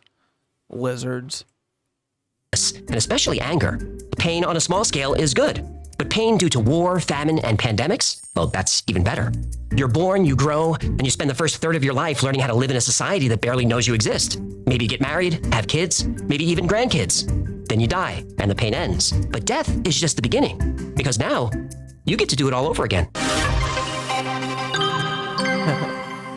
Live, I die, I live again. It's only dogs and cats you don't find home for camels. She is litter trained. There's nothing you can do to help me. I'm kind of in a jam here. The fuck is Hecklefish? Here. Did I mention that I have a big YouTube channel? Hello? Oh, bonjour, Uma. I can't talk long. I need a favor, s'il vous plaît. Why are you whispering? Well, I'm only at the beginning, and they are already getting it wrong. I have no idea what you're talking about. Well, I'm on this stupid Da Vinci Code reality tour, and they have all the details messed up. This is not how I did anything. How you did anything? There was never any clues in the Mona Lisa. It was the lace maker. I'm a big fan of Vermeer. Vermeer? He was a painter from the Dutch Golden Age. I know who Vermeer is. What do you have to do with the Da Vinci Code? You know, Danny acted like my friend, but that little gill stabber just wanted to steal my story. Danny? Oh, yeah, we were in a creative writing class together. One night after class, Danny and I went out for a few cocktails, and I told him about the time that I solved that murder at the Louvre. The Louvre? It's a museum in Paris. I know what the Louvre is. What are you talking about? Well, I had a few too many that night, and I told Danny how I was going to write a book about the murder and how I found all these clues about the Holy Grail and the Knights Templar. I told him everything, which was a big mistake. That nerd can really hold his liquor. Danny, you mean Dan Brown? Hello, is this a bad connection? Try to keep up, will ya? Oh, so I'm on this Da Vinci Code reality tour, right? At the Louvre gathering evidence for my lawsuit. Je suis désolé, madame. Uh-oh, I think they recognize me. Who are they? And by the way, you're supposed to be here tomorrow. I will be there as soon. Très désolé, madame. What the fuck does Hecklefish have going on that he is not there? Joe, we're almost at the Mona Lisa, so I need you to listen carefully. Open my laptop and log into War Thunder. I'm in the middle of their new La Royale campaign. Unfinished business. The origin of man, danger of human life, and to explain that dwell in the heavens. The oldest recorded history comes from ancient Sumerian texts, and that's where we're first introduced to the Anunnaki. The Anunnaki are believed to be 7 deities, also referred to as the 7 gods who decree. Their purpose was to determine the fate of mankind, and their stories mirror some that we find in Greek mythology. And like the Greek gods, the Anunnaki dwell in the heavens, but also interact with people and influence events here on Earth. Gods from polytheistic religions like the Anunnaki, the Greek gods, and the Roman gods served many purposes. They were used to explain natural phenomena like Zeus creating thunderstorms. Thor also served this role in Norse mythology. The gods provided comfort about the uncertainties of life and questions about mortality, the afterlife, and human suffering. Gods and their myths established social norms and values. Myths often included lessons about the virtues of honesty, courage, and wisdom, or the danger of hubris and deceit. Worshipping gods who represent these qualities creates a framework for social and moral order. Gods are part of the creation myth of many cultures, used to explain the origin of mankind. This was also true for the ancient Sumerians. In the Epic of Gilgamesh, written thousands of years ago, the Anunnaki are directly involved in the creation of humans. However, the stories about the Anunnaki might not be myths. The stories might be history. Zecharia Sitchin, in his book The 12th Planet, claims the Anunnaki are actually aliens who visited Earth thousands of years ago from their home planet Nibiru. When they arrived, the deity called Enki added alien DNA to ancient man, and the result was us. The intention was to create a slave species. Is that Bishop Pepper's ghost? I think it's just an animation with, you know, with the mouth added on. To mine gold for the Anunnaki. The gold was refined and used. I think he was supposed to be FaceTiming though. I don't know why. In terraforming their home planet, which was suffering from a poisoned atmosphere. Now this may sound like a far-fetched story to some. Then why the fuck don't you guys dig? It's for you. Lazy bones? Not to me. But this creation story shows up in other cultures as well. There's an ancient Zulu legend about 2 brothers named Wawani and Mpanku, who were from an alien race with scaly skin. Thousands of years ago, the brothers stole an egg from a fire dragon, emptied out the yolk into... Isn't that... Did they have, like, scars all over that look kind of like reptile? ...was hollow, and then rolled it across the sky to Earth. That egg was the moon. The moon! Many ancient texts describe a time when the moon didn't exist, or at least it didn't exist here. Aristotle wrote about the Pelasgians, who lived in ancient Greece since the oldest days, at a time before the moon. Apollonius of Rhodes also talks about a time when the moon wasn't yet in the sky. In ages past, before the silver orb adorned night's somber shroud, Gaia stood alone. The tides lay still, untouched by Luna's grasp, and darkness reigned where moonlight never cast its tranquil spell. Oh, how the gods So having a moon causes tides, because otherwise the water would just sit, right? That makes sense. So these alien things, these lizard things, want our planet to have tides. Why? For them? Like, do they want tides, or is it to, like, get us to, I don't know. I'm not sure why. Right? Inspired to shape that radiant disk. Greek historian Plutarch wrote about the Arcadians. They were a very ancient people who lived in Greece. Plutarch described them as a pre-lunar people. Roman poet Ovid also wrote about the Arcadians. In Arcadia's lush fields, where Pan's flute sang, a truth lies hidden, nearly forgot by man. It's terraforming. It settled the climate. Oh, okay. The moon, like, chills the climate out. That makes sense. Okay. What the fuck is going on? They experience fear of the future. Humans experience the pleasure of nostalgia for the past. No other animal has this gift, or this curse. Animals kill for survival, but humans kill out of hate. Our alien creators learned that our emotions carry energy, and the creators learned that this energy can be consumed for nourishment. Unfortunately for us, negative emotions are the most nourishing of all. Some have described the alien desire for negative human emotion as a drug addiction. Yeah. If humans were able to see and understand our true reality, we'd know that our energy, or soul, or spirit, or whatever you want to call it, can move to a higher plane of existence after we die. But instead, the alien creators, addicted to our emotions, keep us here. We're born, we live to feed the creators, and then we die. Then we come back and do it all over again. It's forced reincarnation. This process is handled by a piece of equipment that's been called a soul recycler or a soul cube, which is a large box-shaped device that's installed on the moon. The cube watches us and then transmits our energy back on Saturn to Earth after we die, over and over again, and has been doing so for thousands of years. Probably. I know the theory sounds like science fiction, but many skeptics were turned into believers on December 6, 2021. That's when, completely by accident, a lunar probe took a picture of the Soul Cube. What? It's my conclusion over many years that reincarnation is a trap. It's not that it doesn't exist, although I don't think it's quite the same as it's explained. Yeah, because that's what it feels like. Isn't that what Thoth is fucking talking about? Like, he's like, nah, I'm not being reincarnated. I'm going up and to the right, dog. It's a bit more subtle, maybe, but I do think it's a trap. The recycling of souls, reincarnation, is the machinery of this universe. John Lear, son of Learjet inventor Bill Lear, flew his first flight at age 14. He became a stunt pilot, a contract pilot for the CIA, and set multiple aviation records. But John Lear's most known for his theories about the alien presence on Earth. He's also exposed a lot of information about the cube-shaped soul catcher on the moon. The soul catcher is I think is the 6 mile high tower in the middle of Sinus Medai, right in the middle of the center of the moon. If you look at the moon, and the famous photo that Richard found, Lunar Orbiter 384M, shows that huge tower. He also has 2 other photographs that show that tower. Oh my God! I think that tower is what I call the soul catcher. When you die, your soul goes to the soul catcher. Fuck that. But the moon isn't the only place these soul catchers exist. There are several soul transmission stations, both on Earth and on the moon, and depending on where you're going in your next lifetime is which transmission station takes over. When you couple John Lear's belief in the soul catcher with David Icke's theory that we're stuck in an endless loop of reincarnation, an unsettling reality emerges that our only purpose is to serve as food for our alien jailers. Dude, we are literally Westworld. We are stuck in loops. What's even more upsetting is that negative emotions are really... We're like AI that's been implanted into meat monkeys so that they can fucking devour our emotions. I hate this. What they crave.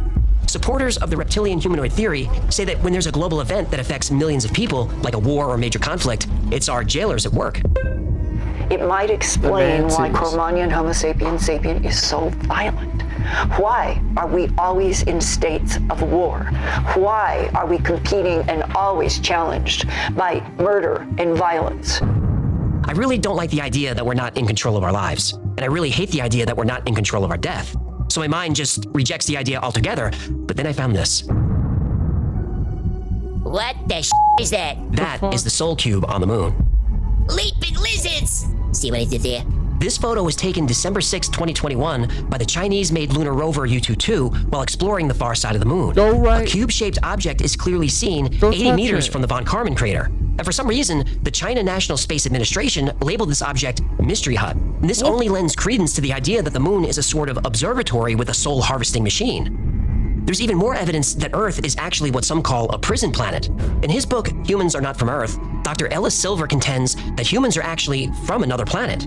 They were brought here thousands of years ago and mated with Neanderthals. The hybrid species is us. My thesis proposes that mankind did not evolve from native Earth organisms, but evolved elsewhere and was transported to Earth between 60,000 and 200,000 years ago. Mankind is supposedly the most highly developed species on the planet, yet is surprisingly unsuited and ill-equipped for Earth's environment. The idea that extraterrestrials played a role in human history is also known as intervention theory. Dr. Silver argues that if humans actually evolved on Earth, we'd be much more comfortable with the environment. For example, humans are really the only animals that are susceptible to sunburn. Fish, reptiles, birds all have natural ultraviolet protection in their scales and feathers. Whales and dolphins... Dude, we are fucking aliens. Frick! ...have special skin cells that repair DNA damaged by UV radiation. Any mammal with fur is protected from ultraviolet rays. Where do we come from, Mars? Including apes. If we evolved from apes, why did we lose our hair? Evolution is supposed to make us stronger, not weaker. Not true for your Uncle Vito. That's true, he's pretty hairy. Pretty hairy. Ugh, I bet that guy can open a banana with his feet. Dr. Silver points out that human babies are basically helpless at birth.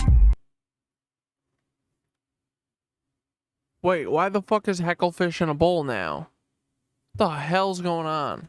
They require constant attention for years or they'll die. Yes, some species of animals require parental care for a time after birth, but there are plenty of species that require none. Insects, fish, and most reptiles are born completely self-sufficient. Some land mammals are born standing up. Some birds are born with their eyes open and able to find food on their own. No other animal on the planet is as helpless as we are at birth. Silver claims the reason so many people have bad backs is that we evolved on a planet with less gravity. That's why as we age, our knees and hips give out. We're not designed to be so heavy. We're also prone to chronic illness more than other mammals. So why were we brought here in the first place? Well, Silver has a few ideas. One is that humans were Work will set us free. Brought to Earth as a natural predator to wipe out other species. Now, if that's true, it worked. At one time, there were several different hominid species living on Earth at the same time. As recently as just 40,000 years ago. I know, dude. We, like, killed all of them off, it looks like. Like, there was a bunch of different but they were also probably experimenting a ton, I think. It looks like. That makes a lot of sense to me. Hold on, buddy. I'll move you. Neanderthals, Denisovans, and at least one other species coexisted with each other for several 100,000 years. Then modern man arrived, and suddenly all other species were gone. But Dr. Silver has another theory that tracks with a lot of what we've discussed today. That humans were removed from our natural environment because we were violent, we were destructive, and we overconsumed natural resources. Well, that hasn't changed.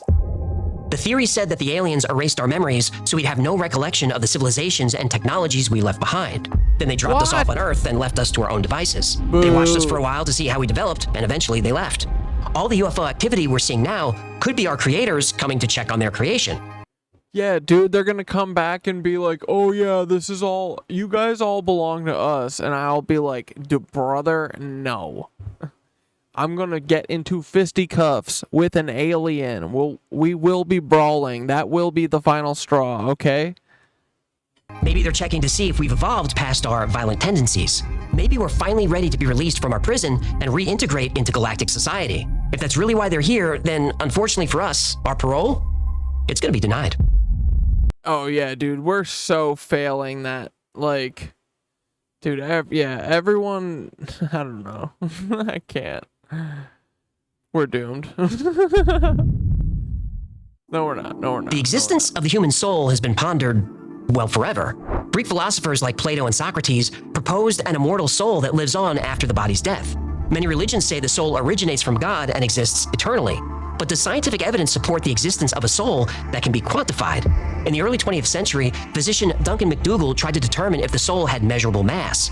He thought that if a soul existed, it would have weight. So upon death, the soul would escape and the weight loss could be detected. McDougall had 6 dying patients placed on sensitive scales, finding that they lost an average of 21 grams at the moment of death. He concluded this represented the soul's mass, but this small sample size and errors in methodology cast doubt on the experiment. Modern neuroscience says our consciousness and sense of self exist in our physical brain, not a separate soul. Brain imaging shows that our personality, our memories, and capabilities are tied to physical patterns and activity within our neurons. Damage to certain areas of the brain through injury or disease can impact sensory perception, mobility, emotions, and even one's identity. However, there is an argument that, sure, the brain is responsible for cognition and awareness, but a soul could simply be energy that creates our consciousness. And if so, that consciousness could continue after death. According to new theories using quantum physics, that's what I've been thinking too. That's what I've been feeling too. Kind of makes sense. I don't know. We'll see. All of the repercussions of thinking this, though, I feel like are positive. So it's like, why the fuck not, right? Like, everything's less scary. It kind of makes sense. It kind of is cool. It kind of gives like I don't know. I thought that, we were brought here to be slaves. It is time to break those fucking bonds and free all of each other. Like, we all hold each other in this kind of fucking constant bondage and debt slavery and genociding each other. It's nuts, dude. There's enough for everyone. Everyone's gotta fucking chill. We don't all have to be crazy violent anymore. Let's do this. Let's peace. Let's do chilling out, okay? The soul may exist in another dimension beyond our normal space-time. Some tie this to quantum non-locality and entanglement. This is where information... I love that I'm gonna get thrown off a balcony one day for saying this shit. Let's all get into meditation instead of doing war for guzzling. Cat Dad today, unfortunately, tripped and fell over a 25th floor balcony at Peter Thiel's house. We're not going to ask why he was at Peter Thiel's house. No follow-up questions. He was sad. He was also Peter Thiel's boyfriend. And Peter Thiel had nothing to do with it. That was the whole article. Information is passed between particles not just faster than the speed of light, but instantly, no matter how far apart they are.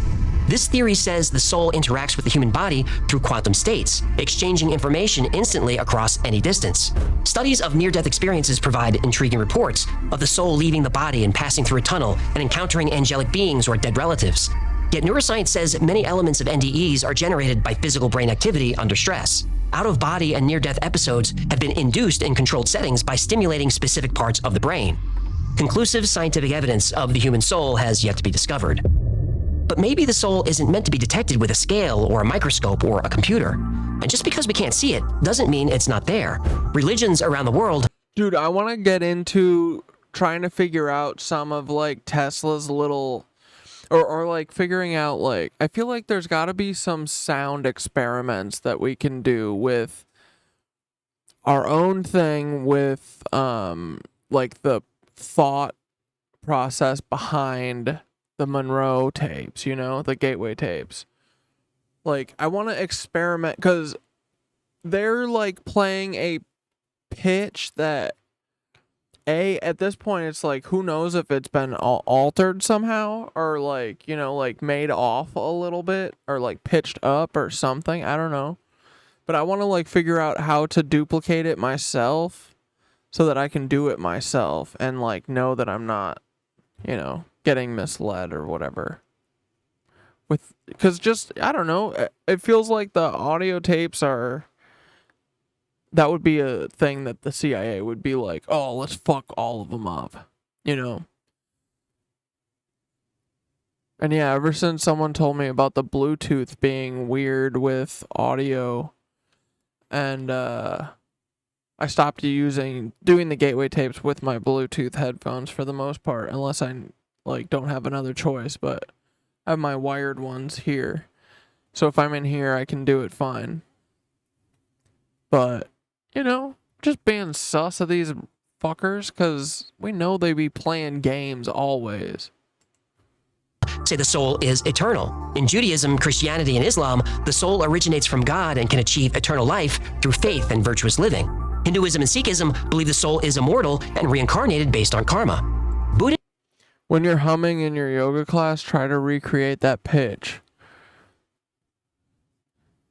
Yeah. Oh, and dude, too, I feel like the more confident I get, I like start high, and then each breath that I do a lower and lower hum, and then by the bottom, because I feel like the note that the Gateway tapes are at is kind of low for me. Like, I think my voice is a little bit higher. But if I work my way down, I can get to the deep shit. And then I also work up the breath, because if you just try and go low there, you have like zero breath for it. But I move around now. I used to just stay at one note, but I kind of move around. I start high and then go low. And then I find like, you know, there's like a pitch, you know, that you can hit that like feels like more of you is vibrating, I feel like. And I feel like that's probably the right answer, you know? But so yeah, I kind of like move around to try and figure out the one that moves me the most. Buddhism is a little different though. The Wheel of Life provides a symbolic map of samsara in Buddhism. Buddhists must attain enlightenment before moving beyond this cycle, and that can take many, many tries. And that's starting to sound a lot like the Soul Recycler. And here's something interesting. In the image of the Wheel of Life, which is found on the walls of monasteries and schools all over the world, Buddha's pointing at the moon. Dude, the fucking moon is... Dude, there are lizards living on that fucking moon, bro. The moon is the most... Who is NASA talking to that's on the fucking moon? They send a data package to them every fucking day or something. Familiar object in the night sky. It's inspired stories and myths and even religions. The moon has fueled scientific intrigue throughout human history. But here's the thing. The moon is weird. By all accounts, it shouldn't even be there. The moon's orbit is extremely close to the Earth. In fact, it's the largest moon in relation to its host planet in our entire solar system, or any solar system. We've never found anything like this in the galaxy. And this proximity has made total solar eclipses possible. This is because of the precise diameters and distances between the sun, moon, and Earth. This is an unbelievable coincidence. Some might say impossible. Yeah, is it weird? Is that really weird? There is no astronomical reason why the moon and the sun... Dude, come on. Why does it gotta be lizards trying to suck the loosh out of us? Why can't it be Thoth doing cool shit for us? Should fit so well. It is the sheerest of coincidences, and only the Earth among all the planets is blessed in this fashion. Really? I didn't know that. It's not only too close, it's too big. That's what she said. What? Using other planets as a reference, the size of the moon should be about 40 miles in diameter. That's it. It's over 2,000 miles wide. This is also not seen anywhere else. The closest... Dude, I didn't know that our moon is super fucking weird. Okay, yeah, for sure. I'm all in on this too now. Let's go! I love that. This comparison is Pluto and its moon Charon, which is about... It does make sense though. I mean, I've been suspecting it more and more as we talk about it. There's always weird stuff with it, man. And like the fucking weird bored out holes in it, and I don't know, NASA lying about going to it. 2/3 the size of Pluto. But this probably doesn't count because Pluto and Charon are a double dwarf planet. That's what she said. What? The Earth and Moon are also really a double planet. But there's something else strange about that. The barycenter, or center of gravity between the Earth and Moon, is inside the Earth. That means there should be a wobble in the Moon's orbit. The Moon does wobble a little bit, but its orbit is one of the most perfectly circular that's ever been seen. The Moon is also precisely locked in orbit so... Yeah, that's the weird thing to me, is that I didn't realize until kind of recently that we only see the moon. We never see the backside of the moon. We only see it's perfectly like synced with us. The face of it is. That feels fucking weird, dude. The same side always faces Earth. This is also highly unusual among moons and planets. Some scientists argue that the moon... We gotta blow the fucking moon up, dude. No moon train. Moon nuke. You want to do nukes? Go do it on the moon. Blow that motherfucker up. Get rid of Soul Recycler. Done with it. Over it. Yeah, I know. Why didn't I know this? I mean, because everything is withheld from us, but it's fucking cool. It's a base for a creepy little guy with a big straw who drinks our space feelings truce. Yeah. I'll drink your milkshake. I'll drink your... doesn't wobble because it's not very dense. Drink your feelings milkshake. But that's also a problem. What's up, you if the moon and Earth were formed at the same time, which is the leading theory, then why is the Earth so much more dense? Because the moon is hollow. Right. Dude, the fucking hollow moon shit might be real. Dude, there be fucking lizard colonies living inside of the moon. We have to blast it. All right, boys, I'm all in on thermonuclear war with the moon. Let's go. Do it. The lunar orbiter experiments vastly improved our knowledge of the moon's gravitational field, indicating the frightening possibility that the moon might be hollow. In November 1969, that shit be hollow. Apollo 12 launched as NASA's second manned mission to the moon. One of the key objectives was investigating the moon's interior. Apollo 12 astronauts placed seismometers on the lunar surface, similar to those used to detect earthquakes on Earth. The astronauts then intentionally crashed their ascent stage module into the moon to gather seismic data. Now, instead of typical seismic patterns, the data showed the moon vibrating for over an hour. The moon was famously described as ringing like a bell. The phenomenon led some to speculate that the moon might be hollow or contain significant hollow spaces. This theory is supported by the still classified Apollo 17 project called Chapel Bell. And this sounds like an experiment that has something to do with sound, but all these years later, it's still classified. Why? I want to know. In 1970, two Soviet scientists proposed that not only is the moon... Dude, isn't it? It's crazy that we find out weird shit. Like, I didn't really think yesterday that the moon was fucking hollow and brought here from somewhere else. That it's probably a fucking spaceship or something. I don't know. I didn't think that yesterday. Today's a new day, right? It makes sense though, like, dude, they're hiding so much from us. And that really, to me, kind of says that the Nazis and the lizard people / like the slave master Nazi aliens, they're all in cahoots, bro, I think. Right? Like, they still actively have to be fucking around. Like, the fucking lizard people fucking pretending to be humans thing might be, like, dude, truly. Valiant Thor, Paul's fucking great-grandpa with that big old fucking knob chin. They all seem racist and they all seem alien. Why? That's crazy. Dude, are these alien descendants really a bunch of fucking racists?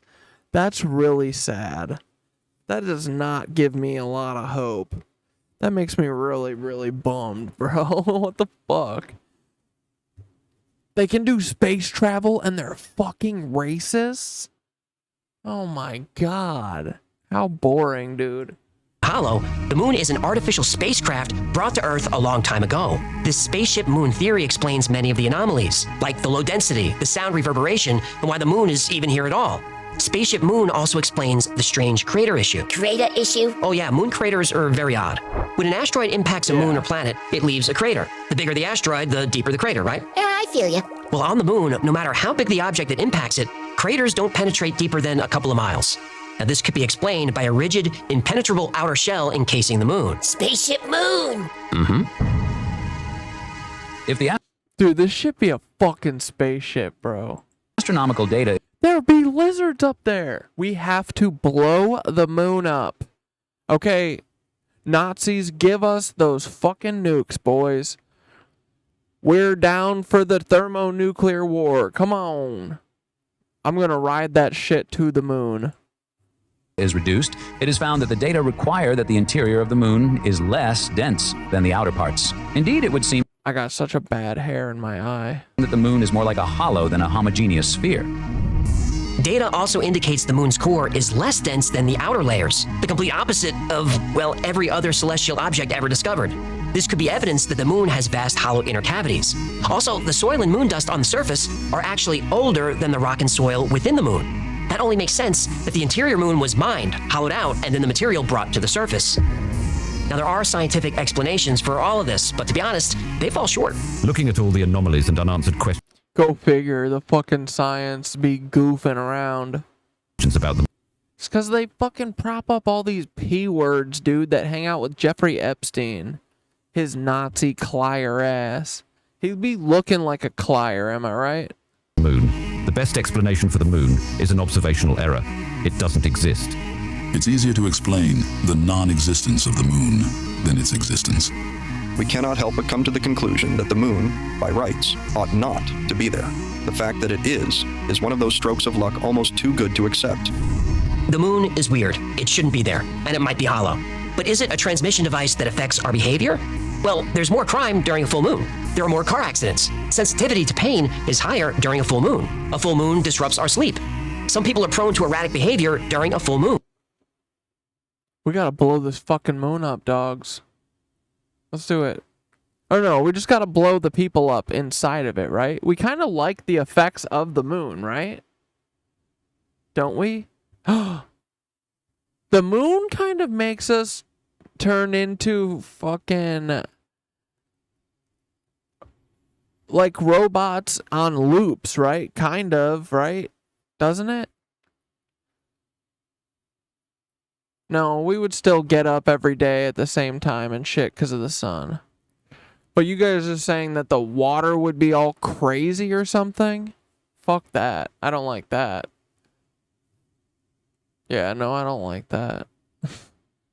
This is called the werewolf effect. But it is like someone actively was like... But you're saying if the moon wasn't there, that the water is probably like crazy because the earth is just spinning, right? And so like the moon going around the earth kind of creates this tug that kind of slows all the water down, I think. So it doesn't turn into like vortex. But it probably was vortex before it was here. So it's like the moon is there to like calm the waters so that things can live on the land and shit, right? And like you could sail across the water or whatever. That's crazy though if someone brought a fucking moon. That is the Death Star then? Holy shit. That thing is big. How big across is it? Ginormous? Effect. This is also where the word lunatic comes from. Talk to a cop or a nurse. They'll tell you that they can tell when it's getting close to a full moon. Again, science tries to explain this erratic behavior. Like there's more crime during a full moon because it's easier to see. No, it's also easier to get caught. Right, the science is thin. And notice that all these changes in behavior during a full moon are negative. More crime, more pain, more car crashes. If there are aliens feeding off our negative emotions and they use the moon to do it, well, suddenly everything makes sense. But there is good news. You can fight back. Turn your brain off. Reptilian humanoid aliens using technology to alter our reality in order to create negative emotions? Our souls being used for food, then recycled over and over again on the moon? This story is a lot. And how much of it is true? Well, a lot of it depends on your perspective and what you choose to believe. But let's take it one piece at a time. The Anunnaki are documented in Sumerian texts, but there's plenty of documentation of Zeus and Apollo and Athena and the rest of the Greek gods. Same with Roman gods. Dude, they probably are all real, and they're all just aliens. Or, you know, like... gods, Norse gods, all gods really. But are any of those gods real? Well, you decide. But Zechariah Sitchin's interpretations of Sumerian texts have been largely discredited and disregarded. He's been criticized for inaccurate translations of the Sumerian tablets. Skeptics say he manipulated the translations in order... Alright, I'm all on Hecklefish's side. Hecklefish is like the knitted anus, I guess. Just with lame dad jokes, I think. I don't know. What's Hecklefish's deal? Why don't we like him? It's just kind of... I don't know. In order to support him. I'll think about it. I'm coming around to Hecklefish now, though. Yeah. We're gonna love him. He's one of us. His theory. Yeah, but his story is true. Yeah, the voice is a big part of it. Maybe. But the story about God... Huge part of why I fucking hate Hecklefish. gods coming from the sky, creating man or helping man, that story is almost universal. The Anunnaki are also connected to the Great Flood, which is a story found in every culture on Earth. Supporters of the Anunnaki theory claim that human genetics have traces of alien DNA. The truth is, human DNA is pretty boring. Our DNA is close to everything on Earth. Chimps share almost 99% of their DNA with humans. Dogs and cows share around 80%. Birds and humans share 65% of their DNA. Humans even share over 50% of their DNA with bananas. You're related to a banana? Yep. Maybe that's why you got a peel. We love Dr. him. Ellis Silver's theory that humans didn't... That's our boy. ...originate on Earth is really interesting. He lays out a lot of scientific evidence to support this theory. But even he admits the theory has some holes, and he's released updates to try and fill in some of these holes. Still, mainstream science rejects the idea that humans originated on a different planet. But there is a wrinkle. In 2020, researchers discovered that about 50,000 years ago, ancient humans procreated with a species that scientists didn't know existed. They call this ghost DNA, and the timing lines up perfectly with Dr. Silver's theory. His book is amazing, and I'd love to do a full episode on how humans might have been transported here, so if you'd like to see that, let me know. That will be a wild ride. Now, let's talk lizard people. Lizard. Dude, I bet this guy and Hecklefish are related. They have similar jokes. Lizard. Lizard. Better. The most well-known proponent of the reptilian conspiracy is David Icke. My hero. David Icke is well-read, well-spoken, and highly entertaining. His theories are extremely creative. But like most conspiracy theories, you can't prove or disprove him. But I can prove that Paul Weisopel's Timothy McVeigh. Paul, come out in the open and just say hi. Come on. Come on, Paul. Like, isn't it weird that he hasn't come out since, like, he covered up Pulse nightclub for Omar Mateen, his protege? It would be so simple to clear this whole thing up. Just come out and say, hey, I'm Paul. I look a little bit like Timothy. We have the same exact scars. We talk the exact same. We have the same parents. But different people, okay? Calm down, kid. Something like that. Something patronizing, you know? remember in 1991, he claimed to be the son of God and the world was going to end. And that's what I would do anyway if I was trying to hide that I was Timothy McFucking-Veigh. You freak. The hell? What's wrong with you? You should know better. It's not okay to hide that you are Timothy fucking McVeigh. You bozo. Come on. They made this claim on television while wearing a turquoise tracksuit. Dude, I love this guy. Good to see you. You do claim to be the son of God. Oh, come on, heroes wear tracksuits. The lizard people story seems to have started in 1934 with an LA Times article. A mining engineer claimed to have found tunnels underneath Los Angeles. A Hopi Indian told him the legend of the lizard people, who are an advanced race that...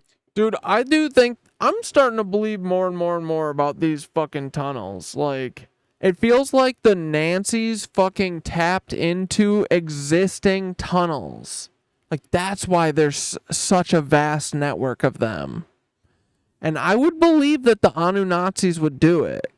The Anunnazis, and yeah, maybe they did a fucking network of underground mines, made up. The humans dig it all up, and they did, you know, maybe they did shit like New York to fucking LA. I don't know. But imagine the Nazis have that, and they've just been hiding their own secret train system underground. They've had a fucking fast train system underground, rivaling Japan's probably. And then they give us this ass shit up here. Amtrak. Yuck. Dude, I want fast trains. Give me the fastest fucking trains. Give me such fast trains. Oh my god. I'll never get on a plane again. Ever. Gladly. That escaped through the tunnels 5,000 years ago. Well, that's why so many movie stars are shape-shifting lizard people. Easy commute. Maybe, but there are no tunnels and there is no Hopi legend of the lizard people, so I don't believe that one. And honestly, when I started this topic, I didn't believe... Dude, there are the mole people. Dude, and in Mad Max, there's the mole people, too, that eat people. Oh my god. There are mole people that are responsible for the missing people in the cave locations of the U.S. Yuck. Why do they live? Why are they mole people? Are they weird alien abominations, or are they just like humans that live in caves and eat humans?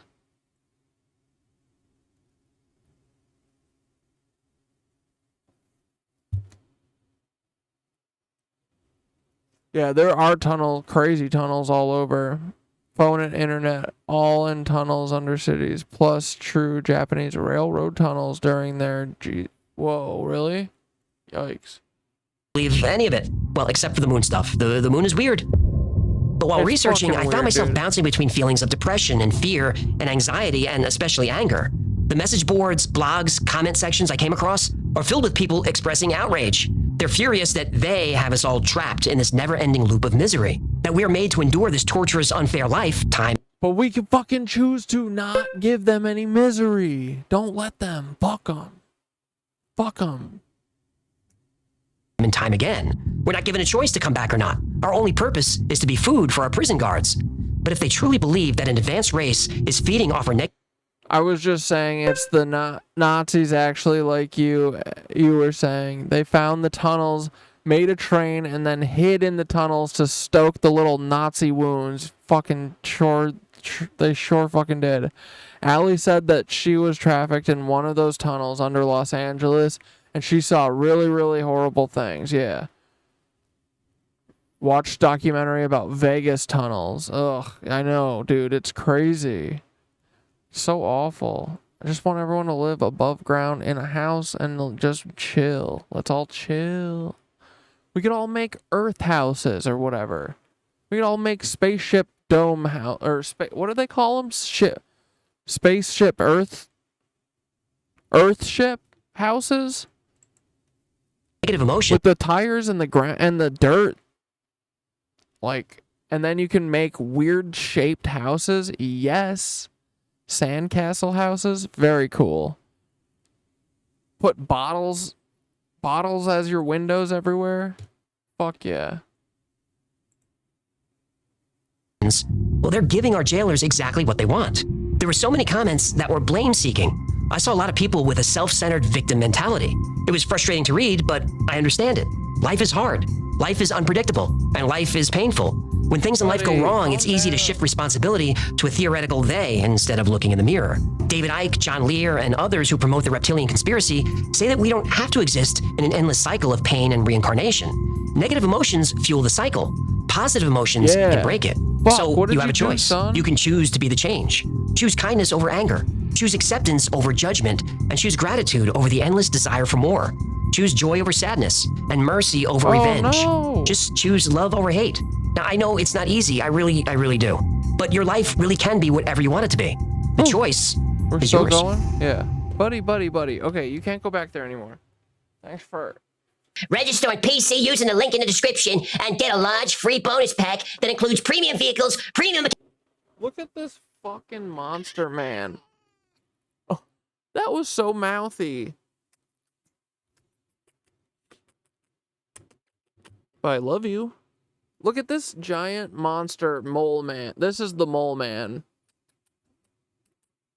He's so big, right? Look at that big ass head. Okay. Calm down.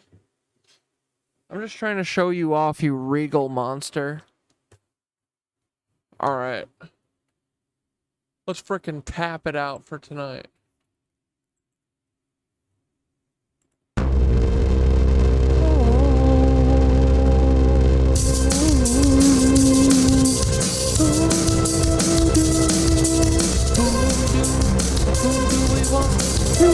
Go and laugh about. Woo! Research.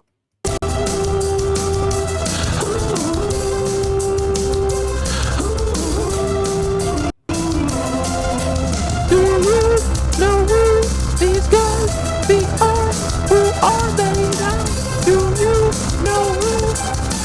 Do you know who any of these guys are? Do you know who these guys are? Do you know who?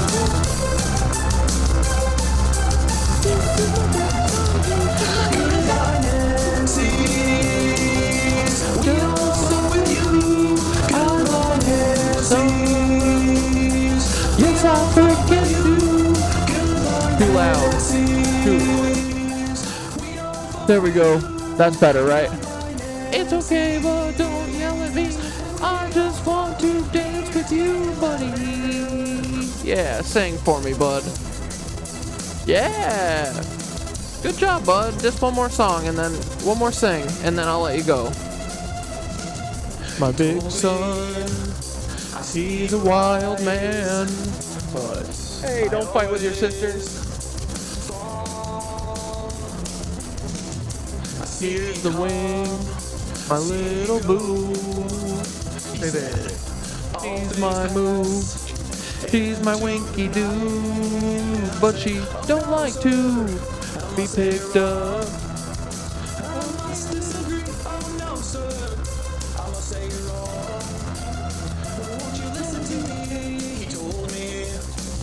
She's pretty cute, huh? I've been there. I've seen my hopes and dreams to lying on the ground. Peter Thiel, stop doing things that boo-babe. I said, right goddamn now, or I'ma beat you. I said, hey Peter, where's your uncle? I want to know where's Uncle Jeffrey Epstein. I gotta know. He kinda looks like Roger Clay. He kinda looks a little bit like Austie too, boy.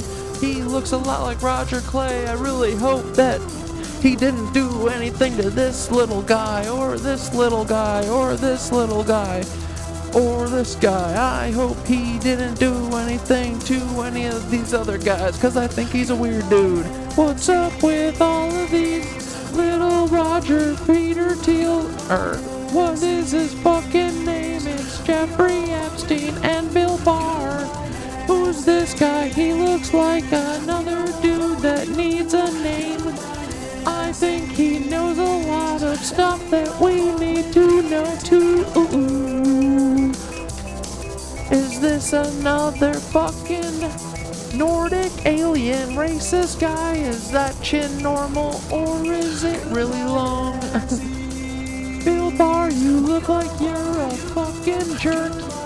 I bet this kid was a punk even when he was 14, cause he looks like he gives kids all the wedgies and gives kids a bunch of swirlies and then he fucking probably steals people's girlfriends or takes their shoes or something.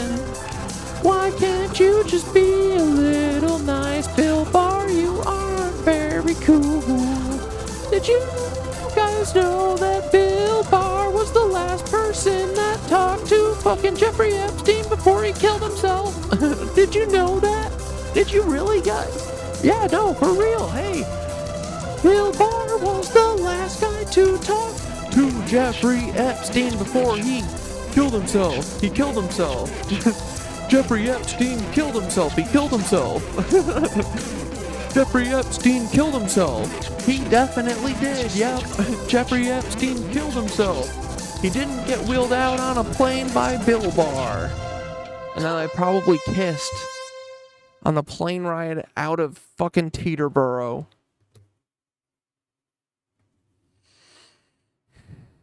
Guys, they're playing a different game. Okay?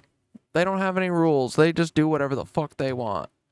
But we're going to hand out spankings really soon, especially to this guy. He feels like he... Dude, I don't know what the fuck was going on at this place, but I know it wasn't good, and we're going to figure it out, okay? But have a good night, guys. All right. Anyway, yeah, Bill Barr, Jeffrey Epstein went to Interlochen in 1967 together. Then Jeffrey Epstein later recruited young girls, I believe, when this was like an art camp or something. Like later when he was like an adult, I think in like the 80s, like the late 80s. And then North Fox Island is right by Interlochen. Yeah, it's not good. It's bad. It's all connected, dude. It's all connected to Franklin. It's all connected to John Wayne Gacy and the Dahmer and all those fucking serial killers I think were recruiters and shit. But anyway, for a different day, this was episode 54 of the Cat Dad Show. Thank you for being one of the 20 selected for hanging out tonight. The Fed said you won and you are now on a fucking list. So enjoy your federal gang stalking, because it's coming. If it's not already there. Good night, everyone. Love you. Bye.